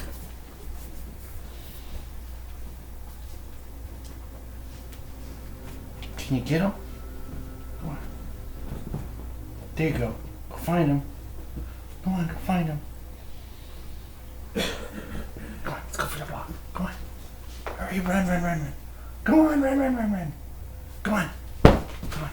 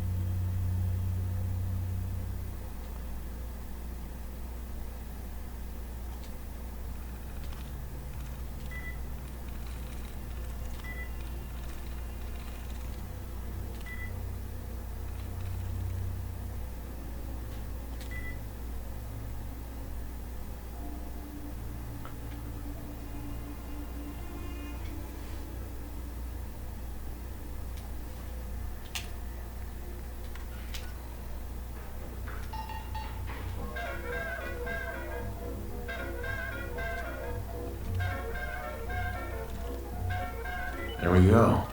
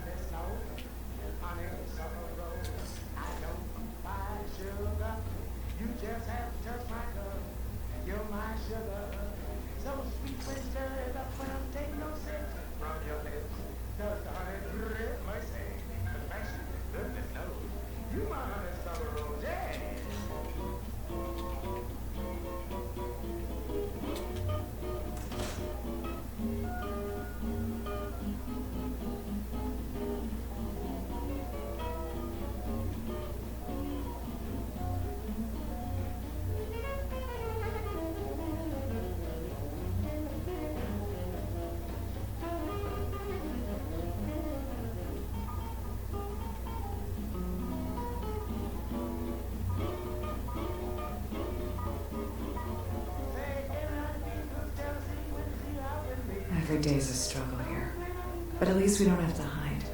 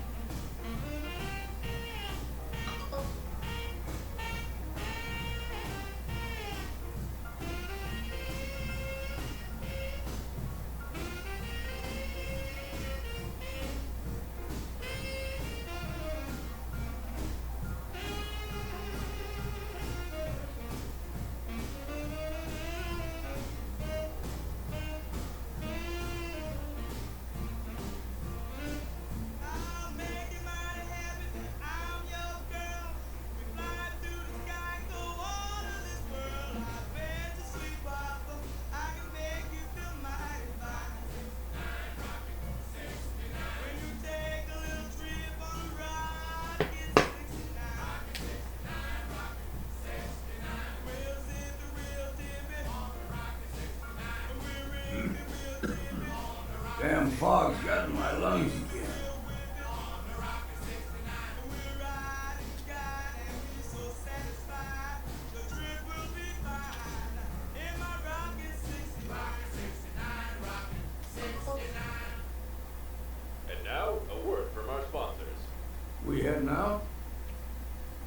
I hear that you've been trying for years to track down an ancient fog crawler? That's right.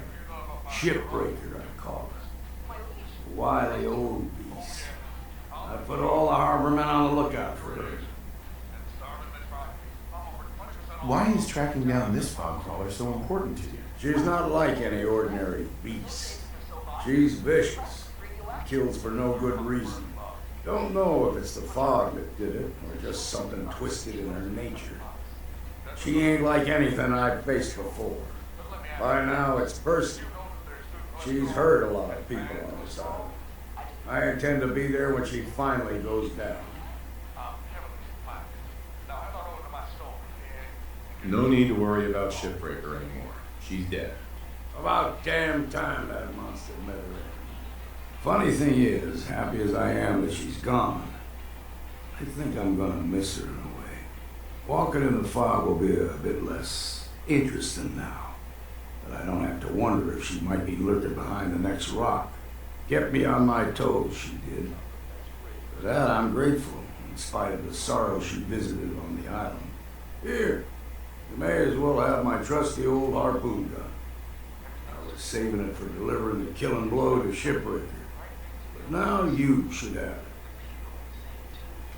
There's Bill the barber, Martha the grocer, and Charlie the racist, allegedly. I guess they still haven't proven those costumes were his. And frankly, they probably never will. That's because nothing ever changes in Springfield. Connie, it's good to have you back. Where have you been? Costa Rica, working with animals mostly. Magnificent creatures you'll find there. Sounds wonderful. What brings you to town? I don't know. I felt homesick. And you just hopped a plane back here? Yeah. Well, you probably should have given your family some warning. Given them time to prepare for your homecoming. Why? I thought they might like it if I surprised them. Really, that's not a good idea. You should call them first. Why don't we use the phone over here? Now you're acting strange. Why should I call them first? What's going on? I don't know how to tell you this, so I won't. Why don't you go home and talk to your sister?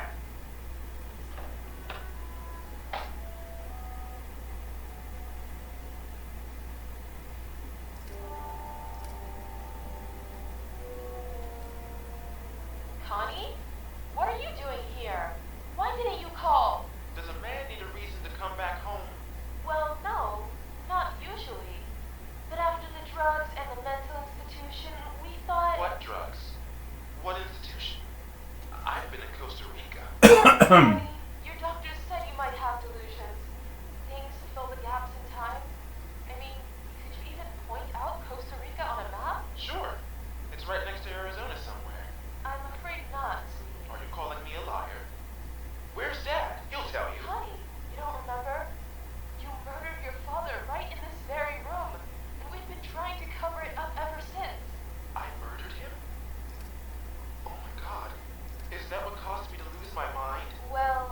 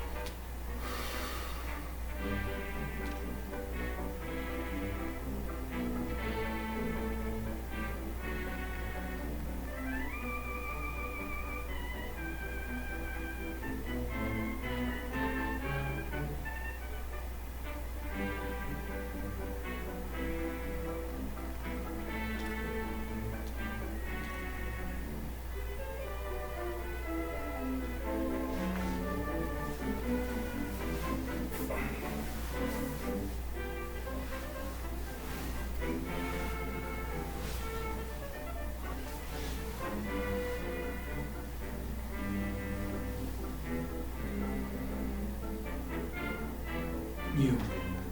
What are you doing here? Did Far Harbor send you?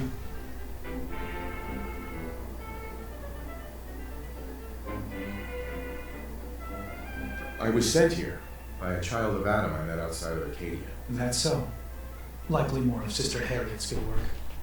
So, you've come to find a place among Adam's children, then?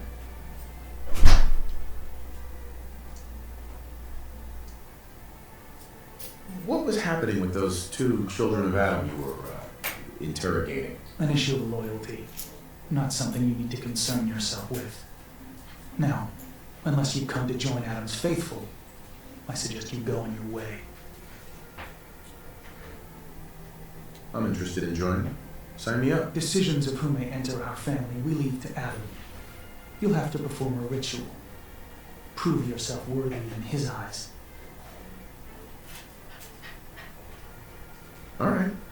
I'll do what Adam requires. Then let us hope he deems you fit. There is a small spring not far from here.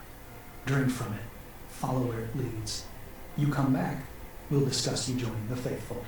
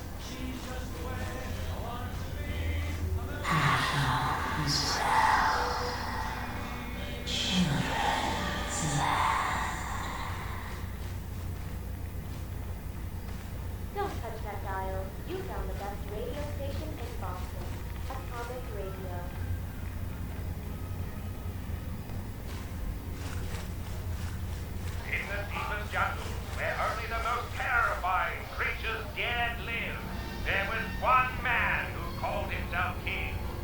Grognak the Barbarian.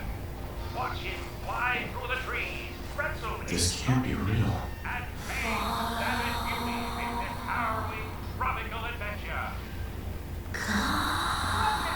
You must help the baby. The shaman says he's hungry for milk, but I fed him already and he won't stop crying. Do not worry. Grognak is skilled at quieting children. Wait, what are you doing? Excuse me. Oh my God! You killed my baby! Foolish woman, that was not your baby. It was a bad baby, and the only thing it's hungry for is blood. You are only half right, barbarian. That was indeed my baby. For I am the Bat Queen, and as payment for your insolence, my children will feed on you until your blood runs dry. Grognak does not feed the children. He orphans them. Will Grognak stop the Bat Queen and save the jungle tribe? Or will her bat babies use the villages as their own private portal? Find out in this Uber's Comics presentation of Grognak and the Jungle of the Bat Needs a Babies. password. Must be some clue around here. And now, the word from our sponsors. We all know Poseidon as the god of the sea, riding the waves on his chariot of whales. As the guardian of the ocean, he knew everything there is to know about fish, and absolutely nothing about energy. So why would you turn Poseidon energy to power your home when you can harness the state-of-the-art nuclear power provided by the people at Mother? Could that be the password? Because the name says it all. And now, some music.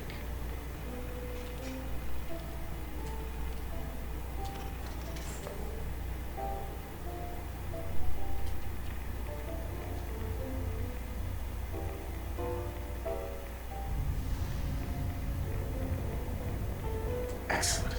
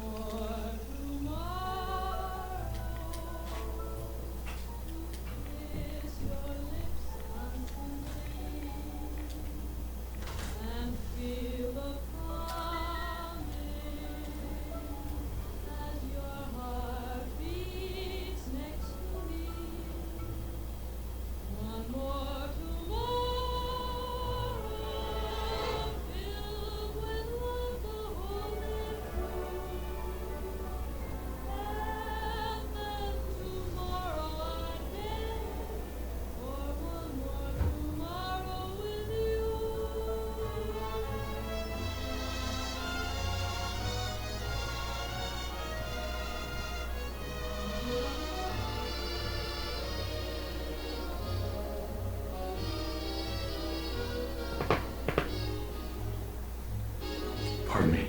You're back. More than I expected. Did Adam reveal something to you?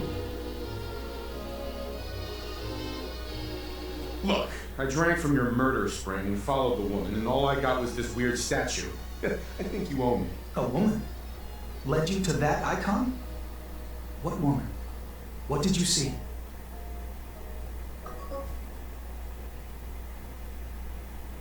It was otherworldly.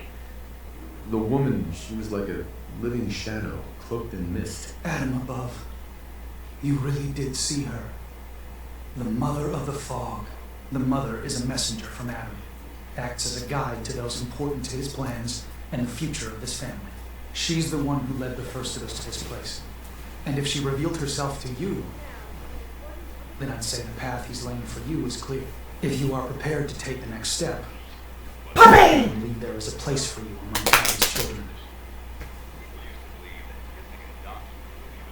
I am ready to follow his path. Then it will be so.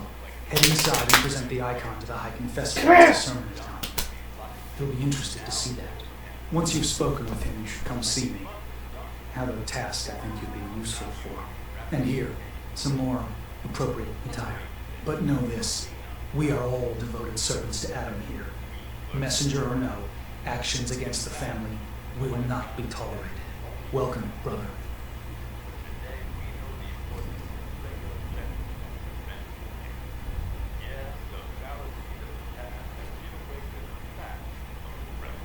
And it's a good thing, too, because the way to a healthier mouth isn't down a dumpster's throat. It's in your dentist's chair.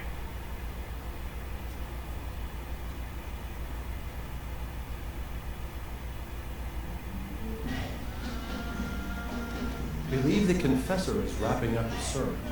You should head inside.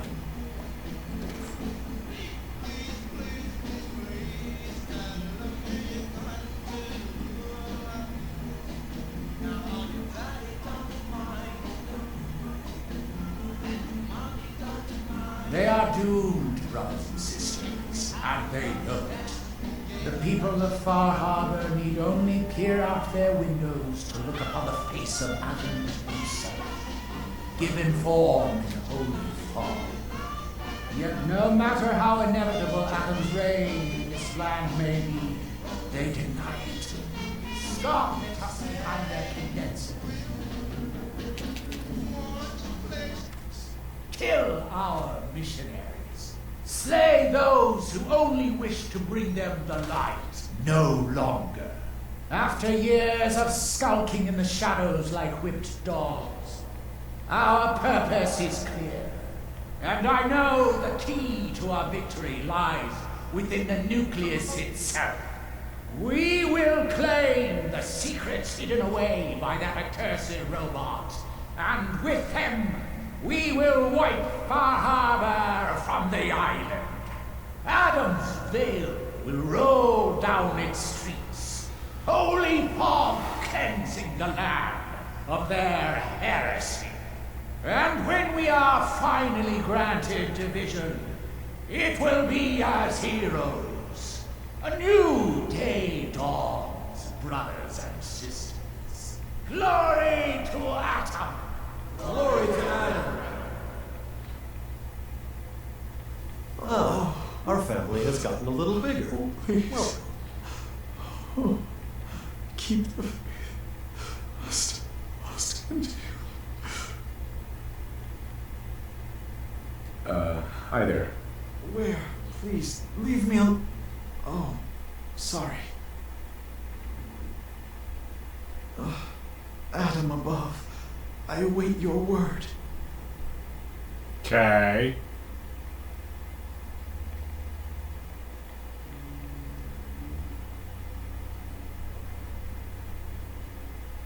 Holy Adam, your faithful awaits.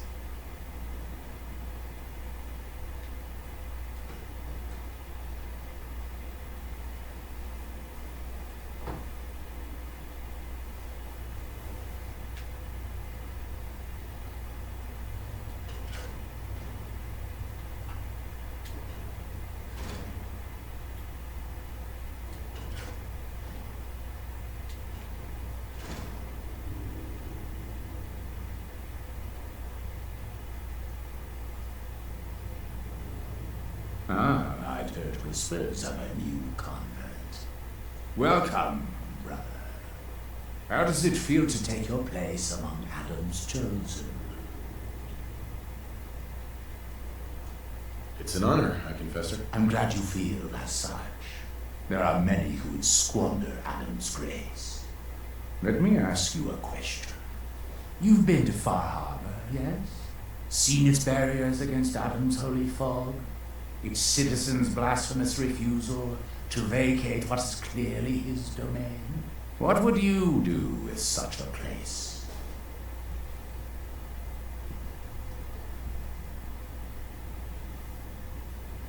Is Far Harbor really that bad? Yes, brother, they are. For years, my predecessor begged for peace, while Far Harbor fortified their bastion of heresy. We tried to help them, to bring them Adam's light.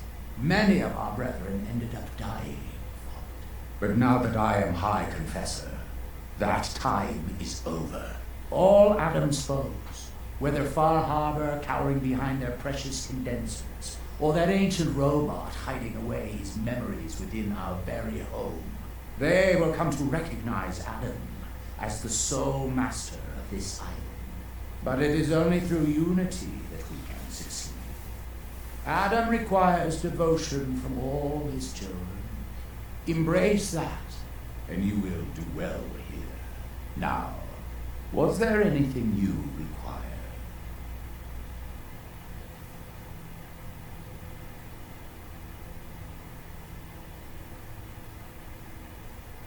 Yeah, I'd like to help the family. Is there anything I can do? Eager. There is a member of our little community I've suspected for some time now. My own inquiries have proven fruitless. But your relative newness will likely make it easier for you to sniff out the truth. I would have you investigate this person. Should you find proof of any heresy or disloyalty, you're to bring it to me. So you can be trusted, and you'll be rewarded. What exactly am I looking for? Hard evidence of any plots against myself, the family, or disrespect towards holy Adam. Such transgressions cannot be allowed to stand. Consider it done. Superb. Bring whatever you find directly to me. Here, the person in question. Leave no stone unturned.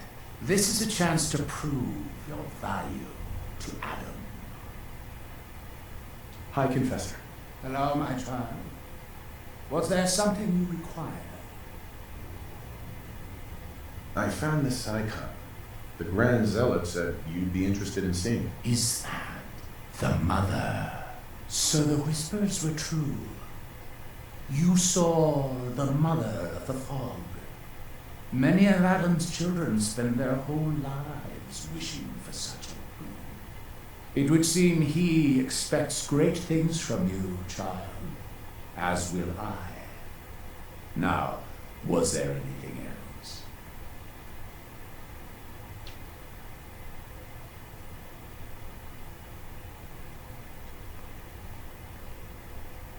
Those memories you've been wanting to access? I found a way to unlock them. You have. Atom above, child.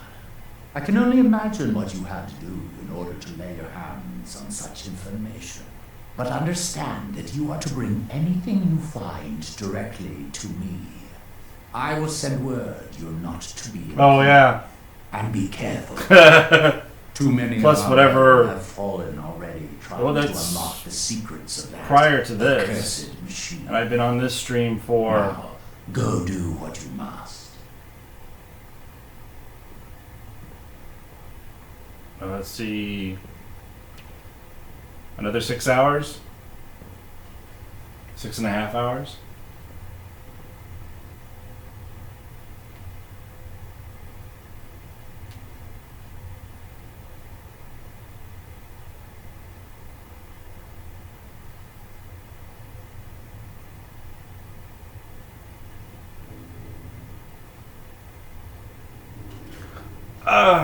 I'll say this. there's parts of this that are very good, and then and then they go and make it lackluster. I don't know. There's some things that is great. There's some things that, but I'm still excited to see it. All in all. Ah, there you I are. just got into the story. This is Job just for the you. story now.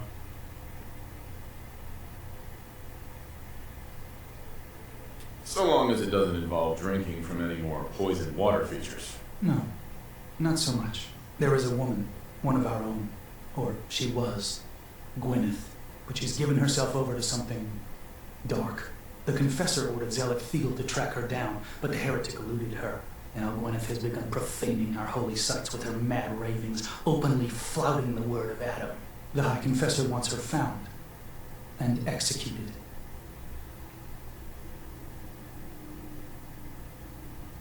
We can't try talking to her? Maybe she'll see reason. Won't lie. Sister Gwyneth was a good woman. But whatever's driven her to this lunacy, I'm not sure how much it's left behind. Regardless, the High Confessors decided her abandonment of Adam's too great a sin. The refusal of his grace can't be permitted. Why have me do this? You have other zealots who probably know the area better. Consider it a test. Prove your dedication to the family. I'll find her, Grand Zealot. Good. Speak to Zealot Field. She should be able to point you towards Gwyneth's trail. Bring Adam's judgment to the heretic. Now go.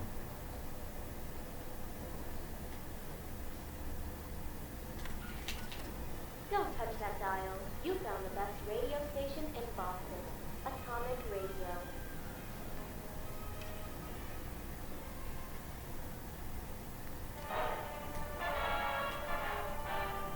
Extra, extra, read all about it.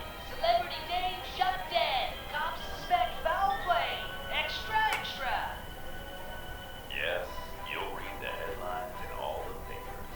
Lana Worth, famed starlet, shot dead in her apartment. Zealot Rare seems so interested in Brother Devon's past. Story that happened behind I wonder if he's thinking about joining him. a part of it. Like me, for instance. Joe Thompson. A promising, brilliant, handsome young writer whose genius has gone unrecognized for too long. And Marge, that beautiful dame who rebuffed the advances of said writer. Caution. Probably because she Last child who tried to claim the secrets within roused the guardians of the base. You're a writer, Joe. So unless you've been tasked by the High I haven't Confessor, published anything yet. I'd steer clear And of the people have said base. I'm promising, brilliant, and handsome. Oh, really? What people? My mother's one. Now leave me. It's all right. The High Confessor sent me. Ah, you're the brave soul. They said you'd be coming. Take care with him. Adam can only protect against so much. But it all changed when I got writer's block and decided to ask my agent for help. That agent referred me to the one and only Lana Worth. Actress, writer, iconoclast. It was Lana who helped turn this romance novel Adam into a wants crime you. story for the ages. I really love this story, you know. It's so honest. The only part I don't understand is the ending. What's wrong with the ending? Well, it's clear Marge and the protagonist have no chemistry at all. So it's a bit odd that she chooses him over the other suitor. Liar. Marge loves me, goddammit, and I'll kill you for saying otherwise.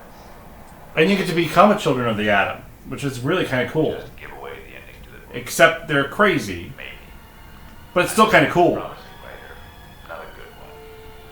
But you'll have to see it to find out. Coming to a theater near you, The Boulevard, an OEI motion picture production.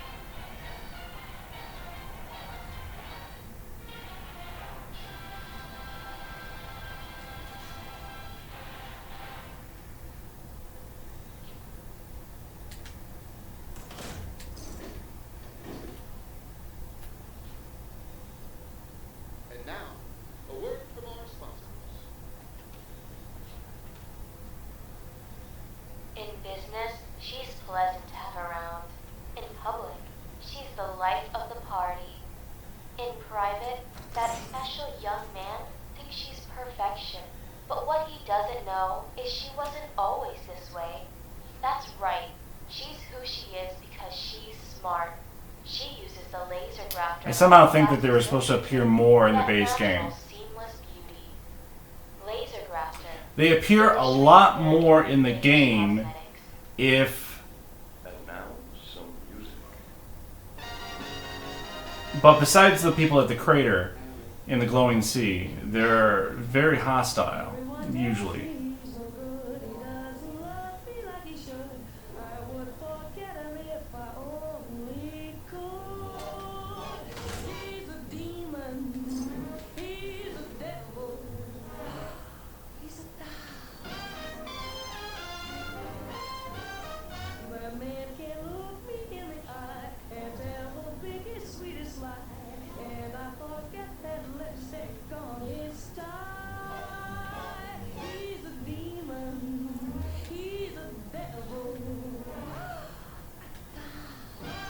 Huh. This is weird.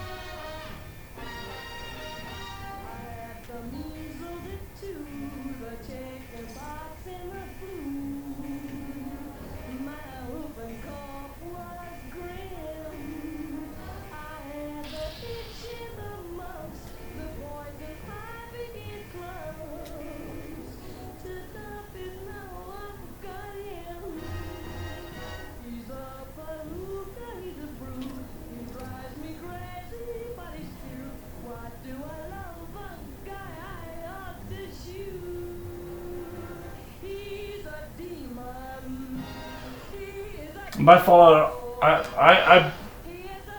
when I first bought the game, I got the DLCs all at that one price, so it was really cheap at the time. Don't touch that dial. We found the best radio station in Boston. Atomic Radio.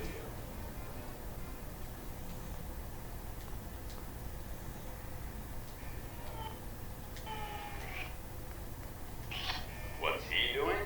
Well, it's an old superstition. People used to believe that kissing a donkey would relieve a toothache. And if you had a more serious issue, like an infection, gingivitis, you and that donkey would be locking lips from now until the end of time. Which might be fun for the donkey, but not you and your rapidly decaying teeth. Luckily today, we don't lean on fallacies. Instead, we've learned the facts.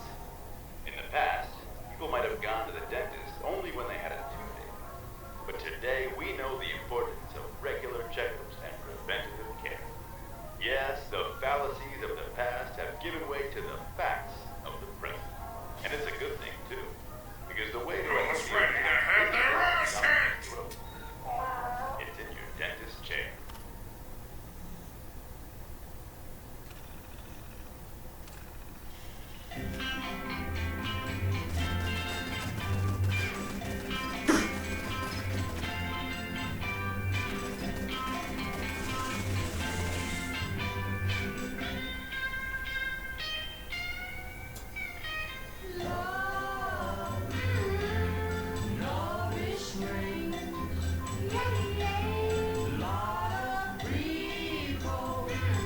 Or at least just before February, because that's when they changed the price.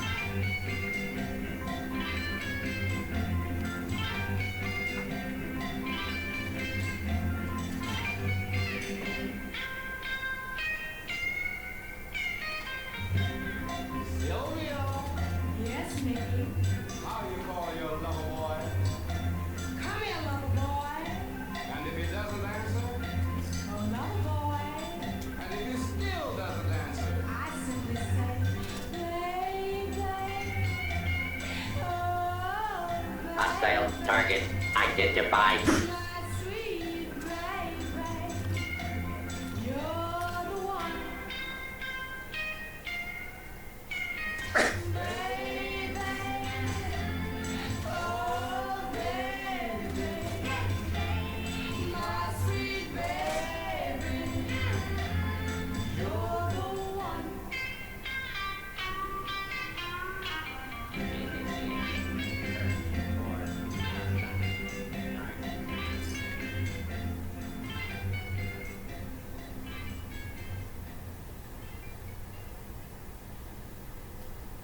Hostile has escaped.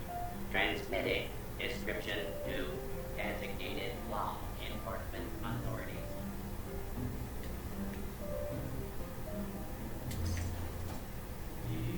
Engaging.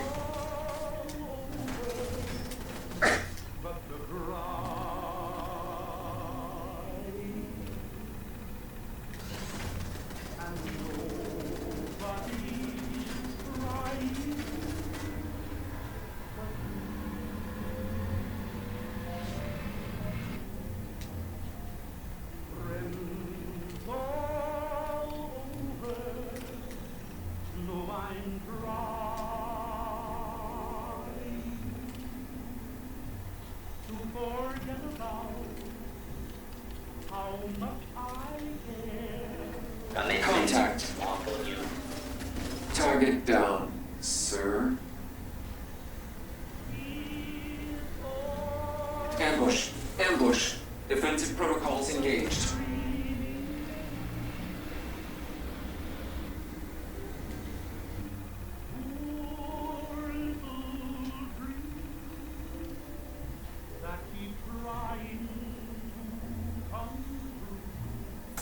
Yeah.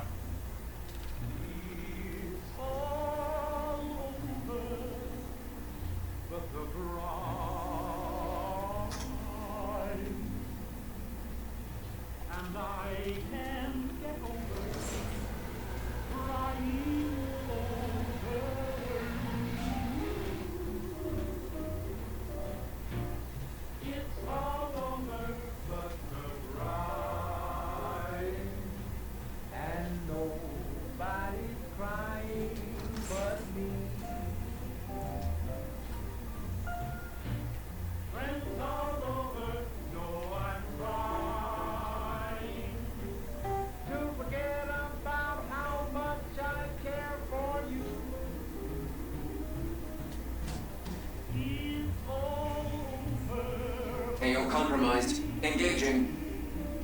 Surprise contact. Engaging.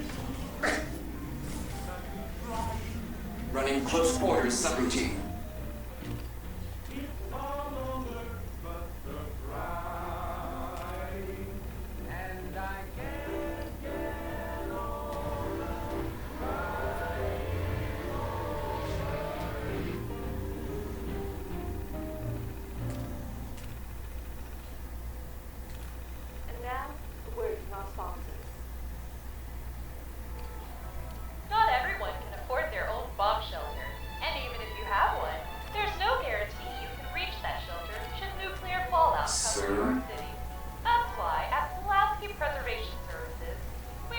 process of building coin-operated, single-unit fallout shelters throughout the greater metropolitan area. We have a situation. State-of-the-art. Simply place the correct change into the coin slot, enter the Hostile change, and wait down. for the titanium door to close behind you. Sir? Rest assured that once closed, the door will remain completely sealed, keeping you safe from all the Johnny-come-latelys attempting to claw their way inside. Sorry, Johnny. You're gonna have to find your own shelter. This one's taken.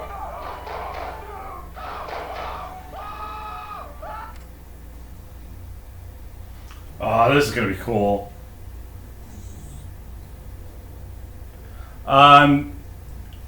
Oddly, I just met the synths If and you're listening to this, then you made it inside my memory banks. Take a moment. I know it's a lot at once.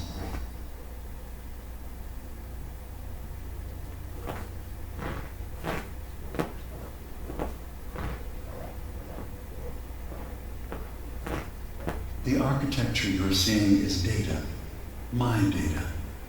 When I'm plugged into the chair, this is what I see. You're using an earlier version of that technology, a brainwave scanner instead of a direct neural wire. Look around. Do you see that yellow column in the distance? That's long-term memory storage. That's your goal. But you can't just retrieve that data yourself. One of the programs loaded in that holotape is called the indexer. They're represented by the friendly green sprites milling around. Do you see them? yeah. The indexers have one purpose, to get the data in the yellow column and bring it back to the memory access point. You need to help them get there and back safely. Once they've recovered all the data in the memory, the program will translate it into something you can understand. If you ever need to leave the simulation, then don't worry. Nothing gets reset. You can keep going from wherever you left off. First things first. The blue blocks you're standing on are called code blocks. Some of them can be repurposed. See if you can grab one of the lighter colored blocks. Use them to fill in any gaps along the path for your indexers to cross.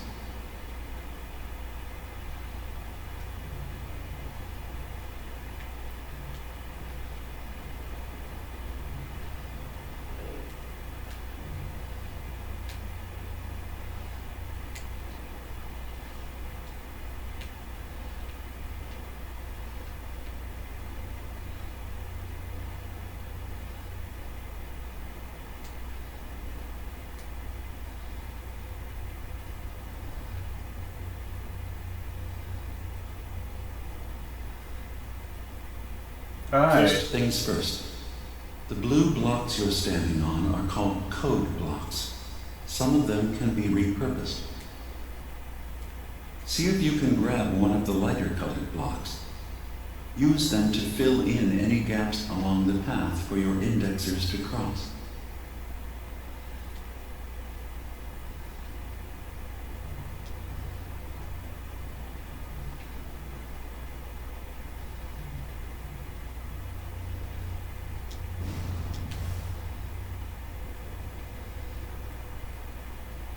Good, you're across the gap.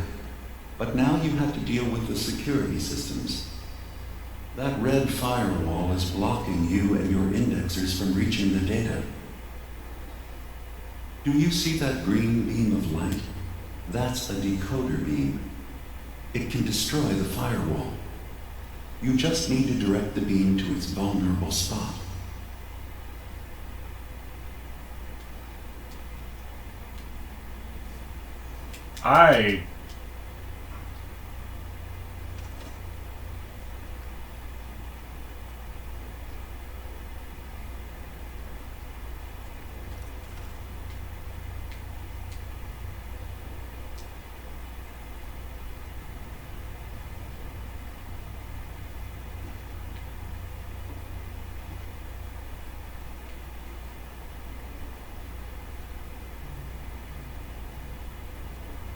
Good. You are across the gap. But now you have to deal with the security systems. That red firewall is blocking you and your indexers from reaching the data. Do you see that green beam of light? That's a decoder beam. It can destroy the firewall. You just need to direct the beam to its vulnerable spot.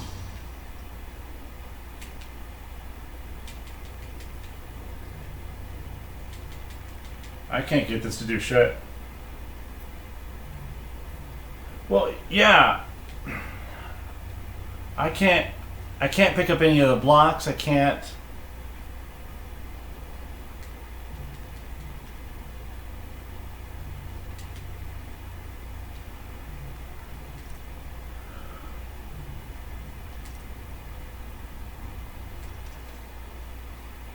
Let's just go back to my most recent save and see before I walk in there and see if I forgot to grab something or something. Sir?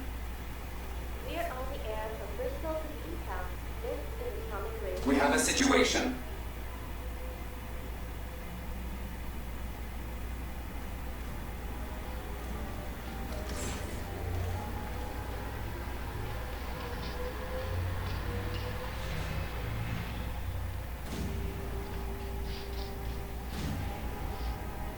There's no way out of this.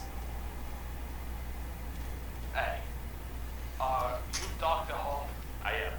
And you must be Mr. Richards. Engaging target. The intelliger told me you'd be coming in. What? Did he tell you I was a loony? He didn't tell me anything. Threat eliminated. And the phone number of a good plumber. Why a plumber? I told it back. I've been having to use the office Sir? instead. I see. If you promise you won't put me in a straitjacket. I won't put you in anything. However, my colleagues at Parsons might be inclined to, provided you're actually ill. Suppose it doesn't matter anyway. I won't live much longer at this rate. Why is that? You watch baseball, Doctor? Sir? Who in Boston doesn't watch baseball? Well, do you ever watch the games? Feel like you have control over the outcome? I'd say that's fairly common. Superstition and sports go hand in hand. Yeah, but at the end of the day, you know, you realize that whatever you do, it doesn't really matter. But I can't stop thinking, what if I'm wrong? What if I really have the power to change things? Is that why you're not wearing any clothes? Yes, Doc. The more clothes I wear, the harder it is for us to score. I put on a sock, and the bombers hit a double. I take it off, we strike out the side. But it's got to be less than 30 degrees outside. It'll die of hypothermia. I know, but if I cost us the first championship since 1918, then the entire city will have me in the electric chair. There's no way out, Doc. It's heads you win, tails I lose. Mr. Richards, no team has come back from a 3-0 deficit in the history of sports. So it's my medical opinion that you should put on some pads. What if it's all riding on me? As a season ticket holder, if we lose, I promise you, Mr. Richards, I'll shoot you myself. But it won't come to that. It just won't.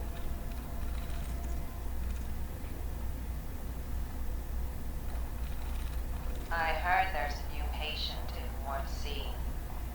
Supposedly, he thinks he's the reason we lost the World Dang Series. it.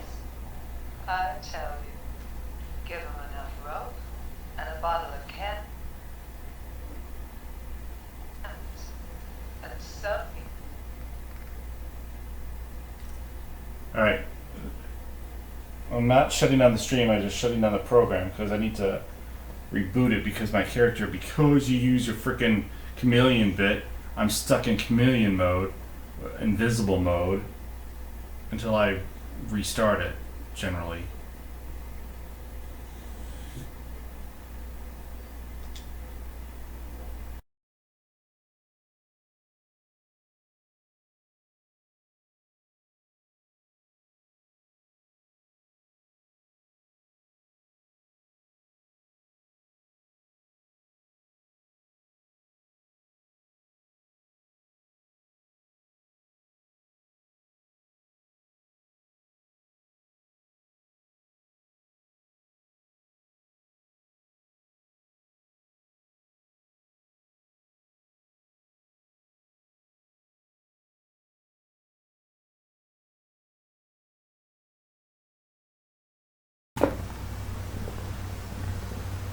See? All back on. Well, supposedly.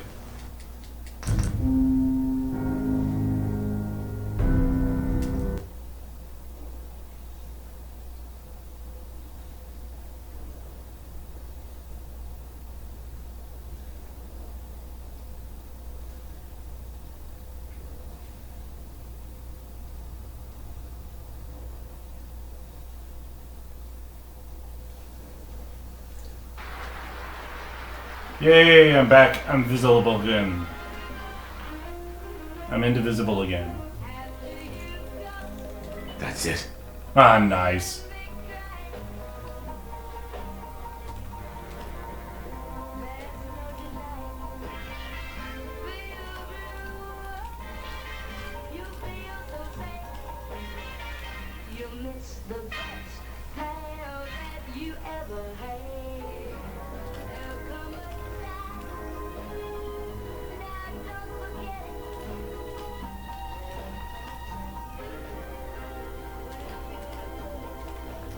I think that the containment leak and what's causing the fog is this entire base.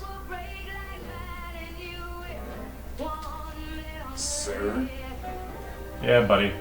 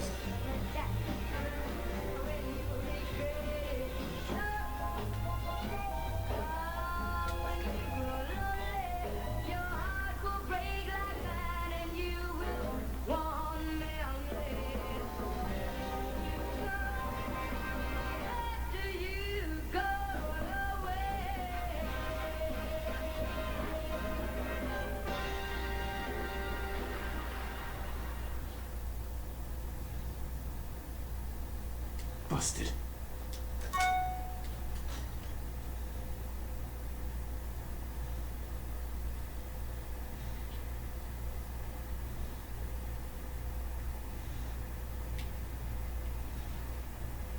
Commencing attack on hostile target.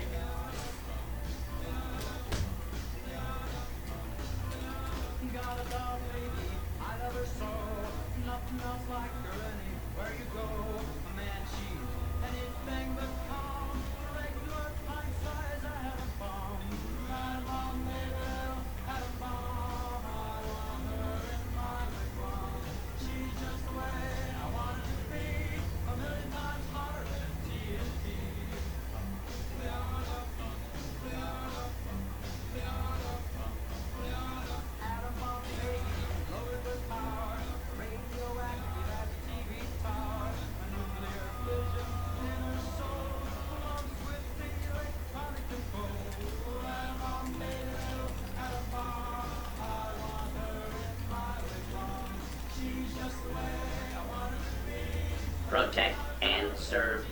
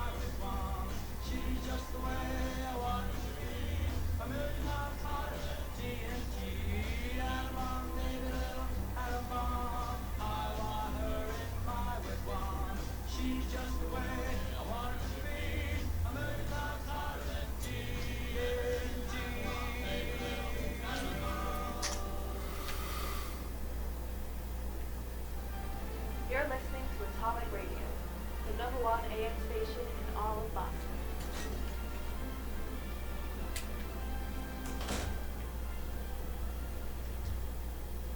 Coming to a dinner near you, it's teenagers from outer space. It's a horror movie 1,000 times more terrifying than anything you've ever seen. High on hormones, deliriously full of drugs, these teens are on a ray gun rampage you won't believe. Who do you think you are anyway? A teenager from space. Watch as legions of irresponsible young adults terrorize this small town with one hormone-induced gambit after another. What is it, Danny? What's got you so terrified? Marge, statistics say there's nothing more dangerous than a teenager behind the wheel. Now, imagine that teenager behind the wheel of a flying saucer. Oh my God. We have to do something. We can't do anything.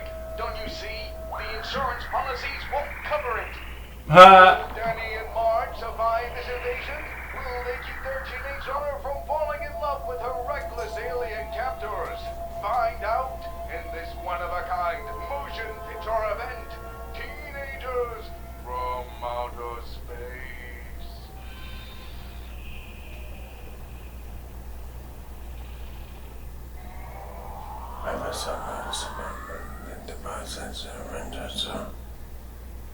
And now, the word from our sponsors. If you're in need of your own personal robot, but are on a budget, head on down to Hester's Consumer Robotics. We've got Mr. Hansen's General Atomics. Victron from Roscoe. We've got used robots, refurbished robots, and half-finished prototypes at huge discounts. Whether you're a small business owner or an overworked housewife, Hester's has the robot for you. I don't know. The last Mr. Handy I bought nearly took Billy's arm off. Rest assured, ma'am, our robots have all the tests to meet our personal safety. Defensive protocols engaged. Not a single loss of life or limb or your money back. And starting this month, we're also offering complimentary funeral arrangements with every purchase. Really? If Billy dies, I get a full refund and you'll cover the cost of the funeral? Wow, that's amazing. It sure Thank is. you. Come on down to Hester's Consumer Robotics today for robot helpers on a budget.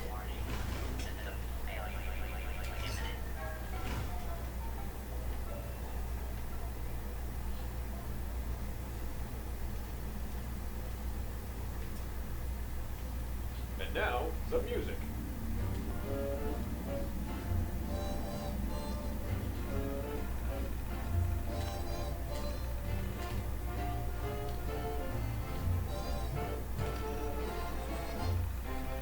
When Madame Pompadour was on the ballroom floor, said all the gentlemen obviously. The madam has the cute personality. And think of all the books about Duvari's looks. What was it made of the toaster parade? She had a well-developed. I swear, wasn't I given a holotape that I'm supposed to put in?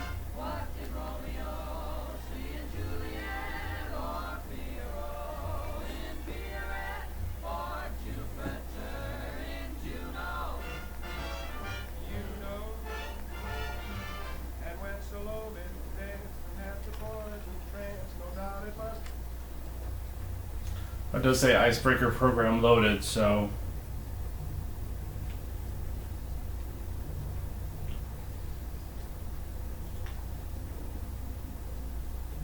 If you're listening to this, then you made it inside my memory banks. Take a Oh. moment. I know it's a lot at once.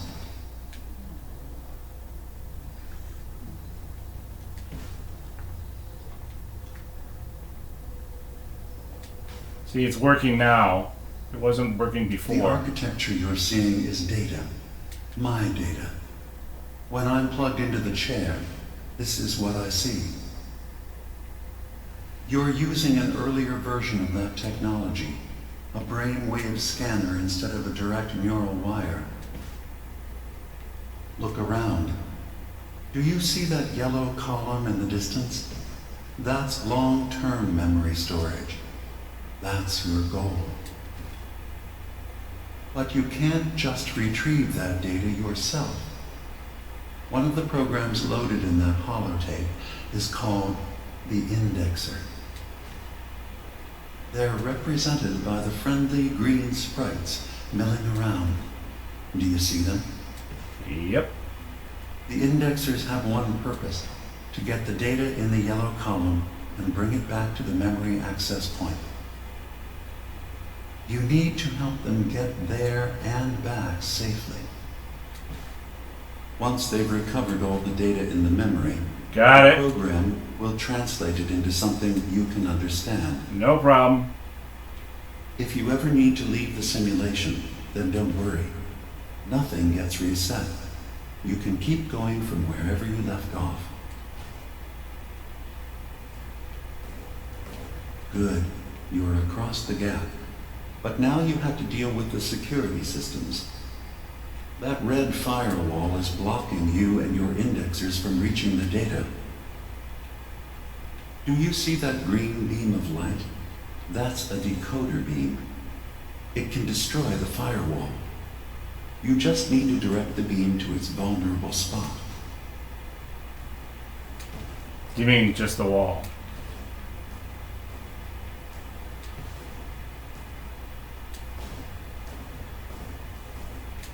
The system has been alerted to your presence. Now things will get hairier. You'll need to deploy defense constructs against the system's active countermeasures. The system's sentries will do everything they can to stop your indexers from returning to the access point with the data.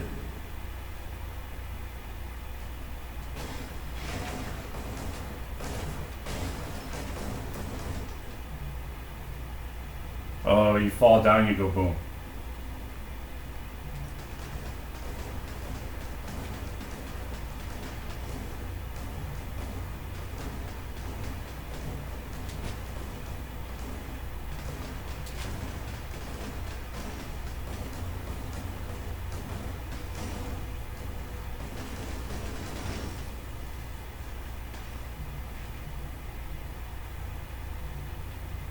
System alert. Data missing from long-term storage. Once the System alert. indexers have retrieved the data, they need to return to the access point with it.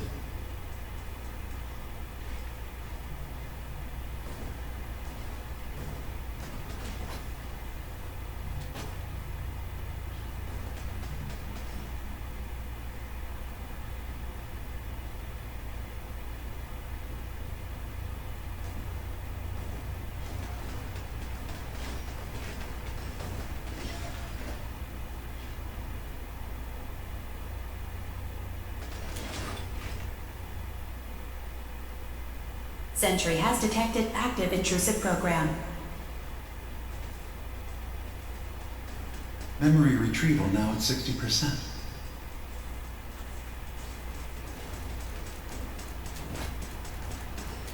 Intrusive program detected protocol against unauthorized indexer. Another data block retrieved. One more to go. Verifying memory file. 100%. We're done here. We now have an access point into the next memory. Just step into the data stream where this memory was stored.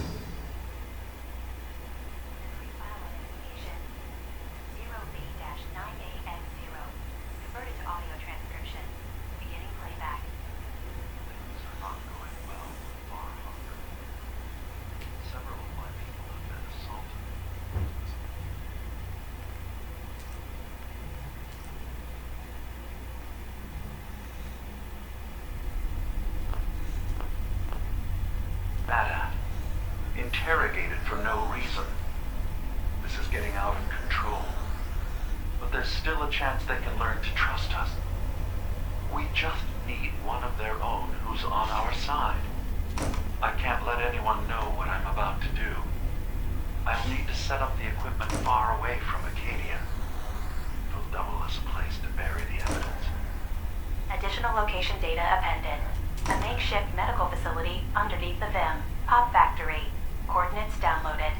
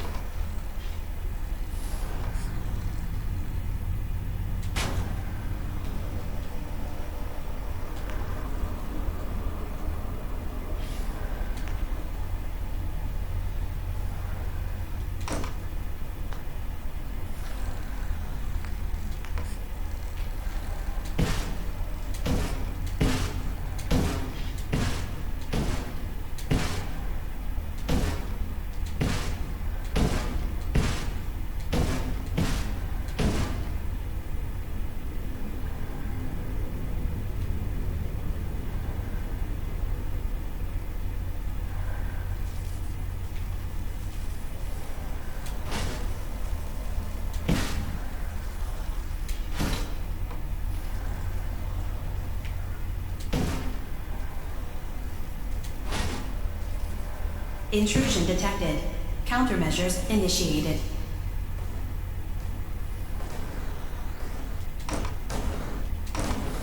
Data breach detected. Initiating anti-intrusion countermeasures.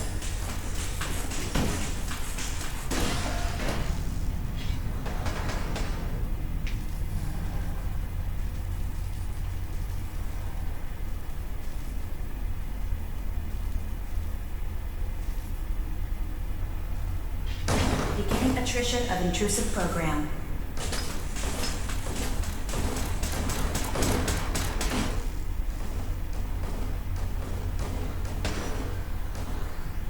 Another data block retrieved.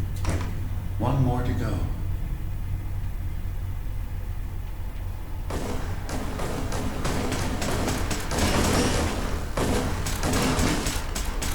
Memory retrieval at 100%. Verifying. Looks good.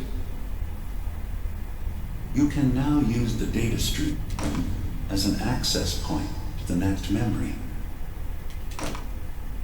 Memory file identification 0J-2NN8. Converted to audio transcription. Beginning playback. I'm offloading this memory. I cannot bear lying to Confessor Martin and his children of Adam any longer. Better to just forget.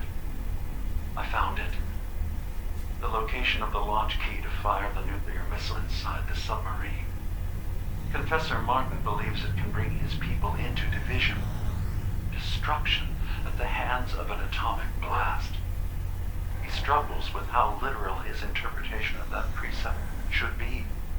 I can't risk him deciding to find the key and use it. His people were the first to accept me for what I am. The thought of them being gone fills me with nothing but pain. Additional data appended. Location: the Harbor Grand Hotel safe room. Key code 485130.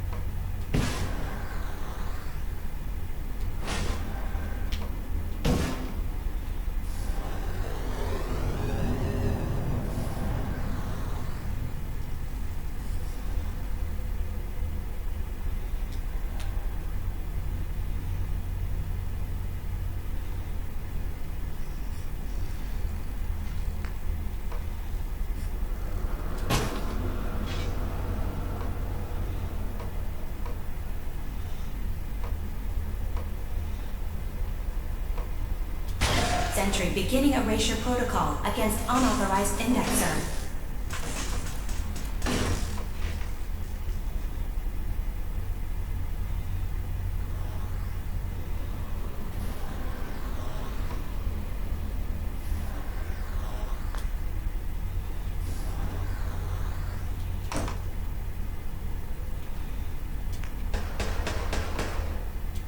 Sentry beginning erasure protocol against unauthorized indexer.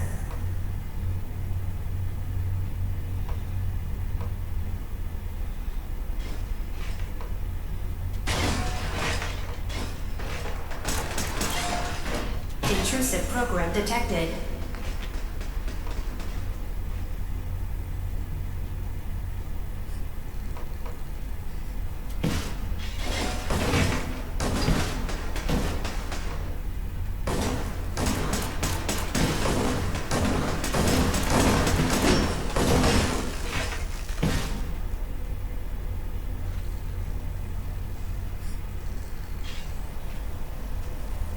Sentry has detected active intrusive program.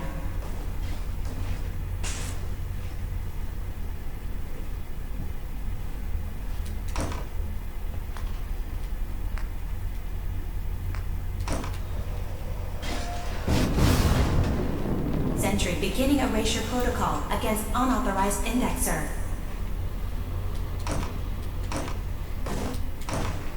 Warning, data breach detected. Intrusion countermeasures initiated.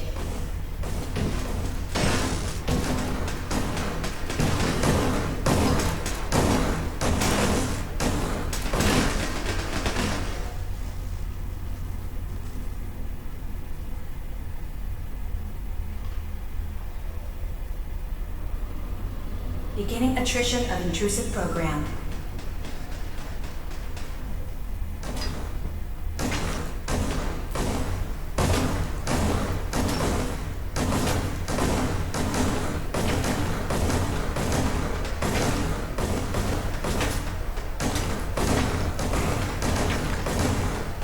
Okay, so this is kind of neat. Very Minecrafty, sort of. Memory retrieval now at 60%.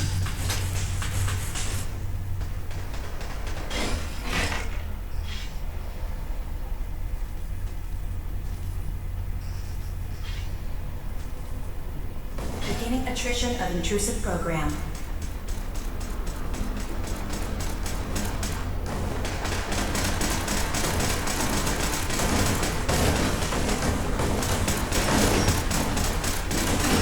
Intrusive program detected.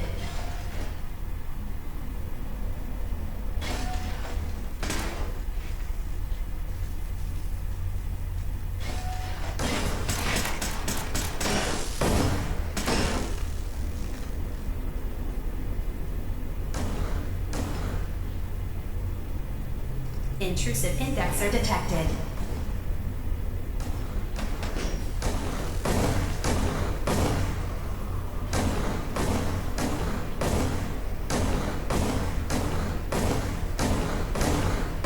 Intrusive program detected.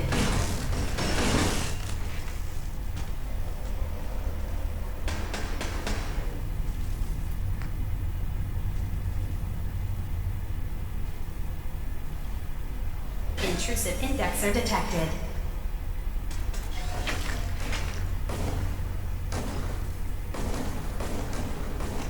Complete memory retrieved.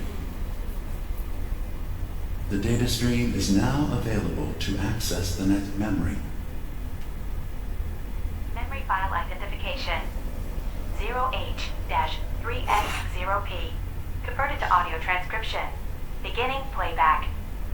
I've made a contingency plan in case Far Harbor discovers the truth or gives in to their xenophobia despite all my efforts. I've isolated the wind turbine powering Far Harbor's fog condensers.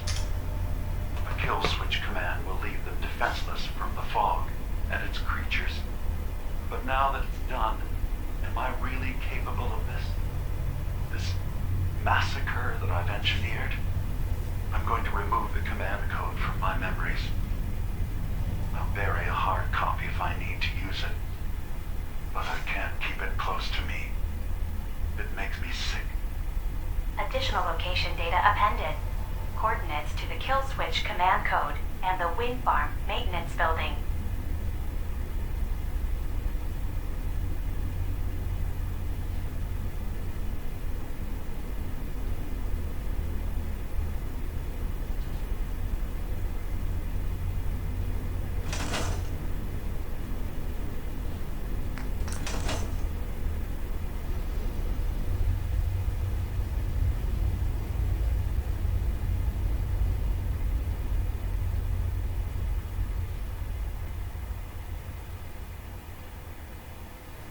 Ambush. Defensive protocols engaged.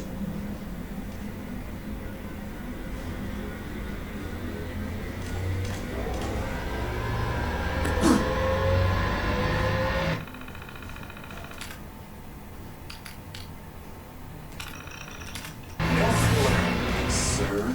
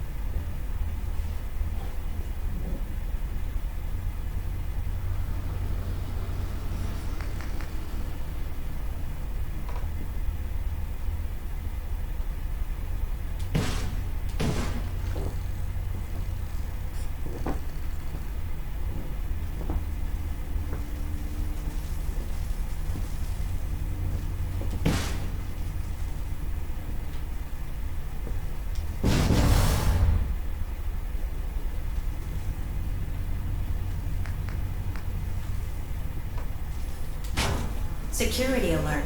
Intrusion detected in long-term storage.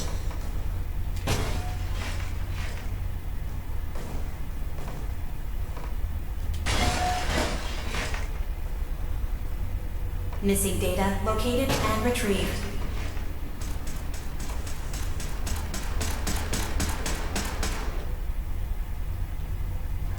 Beginning attrition of intrusive program.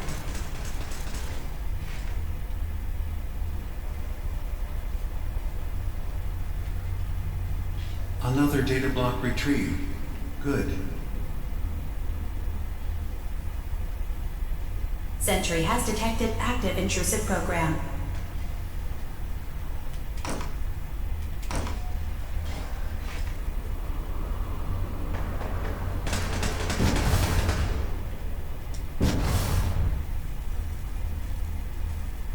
Sentry beginning erasure protocol against unauthorized indexer.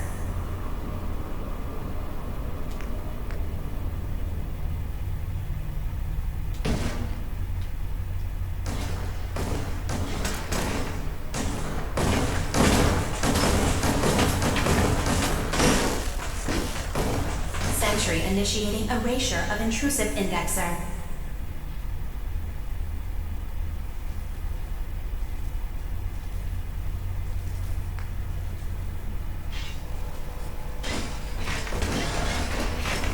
Intrusive indexer detected.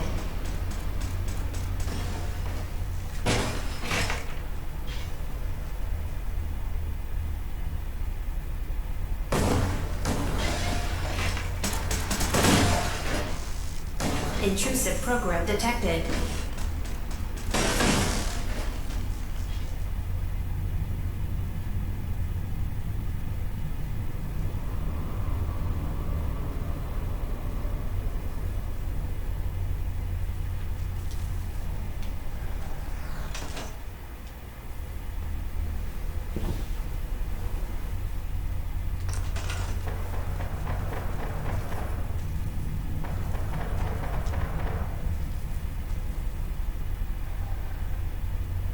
Another data block retrieved. That's 100% verified.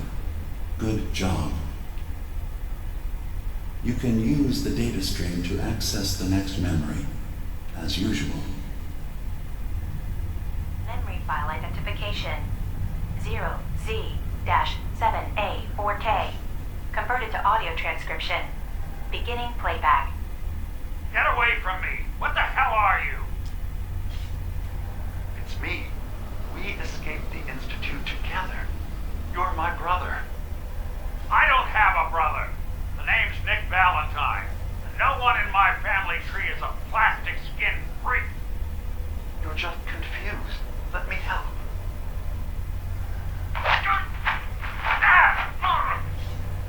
Stay away from me! I don't want to hurt you!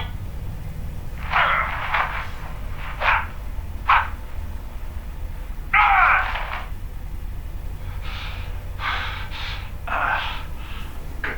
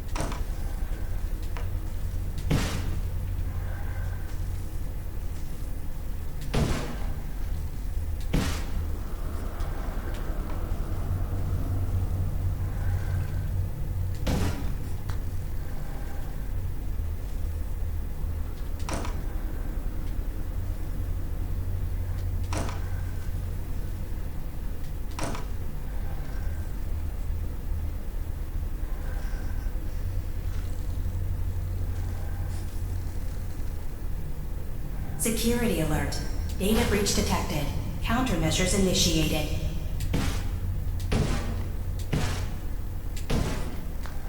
Intrusive indexer detected.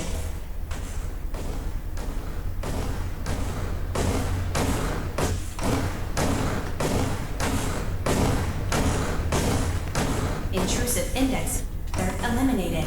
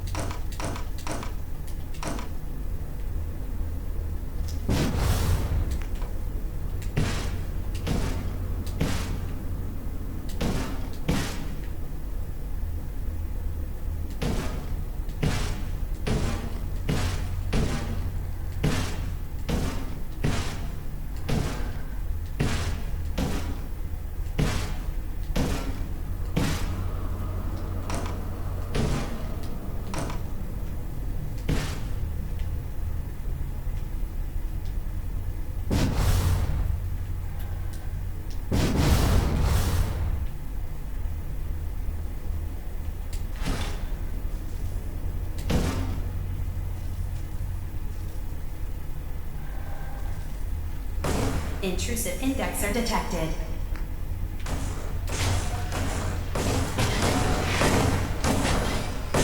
Unauthorized indexer erased.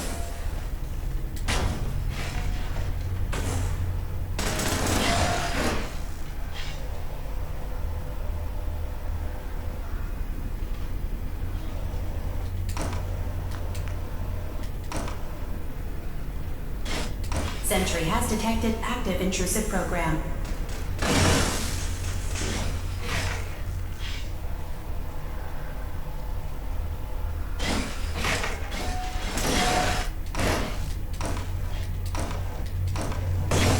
Intrusive program detected.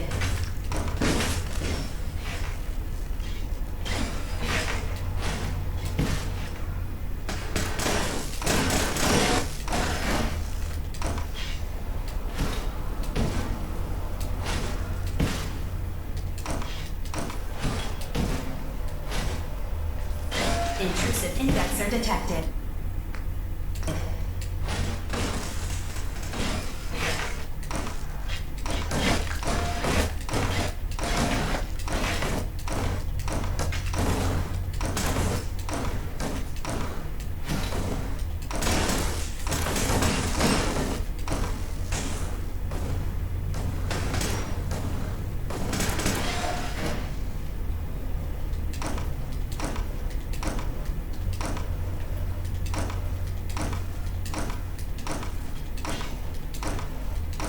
Sentry initiating erasure of intrusive indexer.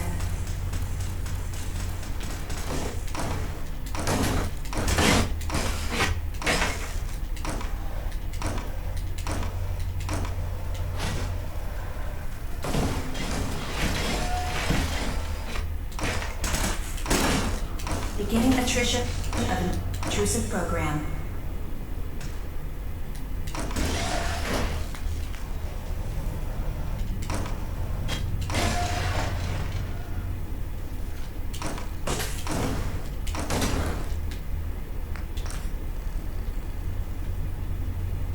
Sentry beginning erasure protocol against unauthorized indexer.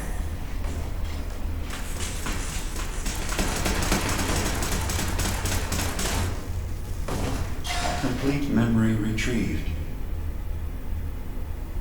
You can exit the simulation at any time. Memory file identification 0Y-8K7D.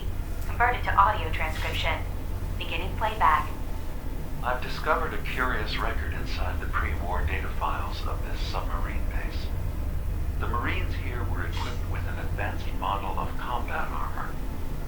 There are several suits already in the base, in various states of deterioration. But there were more shipments of the armor on its way to the base the day the bombs fell.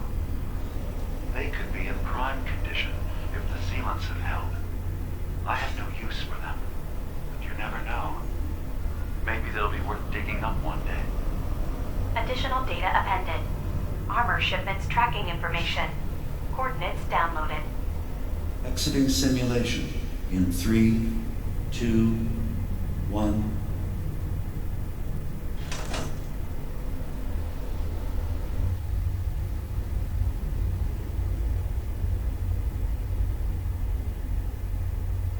Detecting sentient life.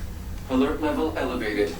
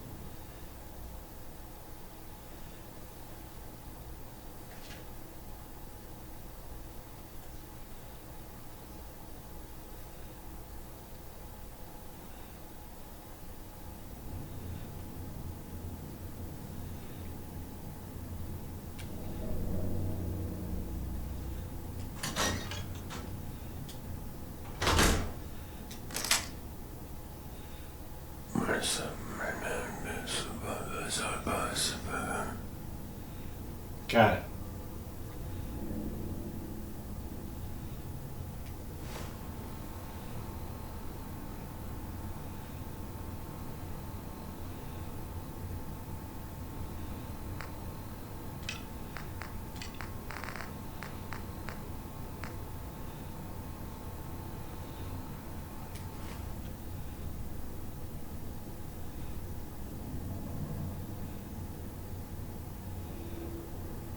Give no respite to those who adore me.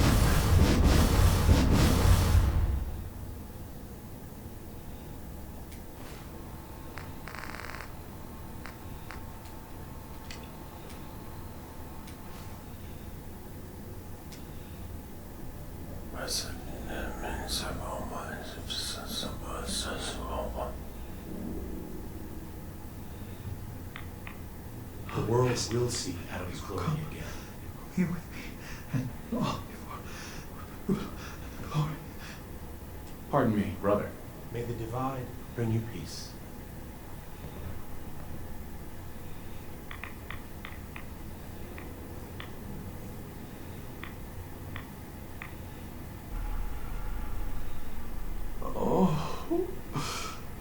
Oh, please. Oh, keep the faith. Must end you.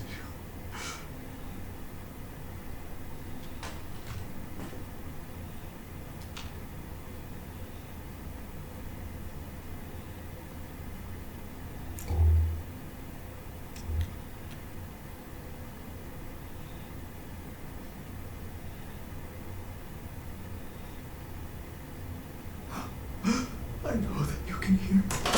Please, deliver me from this.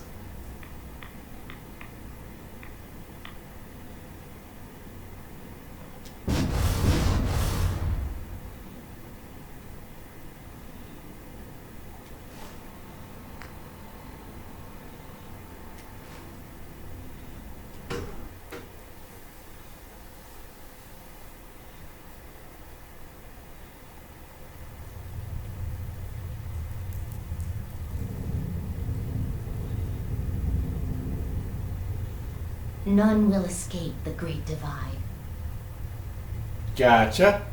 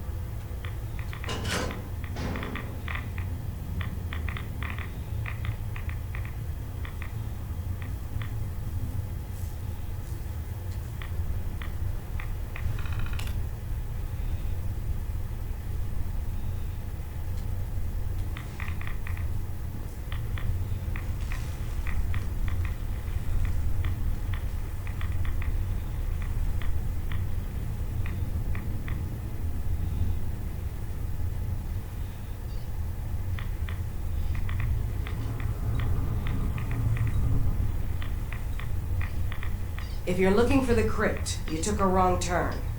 My job to take care of this place. You touch anything, I'm taking the limb. Understand? Why build a crypt in the sun? Don't you have the entire base? Keeps our fallen brethren near his glow, near their family. Only spotted child should spend eternity. A true honor, denied to too many. Why would someone be denied a place in the crypt? You've been out there, right? This place. It's dangerous. Take a wrong turn in the fog? Sorry, brother. Lost to the family. Wander too close to the wrong settlement. Lost to the family. Adam help you, you look at Tectus the wrong way. You don't like Tectus, huh? Who wouldn't? Man's a damn... I like Tectus just fine. But I think you should go.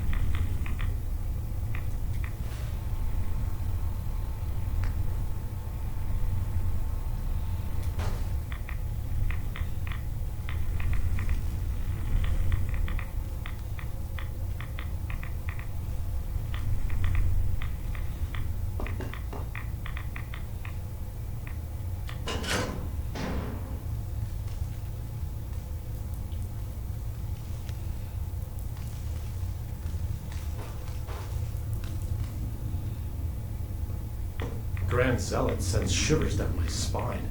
Please, don't tell him I said that. Excuse me, brother. Is it true? You made it past the base's guardians. Huh. Adam does watch over you, doesn't he?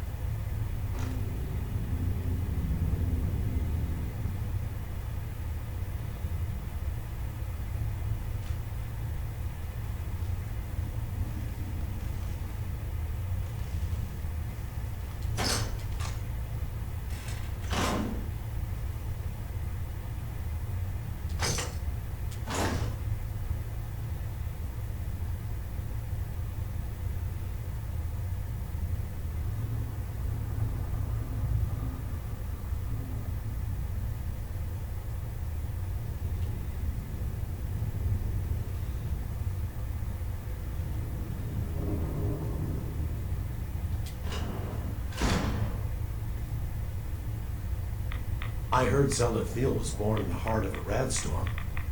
I'd believe it.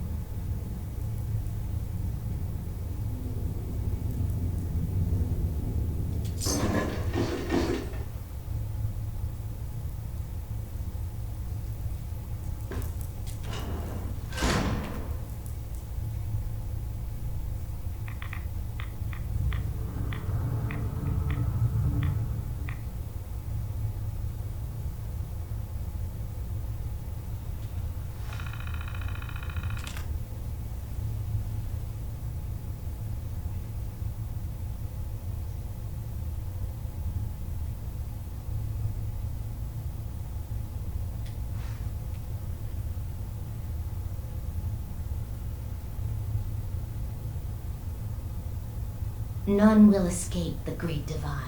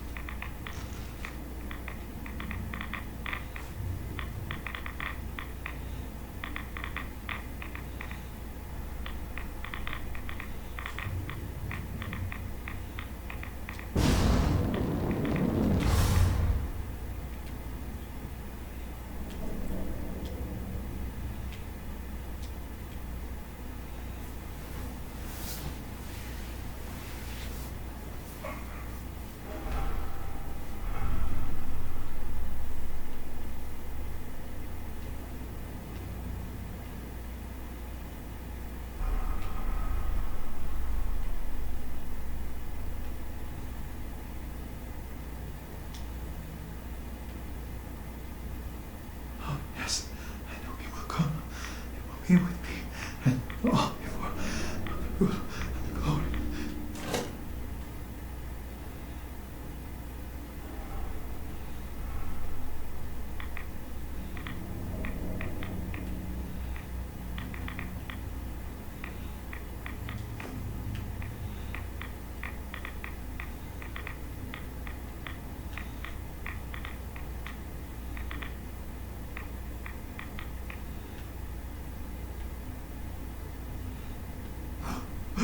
I know that you can hear me.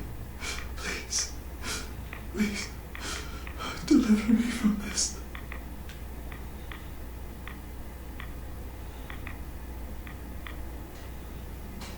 Far Harbor will burn in its righteous light.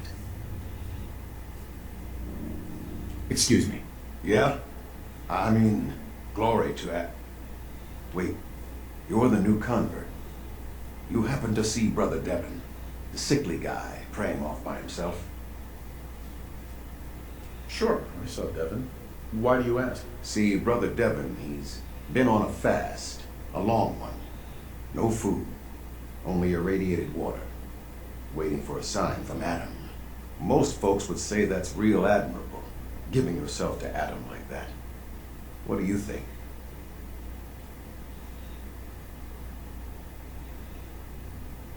Why? What do you think? I've got my opinions. Right now, I'm interested in yours. What do you think about this fast?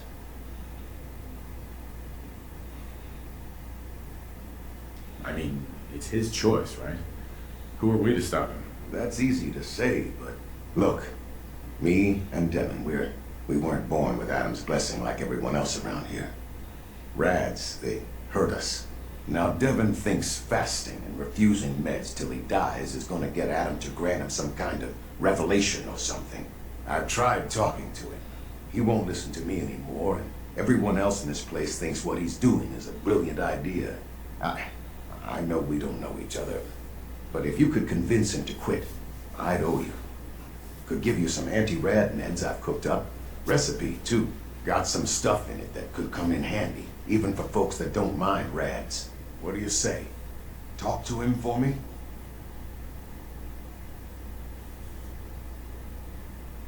Anti-rad meds?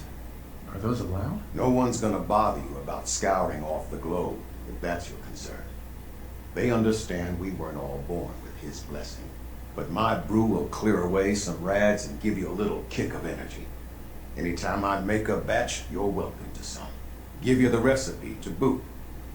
So Okay, sure. I'll talk to him. Oh, thank you. Please, just do it quick, all right? He's starting to look bad.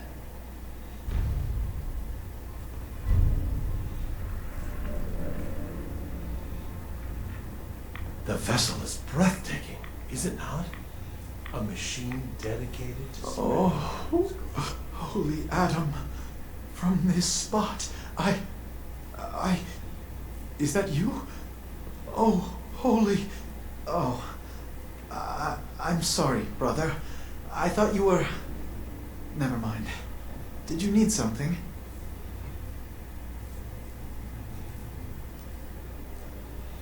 You seem like you're expecting someone. I am. Adam came to me, and I will follow his command. Adam came to you? What did you see? My saving grace. Jet has been my crutch for many years. One day, I was in the woods, polluting myself, when a figure strode from the sky before me, a verdant stag, wreathed in holy glow. It commanded me to return to the nucleus, and to leave behind my iniquities, and give myself fully to Adam. For my dedication, Adam would send another messenger who would free me from my shackles once and for all. That, brother, is why I must wait. I have good news. I am Adam's messenger, and I have come to free you from your shackles. Hiya! There! Now, let's just keep this between us, okay? You're the messenger? The shackles are gone? They are, aren't they? Oh, thank you. Thank you, your brilliance. And don't fear, messenger. I will keep your secret. Oh, Adam above, thank you. I can't believe it. His messenger.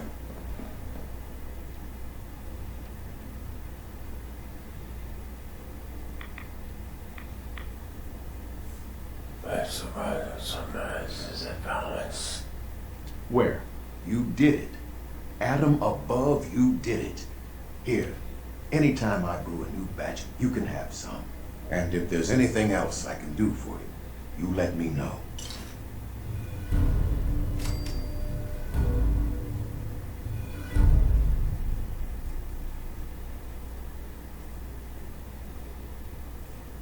Why do you care so much about Devin? I mean, he's a good kid. Sure, he likes his jet a little too much, but it's not like he was out raiding. He just needed a hand. Lucky for us both, you showed up. Huh. Kinda makes you wonder if Adam didn't have a part in this after all. So, was there something else? You mentioned before you're affected by radiation.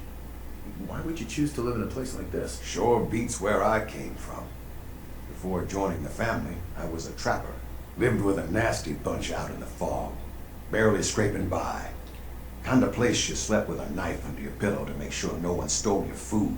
But one day, out hunting, we stumbled upon High Confessor Tectus and his crew on their way to a pilgrimage.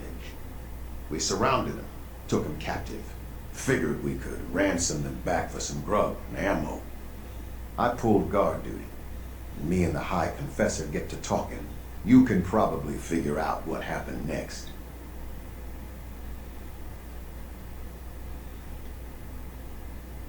You turned on the trappers? Mm-hmm.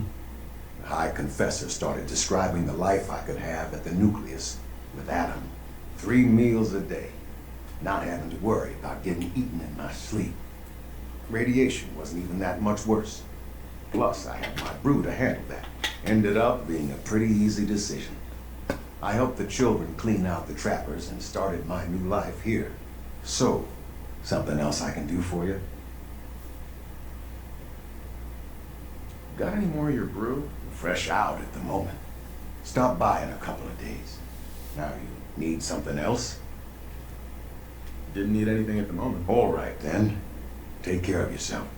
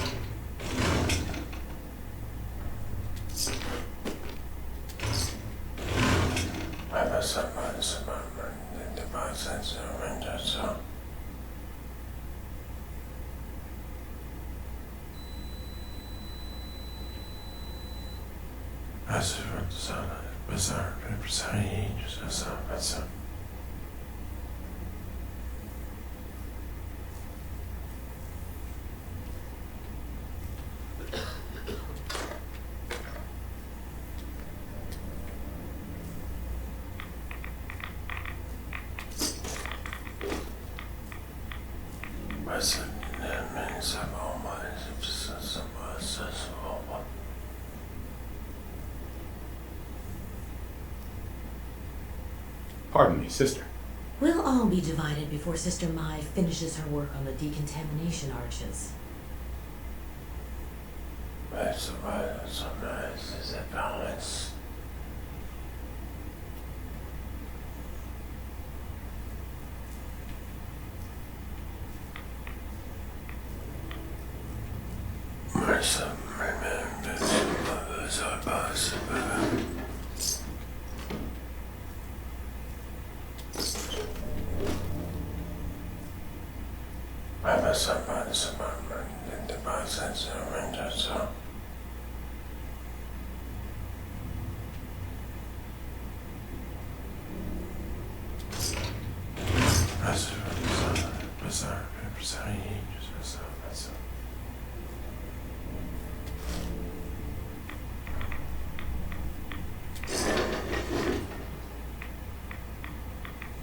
Brother, have you dealt with the heretic?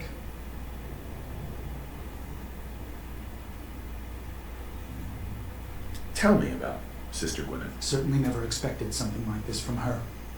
Not that she wasn't without her peculiarities, but she always seemed dedicated. She and Confessor Martin, they would spend hours discussing the finer points of Adam's graces, abandoning the family. Something sick has clearly claimed her mind.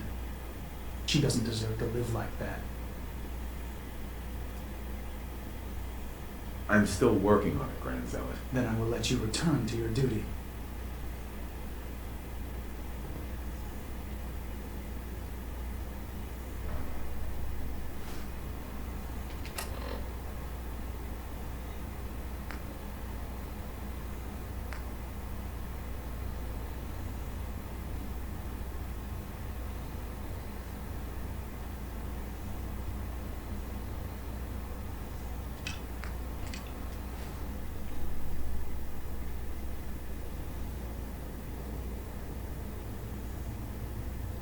If you're standing here, I presume you've dealt with the heretic?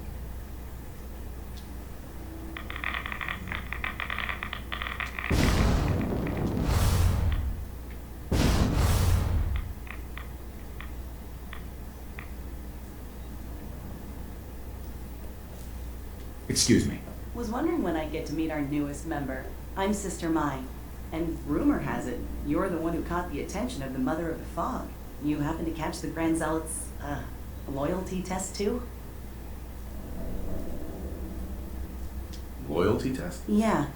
We saw Richter leading those two outside. Only one came back right around the time you showed. Figured you were probably witness to the whole thing. Yeah, I saw it. Look, it's a lesson worth learning now. Trust is a big deal in this family. Our members need to know how to steer clear of trouble. Just stay on the High Confessor's good side and you'll be all right. Now, there's something I can show you? And, not sure if the glow bothers you, but I can help with scouring too. You mentioned scouring? What's that? Oh, right. Well, most of us here, the glow doesn't harm us. But Adam's picky about sharing his blessing. We keep some anti-rad meds on hand for those in need. Most folks around here, High Confessor included, consider it kind of a penitence.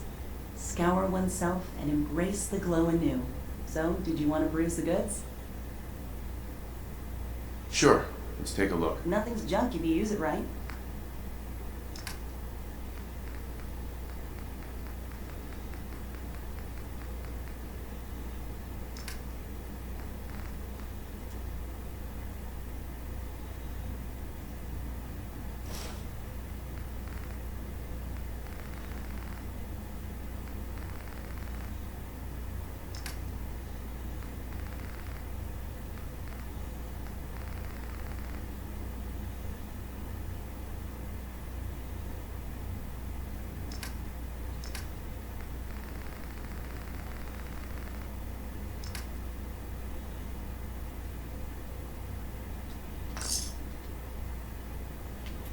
Sister Mai.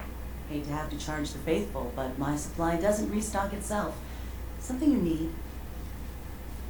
Was wondering if there was anything you needed help with. Well, there is a project I'm kind of stuck on. I assume you saw the old rad decontamination arches on the way in. I've been trying to fix them for a while now, but I hit a snag. I need a pump regulator with some serious chemical shielding, industrial grade. And if any place on this island is going to have one, it's the Vim Pop factory. The place is swarming with mutants. But if you're up for it, I can make it worth your while. You interested?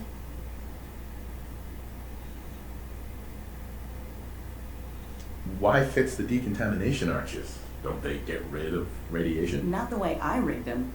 I bypassed the filters, so once we get the regulator in place, we'll have a clean way to get a big dose of glow. So, you game to recover it for me? I actually think I already found it. You did? Oh, fantastic. So that regulator should slot right into the apparatus downstairs. My bypass to the filters should take care of the rest. Unless I mess something up. Those arches should start spraying all the irradiated water the children could ask for.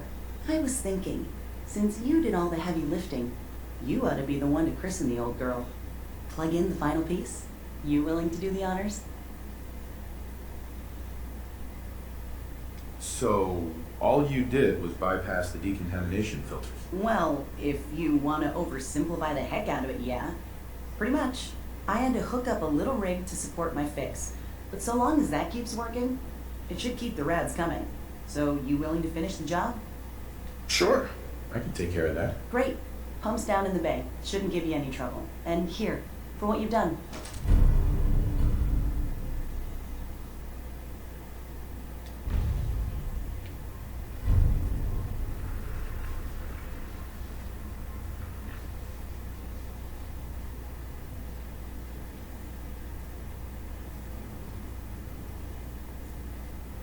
Pardon me.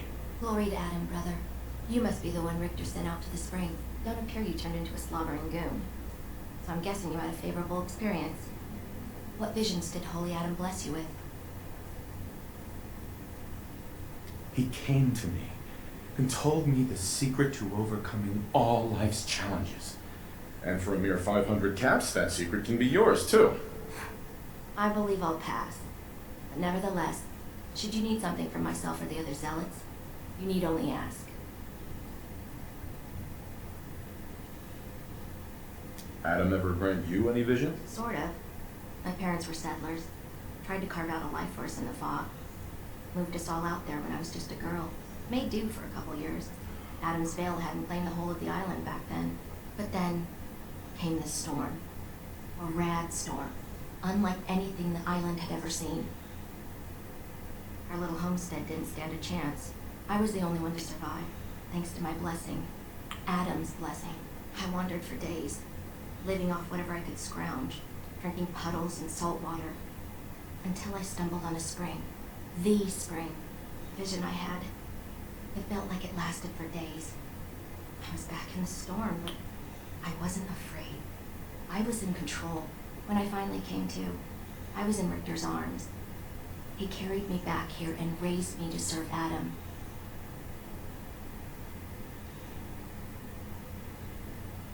So you're a zealot? What is that exactly? We are defenders of Adam's faith and guardians of the nucleus. Most were mercenaries or trappers before they finally came to Adam. Though Richter, apparently, is actually a soldier of some rank in his old life, if the rumors are true. The Grand Zealot sent me. Tell me what you can about Sister Gwyneth. Very well, as I'm sure the Grand Zealot informed you. Gwyneth was once a devoted member of our order, though prone to strange moods. She was well liked by many. The Grand Zealot in particular seemed to have a fondness for her, at least until she turned her back on Holy Adam. It was my duty to find her. But Gwyneth was always clever. I'm ashamed to admit that I failed.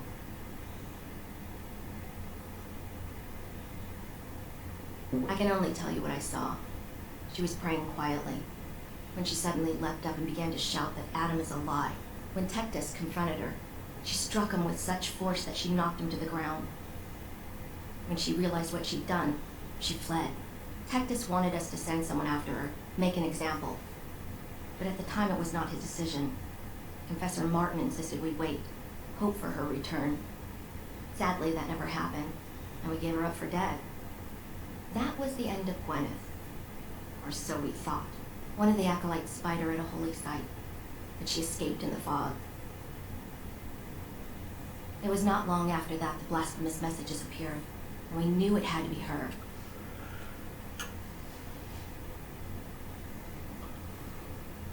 I'll find Sister Gwyneth. Then by Adam's grace, I hope that you will succeed where I did not. You should begin by searching the holy sites. Perhaps you'll find some clue I missed.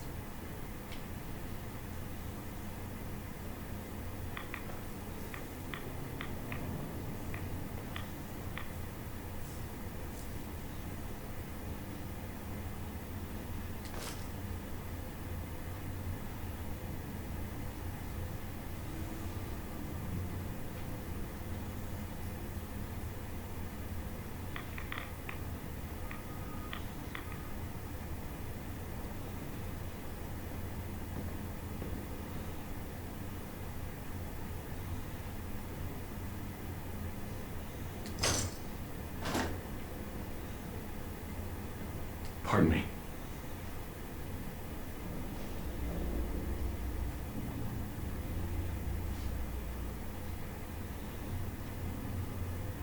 Stop by in the morning, all right?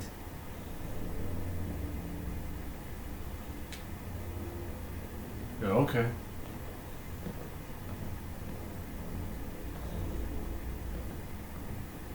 It's a little weird.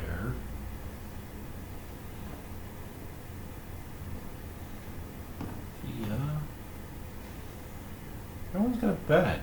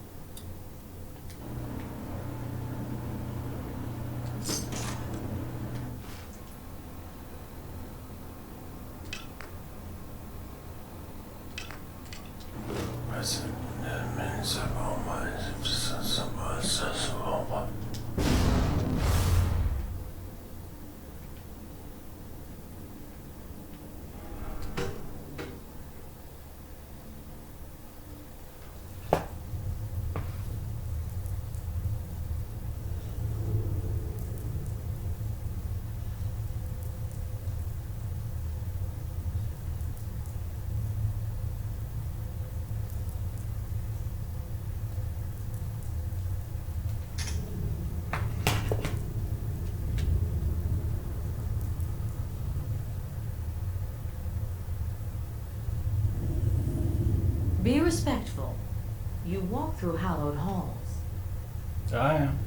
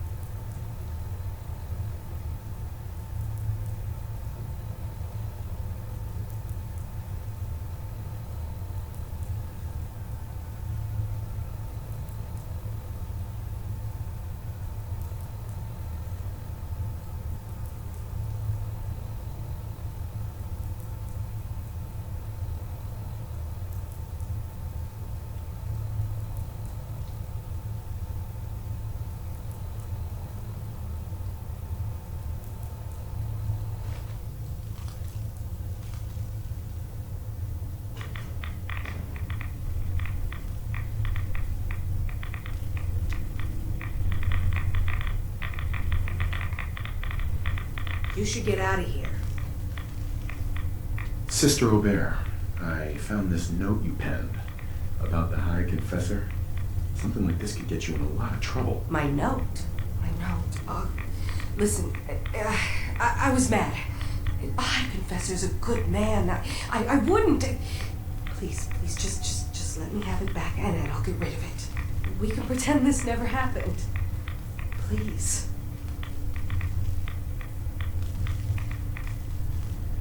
Don't worry. I'll tell him everything's above board. Here, take this and destroy it. Oh, I'm above. Thank you. Just, when you report back, tell him I'm loyal, all right? Please.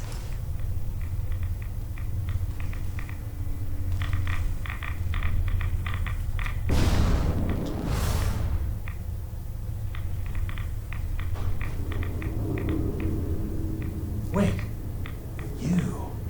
You saw the Mother of the Fog. Adam must be watching over you.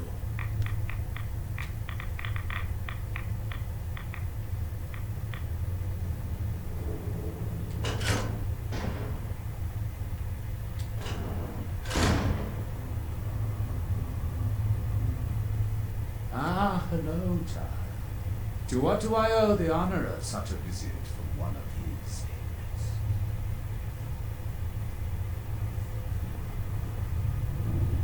I wanted to talk to you about Sister Aubert. Yes. Tell me, what did you find? I looked into her, but it seems that Sister Aubert's loyal. You've got nothing to worry about. Really? I must say I'm surprised. Well, you've nonetheless lifted a weight from my shoulders. Here, for your effort. Your service to Adam will not be soon forgotten.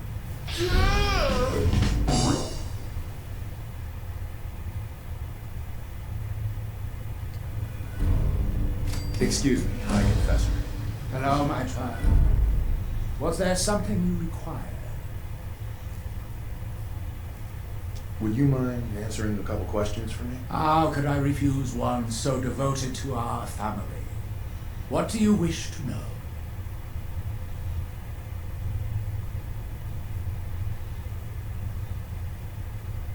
What happened to the confessor before you? Martin.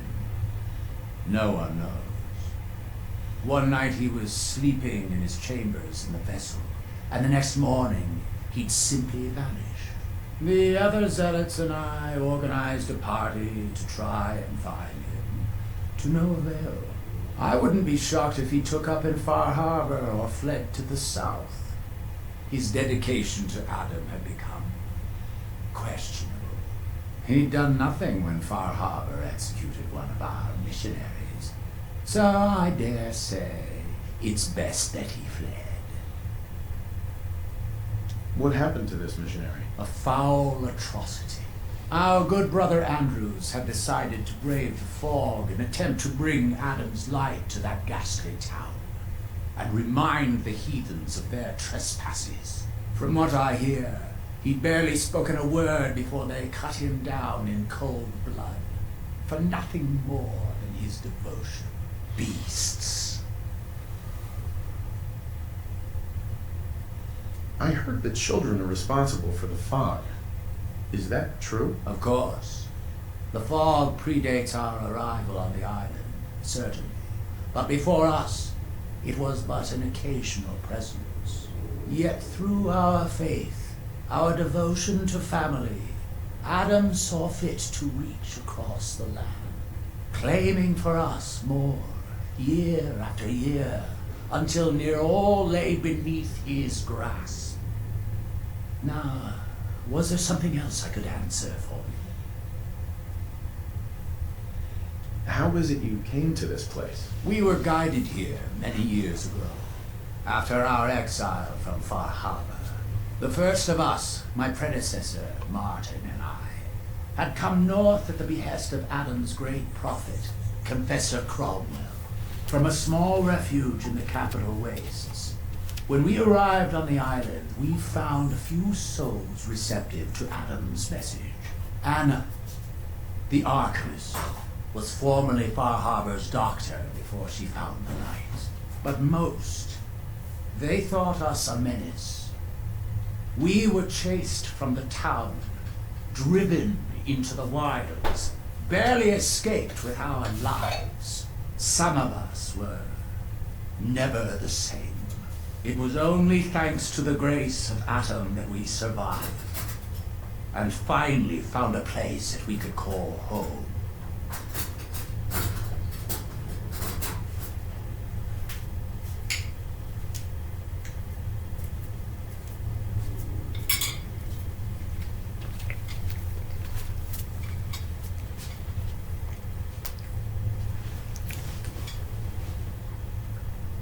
What is it? There's so much radiation on the island. How come people here don't get sick? Some do. But most of our family has been blessed at birth with an affinity for the glow. It's no more to us than a May rain, warm, comforting. It's why a place like this island truly is meant for his children.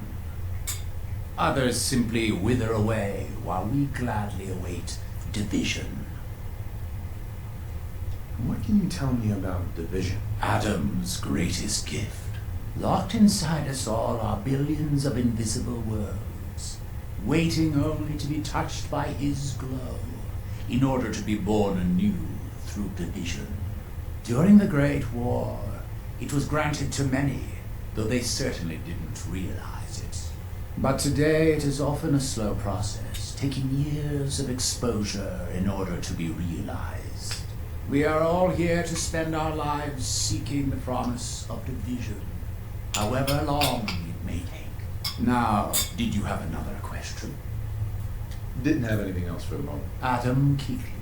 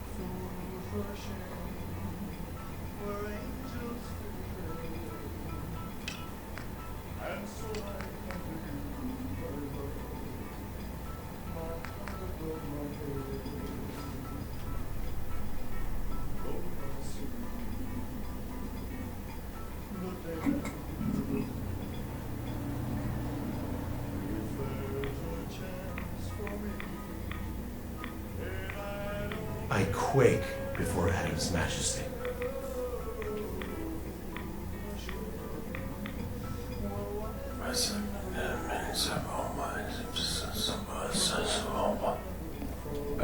Hi there.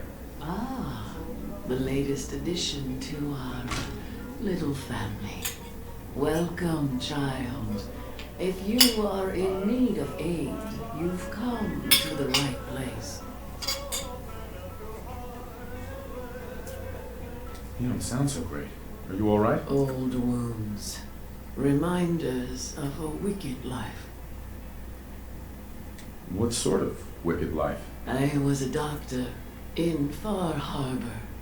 I fell for a pious man. A man who has since abandoned us. We were chased from town by those upset with our union. I must have angered Adam as well, as he afflicted me with this.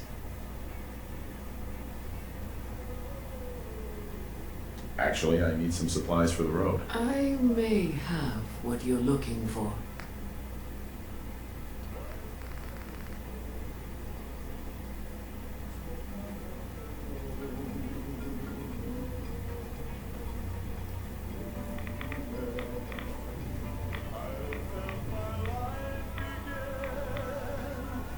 Wait, you're the one seen saw the mother. Good omen. You looking for weapons, ammo, plenty of gamma rounds. Folks here seem pretty heavily armed for a religious organization. Island's a dangerous place. Heretics, travelers, beasts of the fog. Adam may have granted us this kingdom, but he left it to us to preserve it. Now, can I show you something? Let's see what you got. Balanced the sights myself.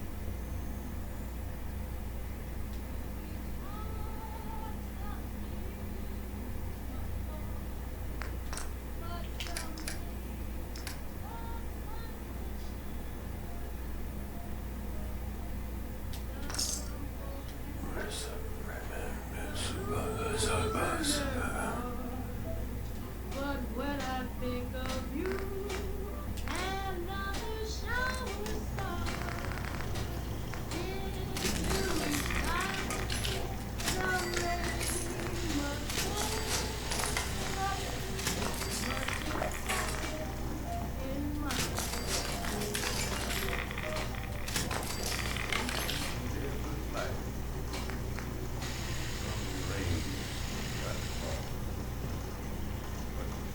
Too much of that stuff falling into mine.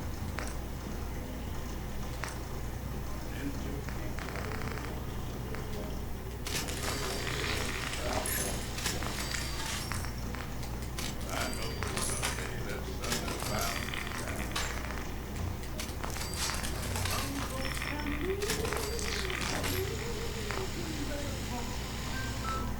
But when I think of you and nothing showers fall into each line, some rain. Looking to send someone to their maker? Nope.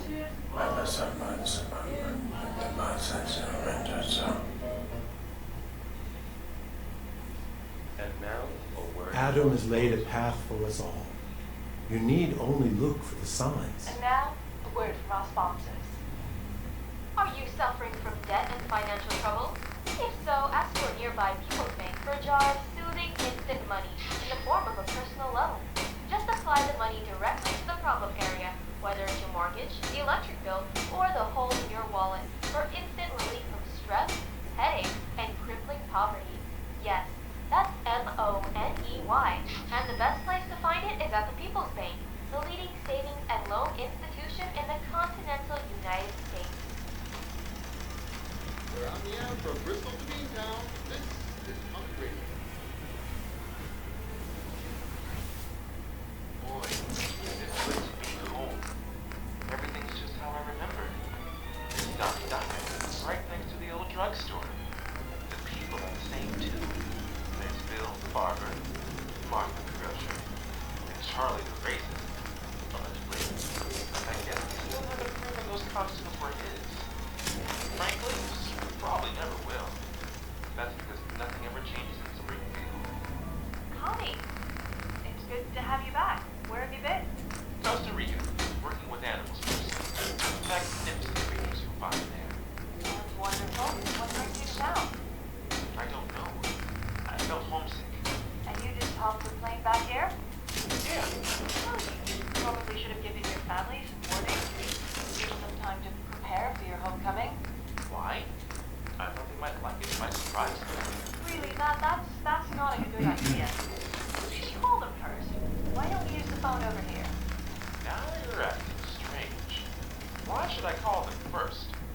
What's going on?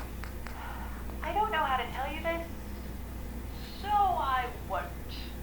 Why don't you go home and talk to your sister?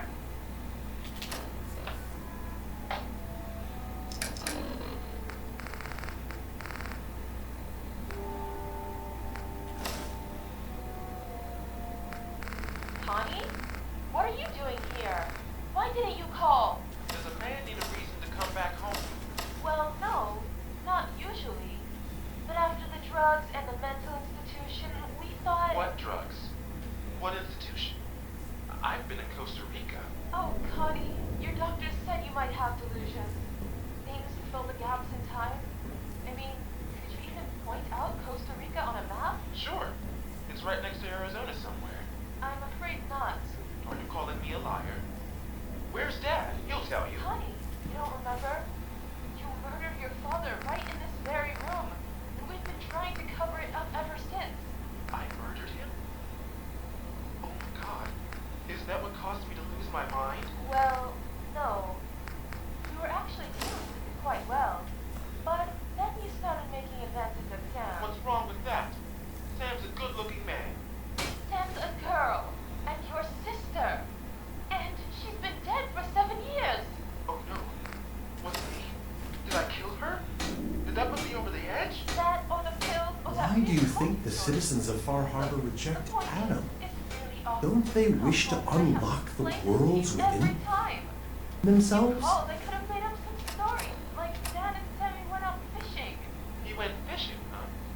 And he didn't even invite me. I'm gonna kill him. It's the same old story in Springfield. Everything's just how I remember. Gentle Adam, cleanse my soul of wretchedness. Give unto me your eternal fire.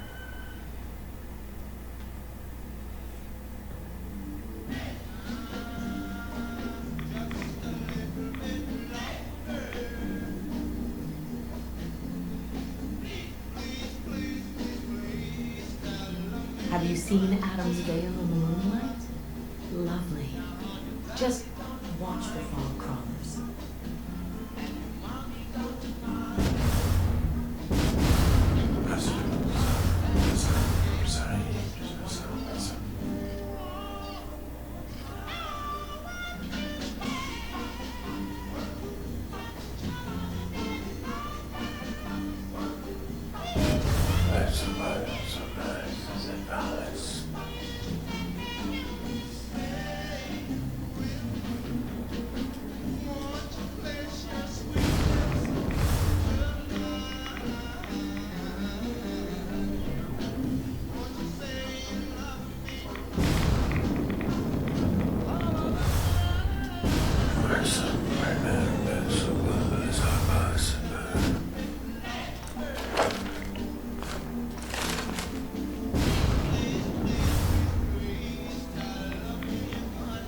This life is but a brief interlude.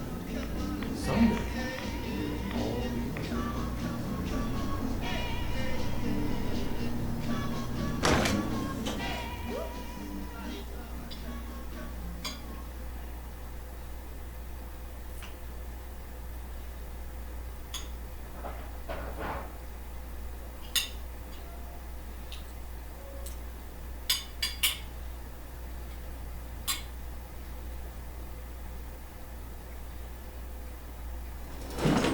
Watch yourself out there. Many dangers in the fog.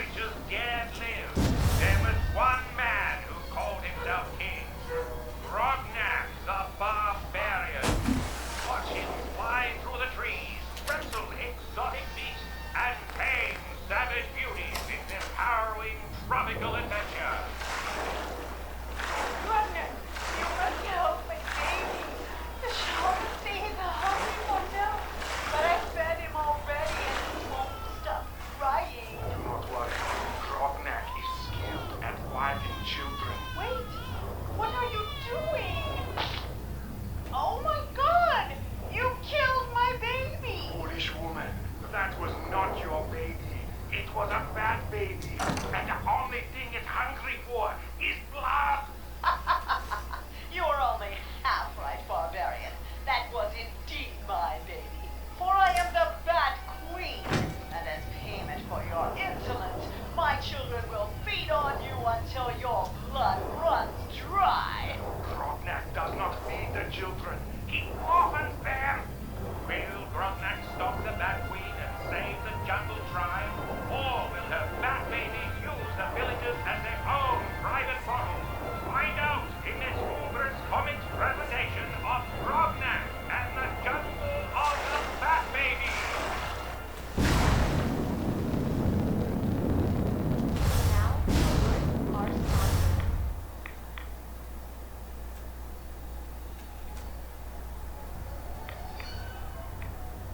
It's an old story.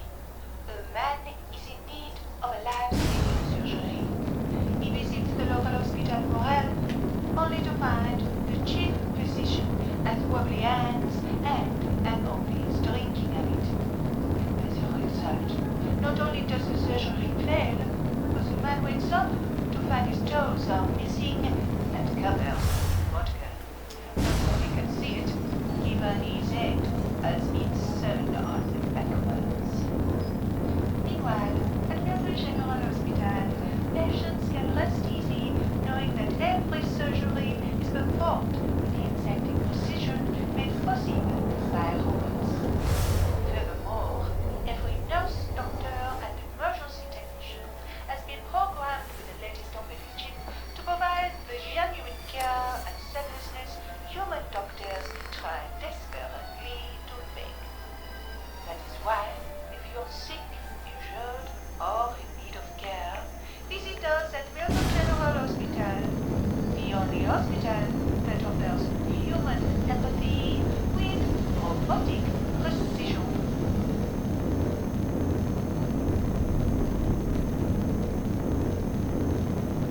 And now, some music.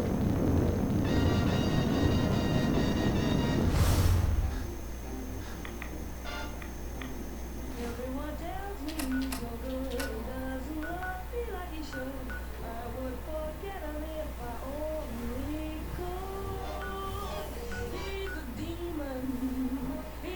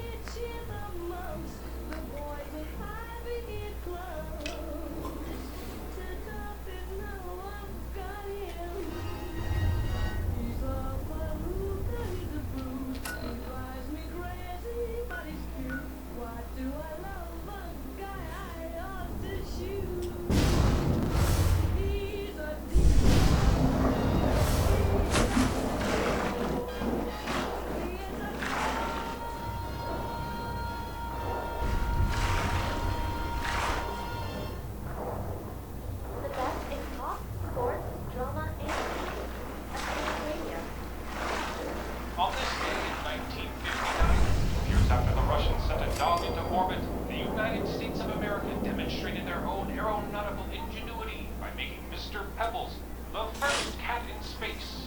Here's an explanation from NASA's Chief Director, Dr. Irene Braun, on why she chose a feline for this mission. Well, we believe the independence displayed by the domestic cat made it a far-better candidate for space travel. We've all seen what happens when dogs are without their master. I think it's safe to say that poor Russian canine went insane from the claustrophobia alone. Mr. Pebbles, in contrast, will feel more at home the further he gets away from it. 600 miles up, our intrepid feline joined the meteors in orbit, traveling at speeds of 18,000 miles an hour. A shocked Russian community could only look on in awe as America once again flexed its extraordinary might. Meanwhile, the President, the French Prime Minister, and other NATO leaders gathered in Paris to discuss the politics of the coming space age. Their decision? That 3 European nations would be armed with their own feline astronauts, Mr. Whiskers, Miss Pussy, and folk singer Cat Stevens, further strengthening the coalition's alliance in the years to come. But none of this would be possible without the heroics of Mr. Pebbles, the first cat in space, on this day in 1959.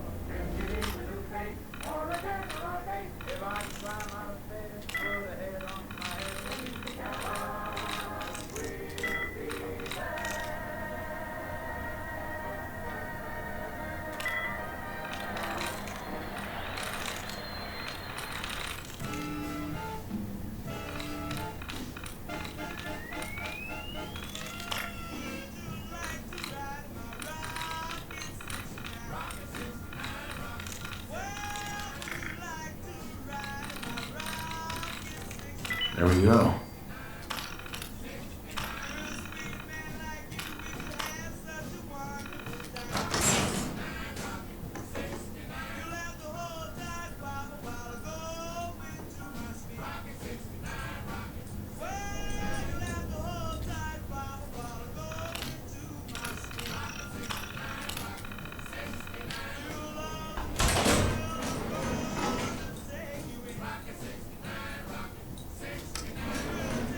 Going up.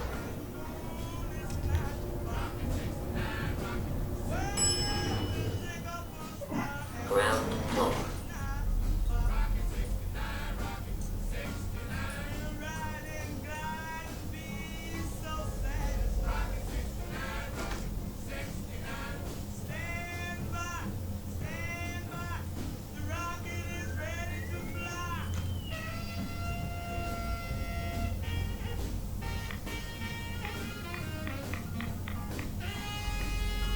Signs of life detected. Scanning. If you need assistance, please approach the intercom.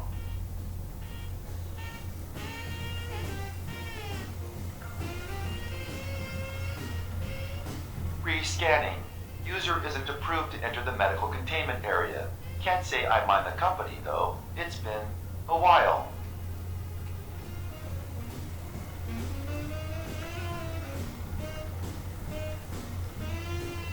I don't think any approved user is going to show up.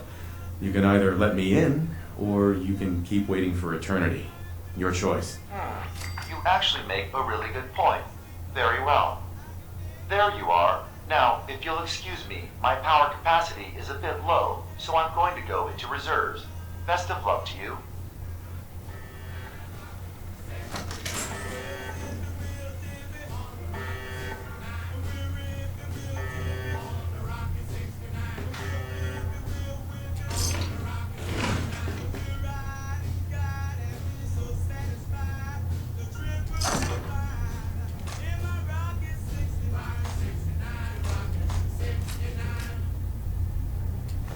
And now a word from our sponsors.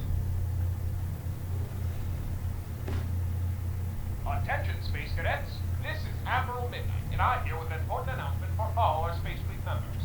Remember, in order to decipher the secret message found at the end of every episode, you'll need a special decoder ring contained in every box of sugar bombs. Keep in mind, the failure to decode a message will not only make you a loser for a new Space Fleet, but as far as I'm concerned, you'll be dead to me. Don't forget, sugar bombs is not only the official breakfast of the Space Fleet Command, our personnel rely on it for energy, strength, and rocket power.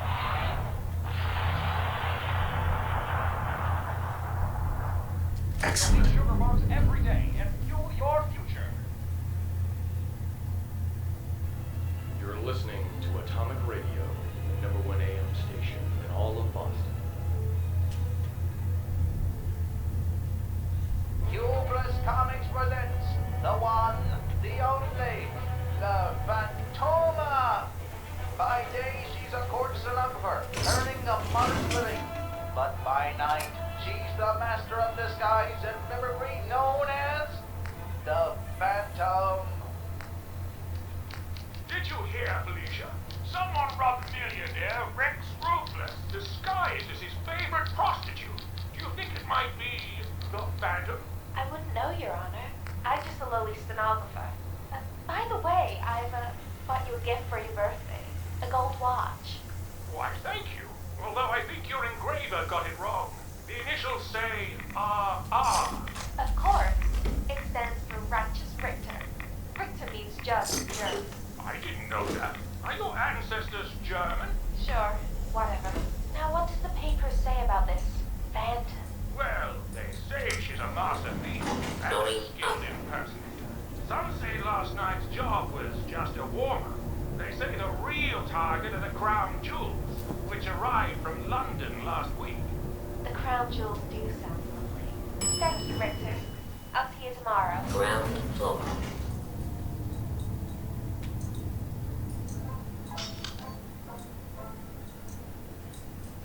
That was almost too easy. You said the crown jewels were best guarded. Oh, but they are my purple for winter. I should have known you'd show up. the dark rodent in the flesh. Or in the fur, I suppose. Although I guess I was right the first time. You're not actually a rodent. You just smell like one. And don't forget me, his ward, Falcon Boy! Oh, right. You know, falcons technically eat rodents, so I think that's a good name for you. It's 1,000 times better than La Fantoma. Those aren't even words. Actually, it's in Spanish. Going Samantha. Anyways, I'm not arguing with you.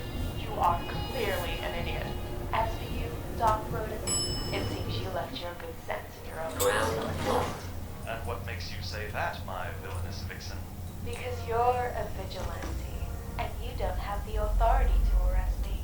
And if you serve as witness to my trial, I'll have your testimony thrown out on account of it being a loony dressed in a bat suit. She seems to know a lot about the legal system, Bruce. Do you think she has a job there? Damn it, Falcon Boy. Is it going to be painful? Yes. It's going to be like having everything you are ripped out and replaced with something else. Someone else. I'm ready. I wish I could say goodbye to everyone. No one else can know. This isn't just about infiltrating Far Harbor. It's about becoming the human that synths drawn here need to meet. Reasonable. Willing to accept them as just another living thing. No greater or lesser than humanity itself. You'll be part of the bridge between our two worlds. That all vanishes the moment anyone discovers that it's been manufactured. That you're a synth. Did she have to die? The woman I'm replacing? God, she looks so peaceful lying there. Don't. Please. That blood is on my hands, not yours. You've seen Grognak the Conqueror destroying the forces of evil and hearing the lamentations of their women.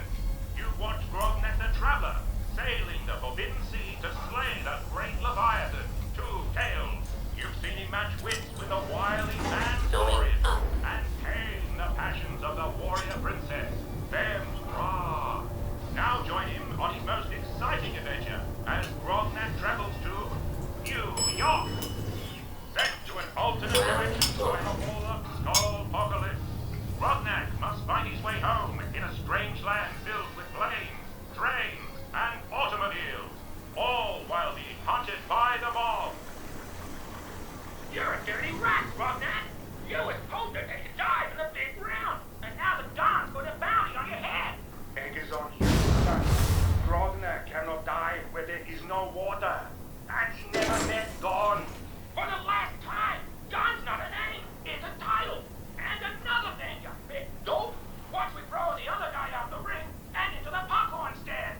That ain't even boxing, it's wrestling. Jesus, Grog, it's like you were born in the Stone Age or something. Grognak does not know, but he tell you one thing. The Sonic Age ends tonight. Will Grognak make it back to his home time? Or will the mob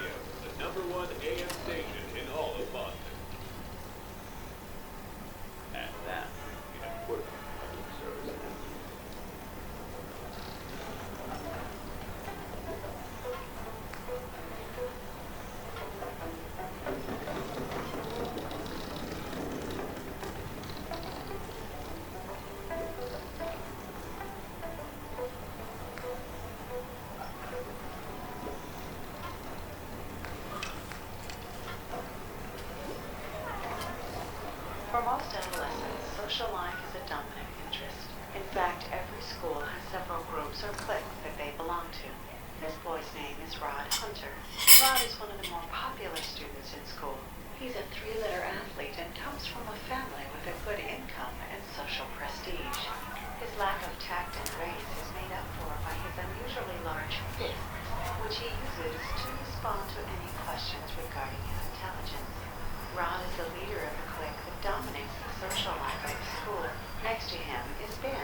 Ben is what you would consider lower class, but his exceptional talent for praising Rod and feeding his already inflated ego allows him a place at the table. He's what psychologists would call a rider, buying a first-class ticket on Rod's coattails to total acceptance. Then there's the middle case, Susie Summers. She belongs to the clique and has worked tirelessly to build her modest collection of friends. That she doesn't enjoy the same popularity as Rod, perhaps because, unlike him, she is unwilling to strangle those who would question her place in the circle. Of course, there are exceptions to the general rule, voluntary isolates like Peter McGibbon. Peter has no interest in the group or the joys of knowing a woman's touch. He prefers the smell of a fresh pack of baseball cards or the latest Grobnik comic book. And lastly, we have our fringe cases. Like Don't get too Mary comfortable. Ellsworth. The island's not a safe place. For some reason, she hasn't quite made it. Mostly on account of being a General Atomics robot. A fatal flaw given Rod's paranoid fear of an android rebellion. But to gain better understanding of the dynamics at play, let's watch these teenagers in their natural element so we can learn more. Boy, the wheels are sure buzzing today. You think nothing ever happened around school except what they did. We'll be hearing about that line for weeks. What part are you talking about? Don't tell me you haven't heard. Susie Summers is giving a party Saturday night for the social set of our class. I thought you'd be asked, Marion. We used to know Susie real well, and you lived in the same street and everything. Gee, I wonder if Susie will ask me. You haven't heard it? You mean to tell me that you haven't heard it? No, I haven't heard it. Here, play it. It's really terrific, Susie. When do you hear it? Excuse me, ladies, I have a special request. Kids in that gang sure have a lot of fun. If Susie asked me to a party, maybe I could get some more of their doings. If she's asked Ben, she's sure to ask me. Her parents don't even know his parents. And he lives in that slummy part of town.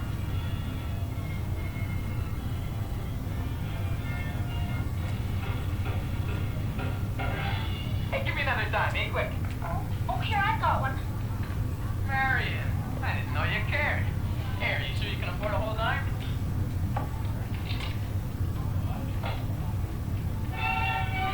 Oh, what kind of dopey music's that?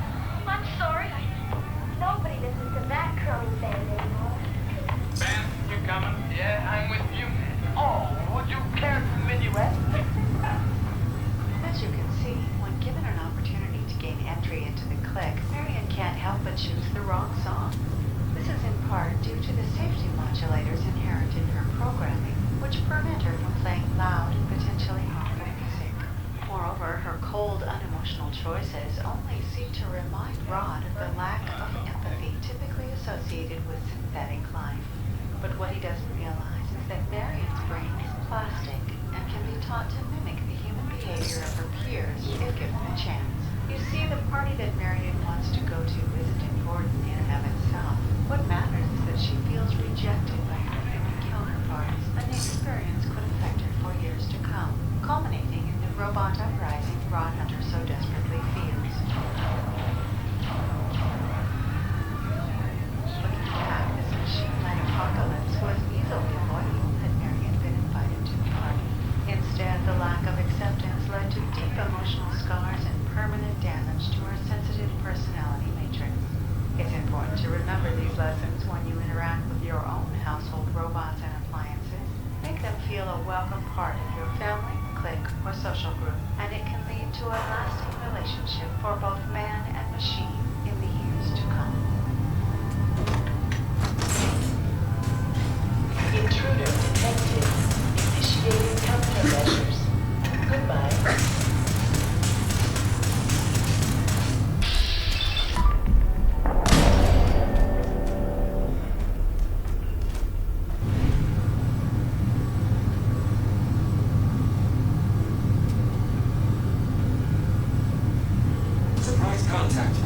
Engaging.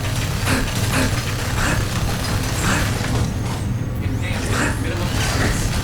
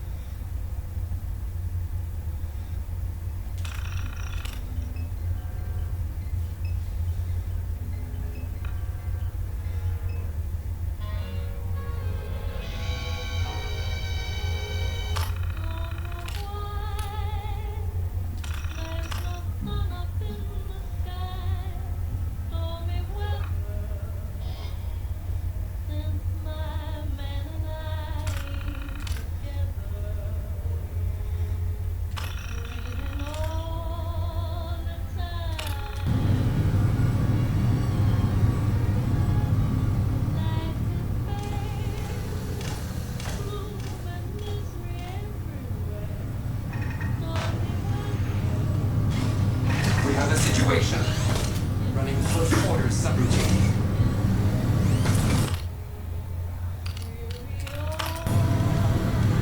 Sir, contact.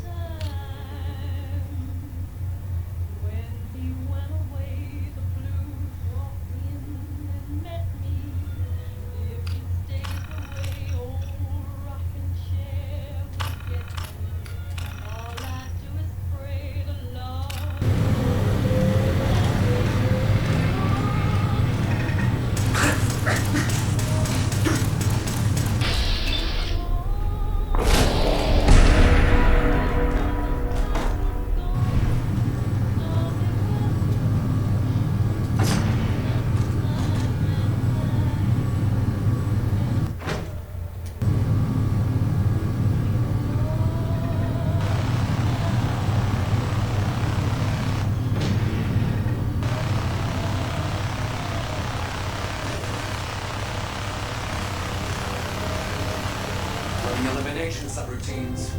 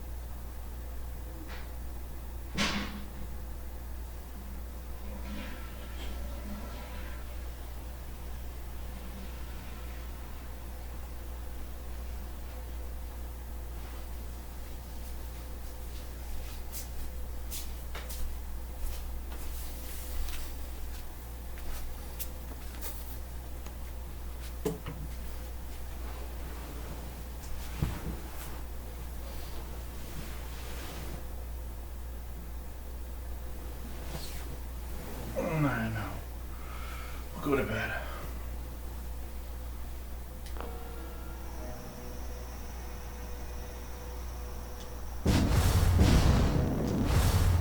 And now a word from our sponsors.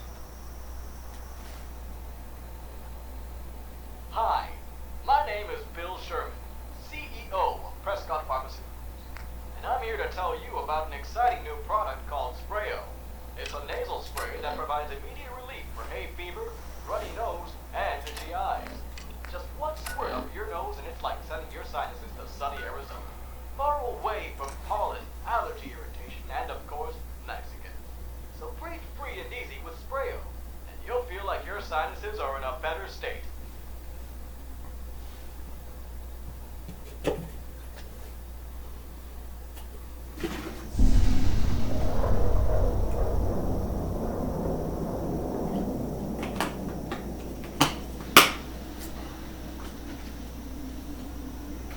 We're on the air from Bristol to B-Town. This is Atomic Radio.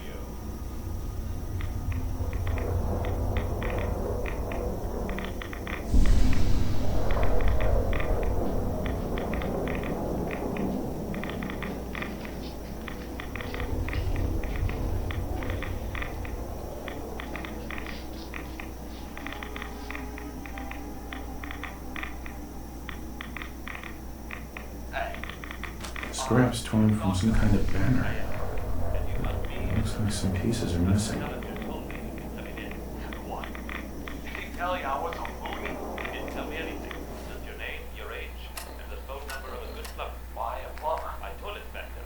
I've been having to use the office bathroom instead. I see. And you promise you won't put me in a straitjacket? I won't put you in anything. However, my colleagues in the department might be inclined, provided you're actually in. Doesn't matter anyway. Won't live much longer at this rate. Why is that? You watch baseball, Doctor? Of course. Who in Boston doesn't watch baseball?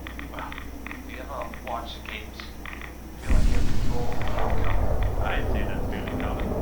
Superstition and sports go hand in hand. Yeah. At the end of the day, you know, you realize that whatever you do, it doesn't really matter. I can't stop thinking.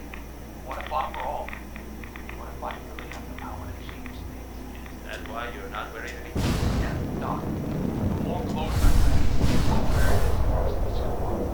I put on a sock. The bomber's hit a double. Take it off. We strike out the side. It's got to be less than 70 degrees outside. You'll die of hypothermia. I know. But I cost us the first championship since 1980. Will have me in the electric chair. There's no way out, Doc. It's heads you win, tails I lose. Mr. Richards. Walkatalk Station. She must be staying at a campground. Listen. You should put on some pants. What if they lose? What if it's all riding on me? Directions are clear. Ticket holder. If we lose, I promise you, Mr. Richards, I'll shoot you myself. But it won't come. It just won't.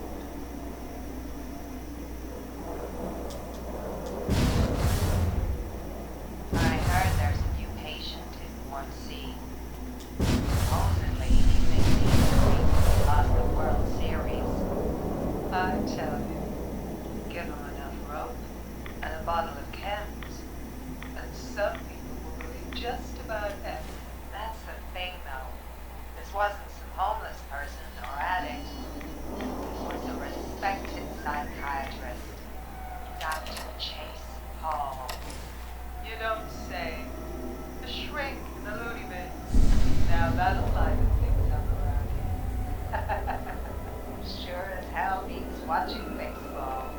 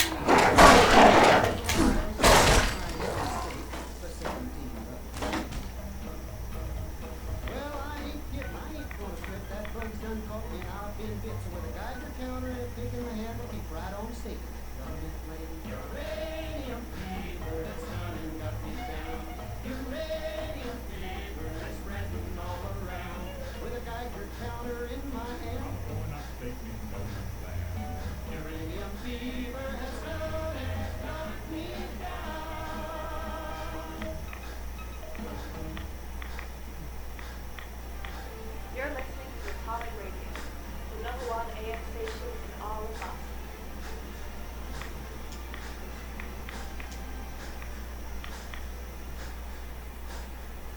Grand City is besieged by bandits, and its queen seeks the aid of a magic lamp. Only one man can be counted on to retrieve it. Grognak, the barbarian. It's done. The messages are posted. I know it could mean my life, but the children must know. I was paging through a pre-war tome when I saw it. The atom. A tiny speck of matter surrounded by endless depths. A vast emptiness that dwells within us all. It only reaffirmed what I'd felt all this time. The truth the confessor wanted no one to hear. The lie that is atom. It's not real. We aren't all infinite worlds. Just empty space. Dead. Cold. And we are nothing. The professor won't be pleased by my messages. But I'm not afraid. I'm going to start moving things to the old church by the West Access Road in case they decide to join me. I just hope I'm not too late to save them from Adam's lies. And now, a word from our sponsors.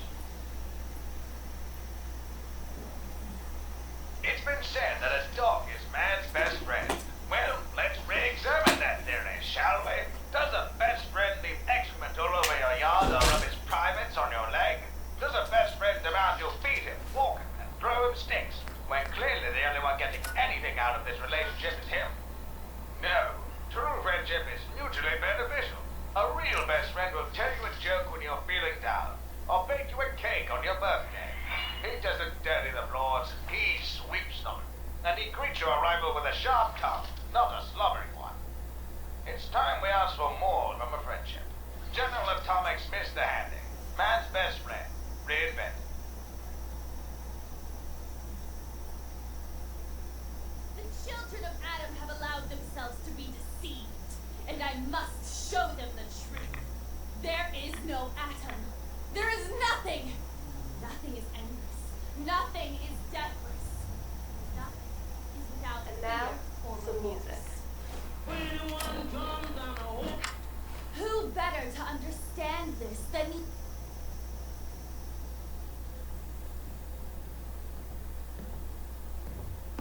Gwyneth, Stop! This is a sacred place. Why have you come here? Are you seeking the truth of nothing? the truth of nothing? What does that mean? If you are truly prepared to hear it, then I will tell you. The children of Adam have been deceived by Martin, by Tectus. It's a false gospel, all of it. What they don't want you to know is that Adam is but a tiny mote in the vastness of nothing. Nothing is the true nature of existence. I have seen it with my own eyes. A void so vast and empty, like a night sky without stars. I know it is difficult to accept, but you must, and so must the others. They deserve to know the truth.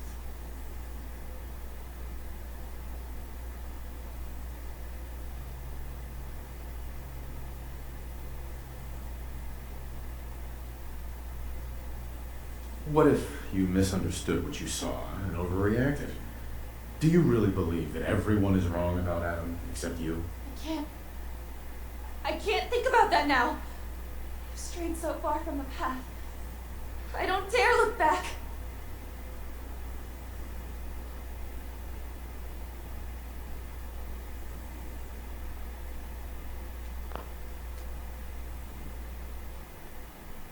Fear and doubt have blinded you, sister. But I think in your heart, you don't really believe any of this. Blinded by fear and doubt. I can't deny the truth of those words. How could I have been such a fool? I was a child of Adam, one of the beloved. I must seek forgiveness from the others. Please tell Richter that I will return soon. I'll accept whatever punishment is deemed just.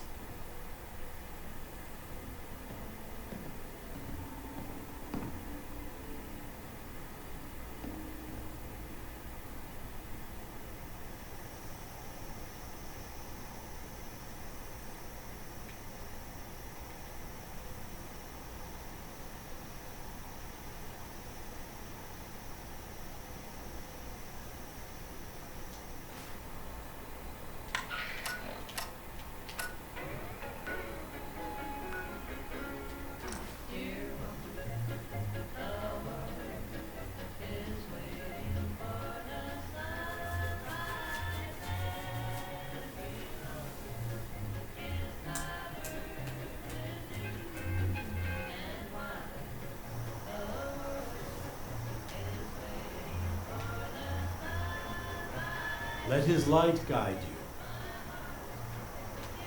Got it.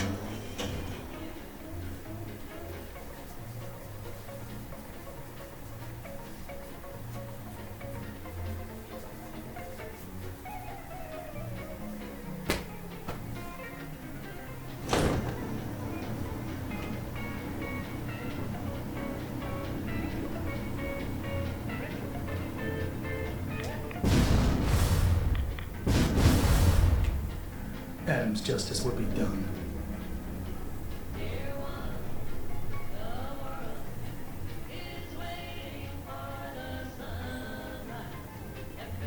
Sister Gwyneth is coming back. She wants to make amends for her actions. Got through to her, huh? Wasn't sure anyone could. Can't promise the High Confessor won't just kill her on sight. Still, a tale of sin and redemption sets a useful example. You've done well. Proved your devotion and, more important, your loyalty. Adam smiles on you today, brother. Great! So, where do I cash in my Adam bucks exactly? Since you've served Adam well, I'll overlook your insult. Here, take this. It's not just a weapon, it's one of our sacred artifacts. Go forth and show no mercy to the enemies of Adam.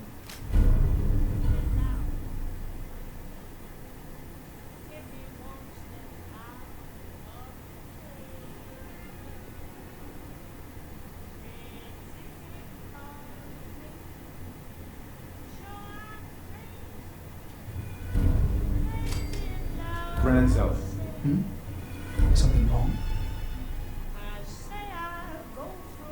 You seem different from most of the people here. Why is that? Brazen thing, aren't you? All right. I was a soldier before I came to Adam. Lieutenant Brian Richter, Recon, Capital Region. I'd been in a long-term scouting mission up north when we picked up the trail of a reserve of fusion cores from an old disposal facility. We'd made our way into the containment cellar. Only our team engineer hadn't set the door locks right. 15 inches of lead-wrapped steel slammed shut behind us and locked tight. Not to open again until division. And I got to watch them all crumble and die while I lasted on 2 sips of water a day and the occasional roach. The High Confessor. He was still a zealot back then. He eventually turned up a couple weeks later. They cracked the seal on the door, pulled me out, dragged me back here, where the Archimist nursed me back to health. It's only thanks to Adam's blessing that I didn't die. Vomiting my guts onto the floor, forced to eat my own shedding hair. Now, did you have any other questions? You were a soldier? With what army? They called themselves the Enclave. They were a force to be reckoned with in their day, but now... Well, it's been a long time since then. I serve Adam now. I'd heard you were the last one to see Brother Edgar. What happened? Edgar? Crawler got him. Happens sometimes. Nothing more to it. Was there something else?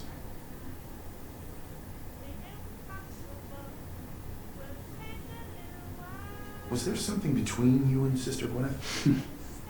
No. She was just a good woman. Touch odd, but someone you could rely on. Always managed to turn up a cache of mirelurk eggs on beaches you thought were clear. We were better with her. Shame to watch her slip away. Can't be helped now. You were a soldier? With what army? They called themselves the Enclave. They were a force to be reckoned with in their day, but now... Well, it's been a long time since then. I serve Adam now. Are there any other tasks you need done? Nothing formal, but you can usually count on some beast lurking at our holy sites in the fog, if you're looking to put something in the ground. Nothing for now. Fine. It's my favorite antifreeze in the world, Supra the Premium. It's completely winterproof, so not even a cold night like this can stop me from doing my nightly patrol. Is that what you're doing in the red light district? Hunting for bad guys? Yes. In fact, I think I see some very naughty boys over there. Supra the antifreeze. Never get left out in the cold. The best in talk, sports, drama, and music. Atomic Radio. Is that him, Boris? It is Latin. You want I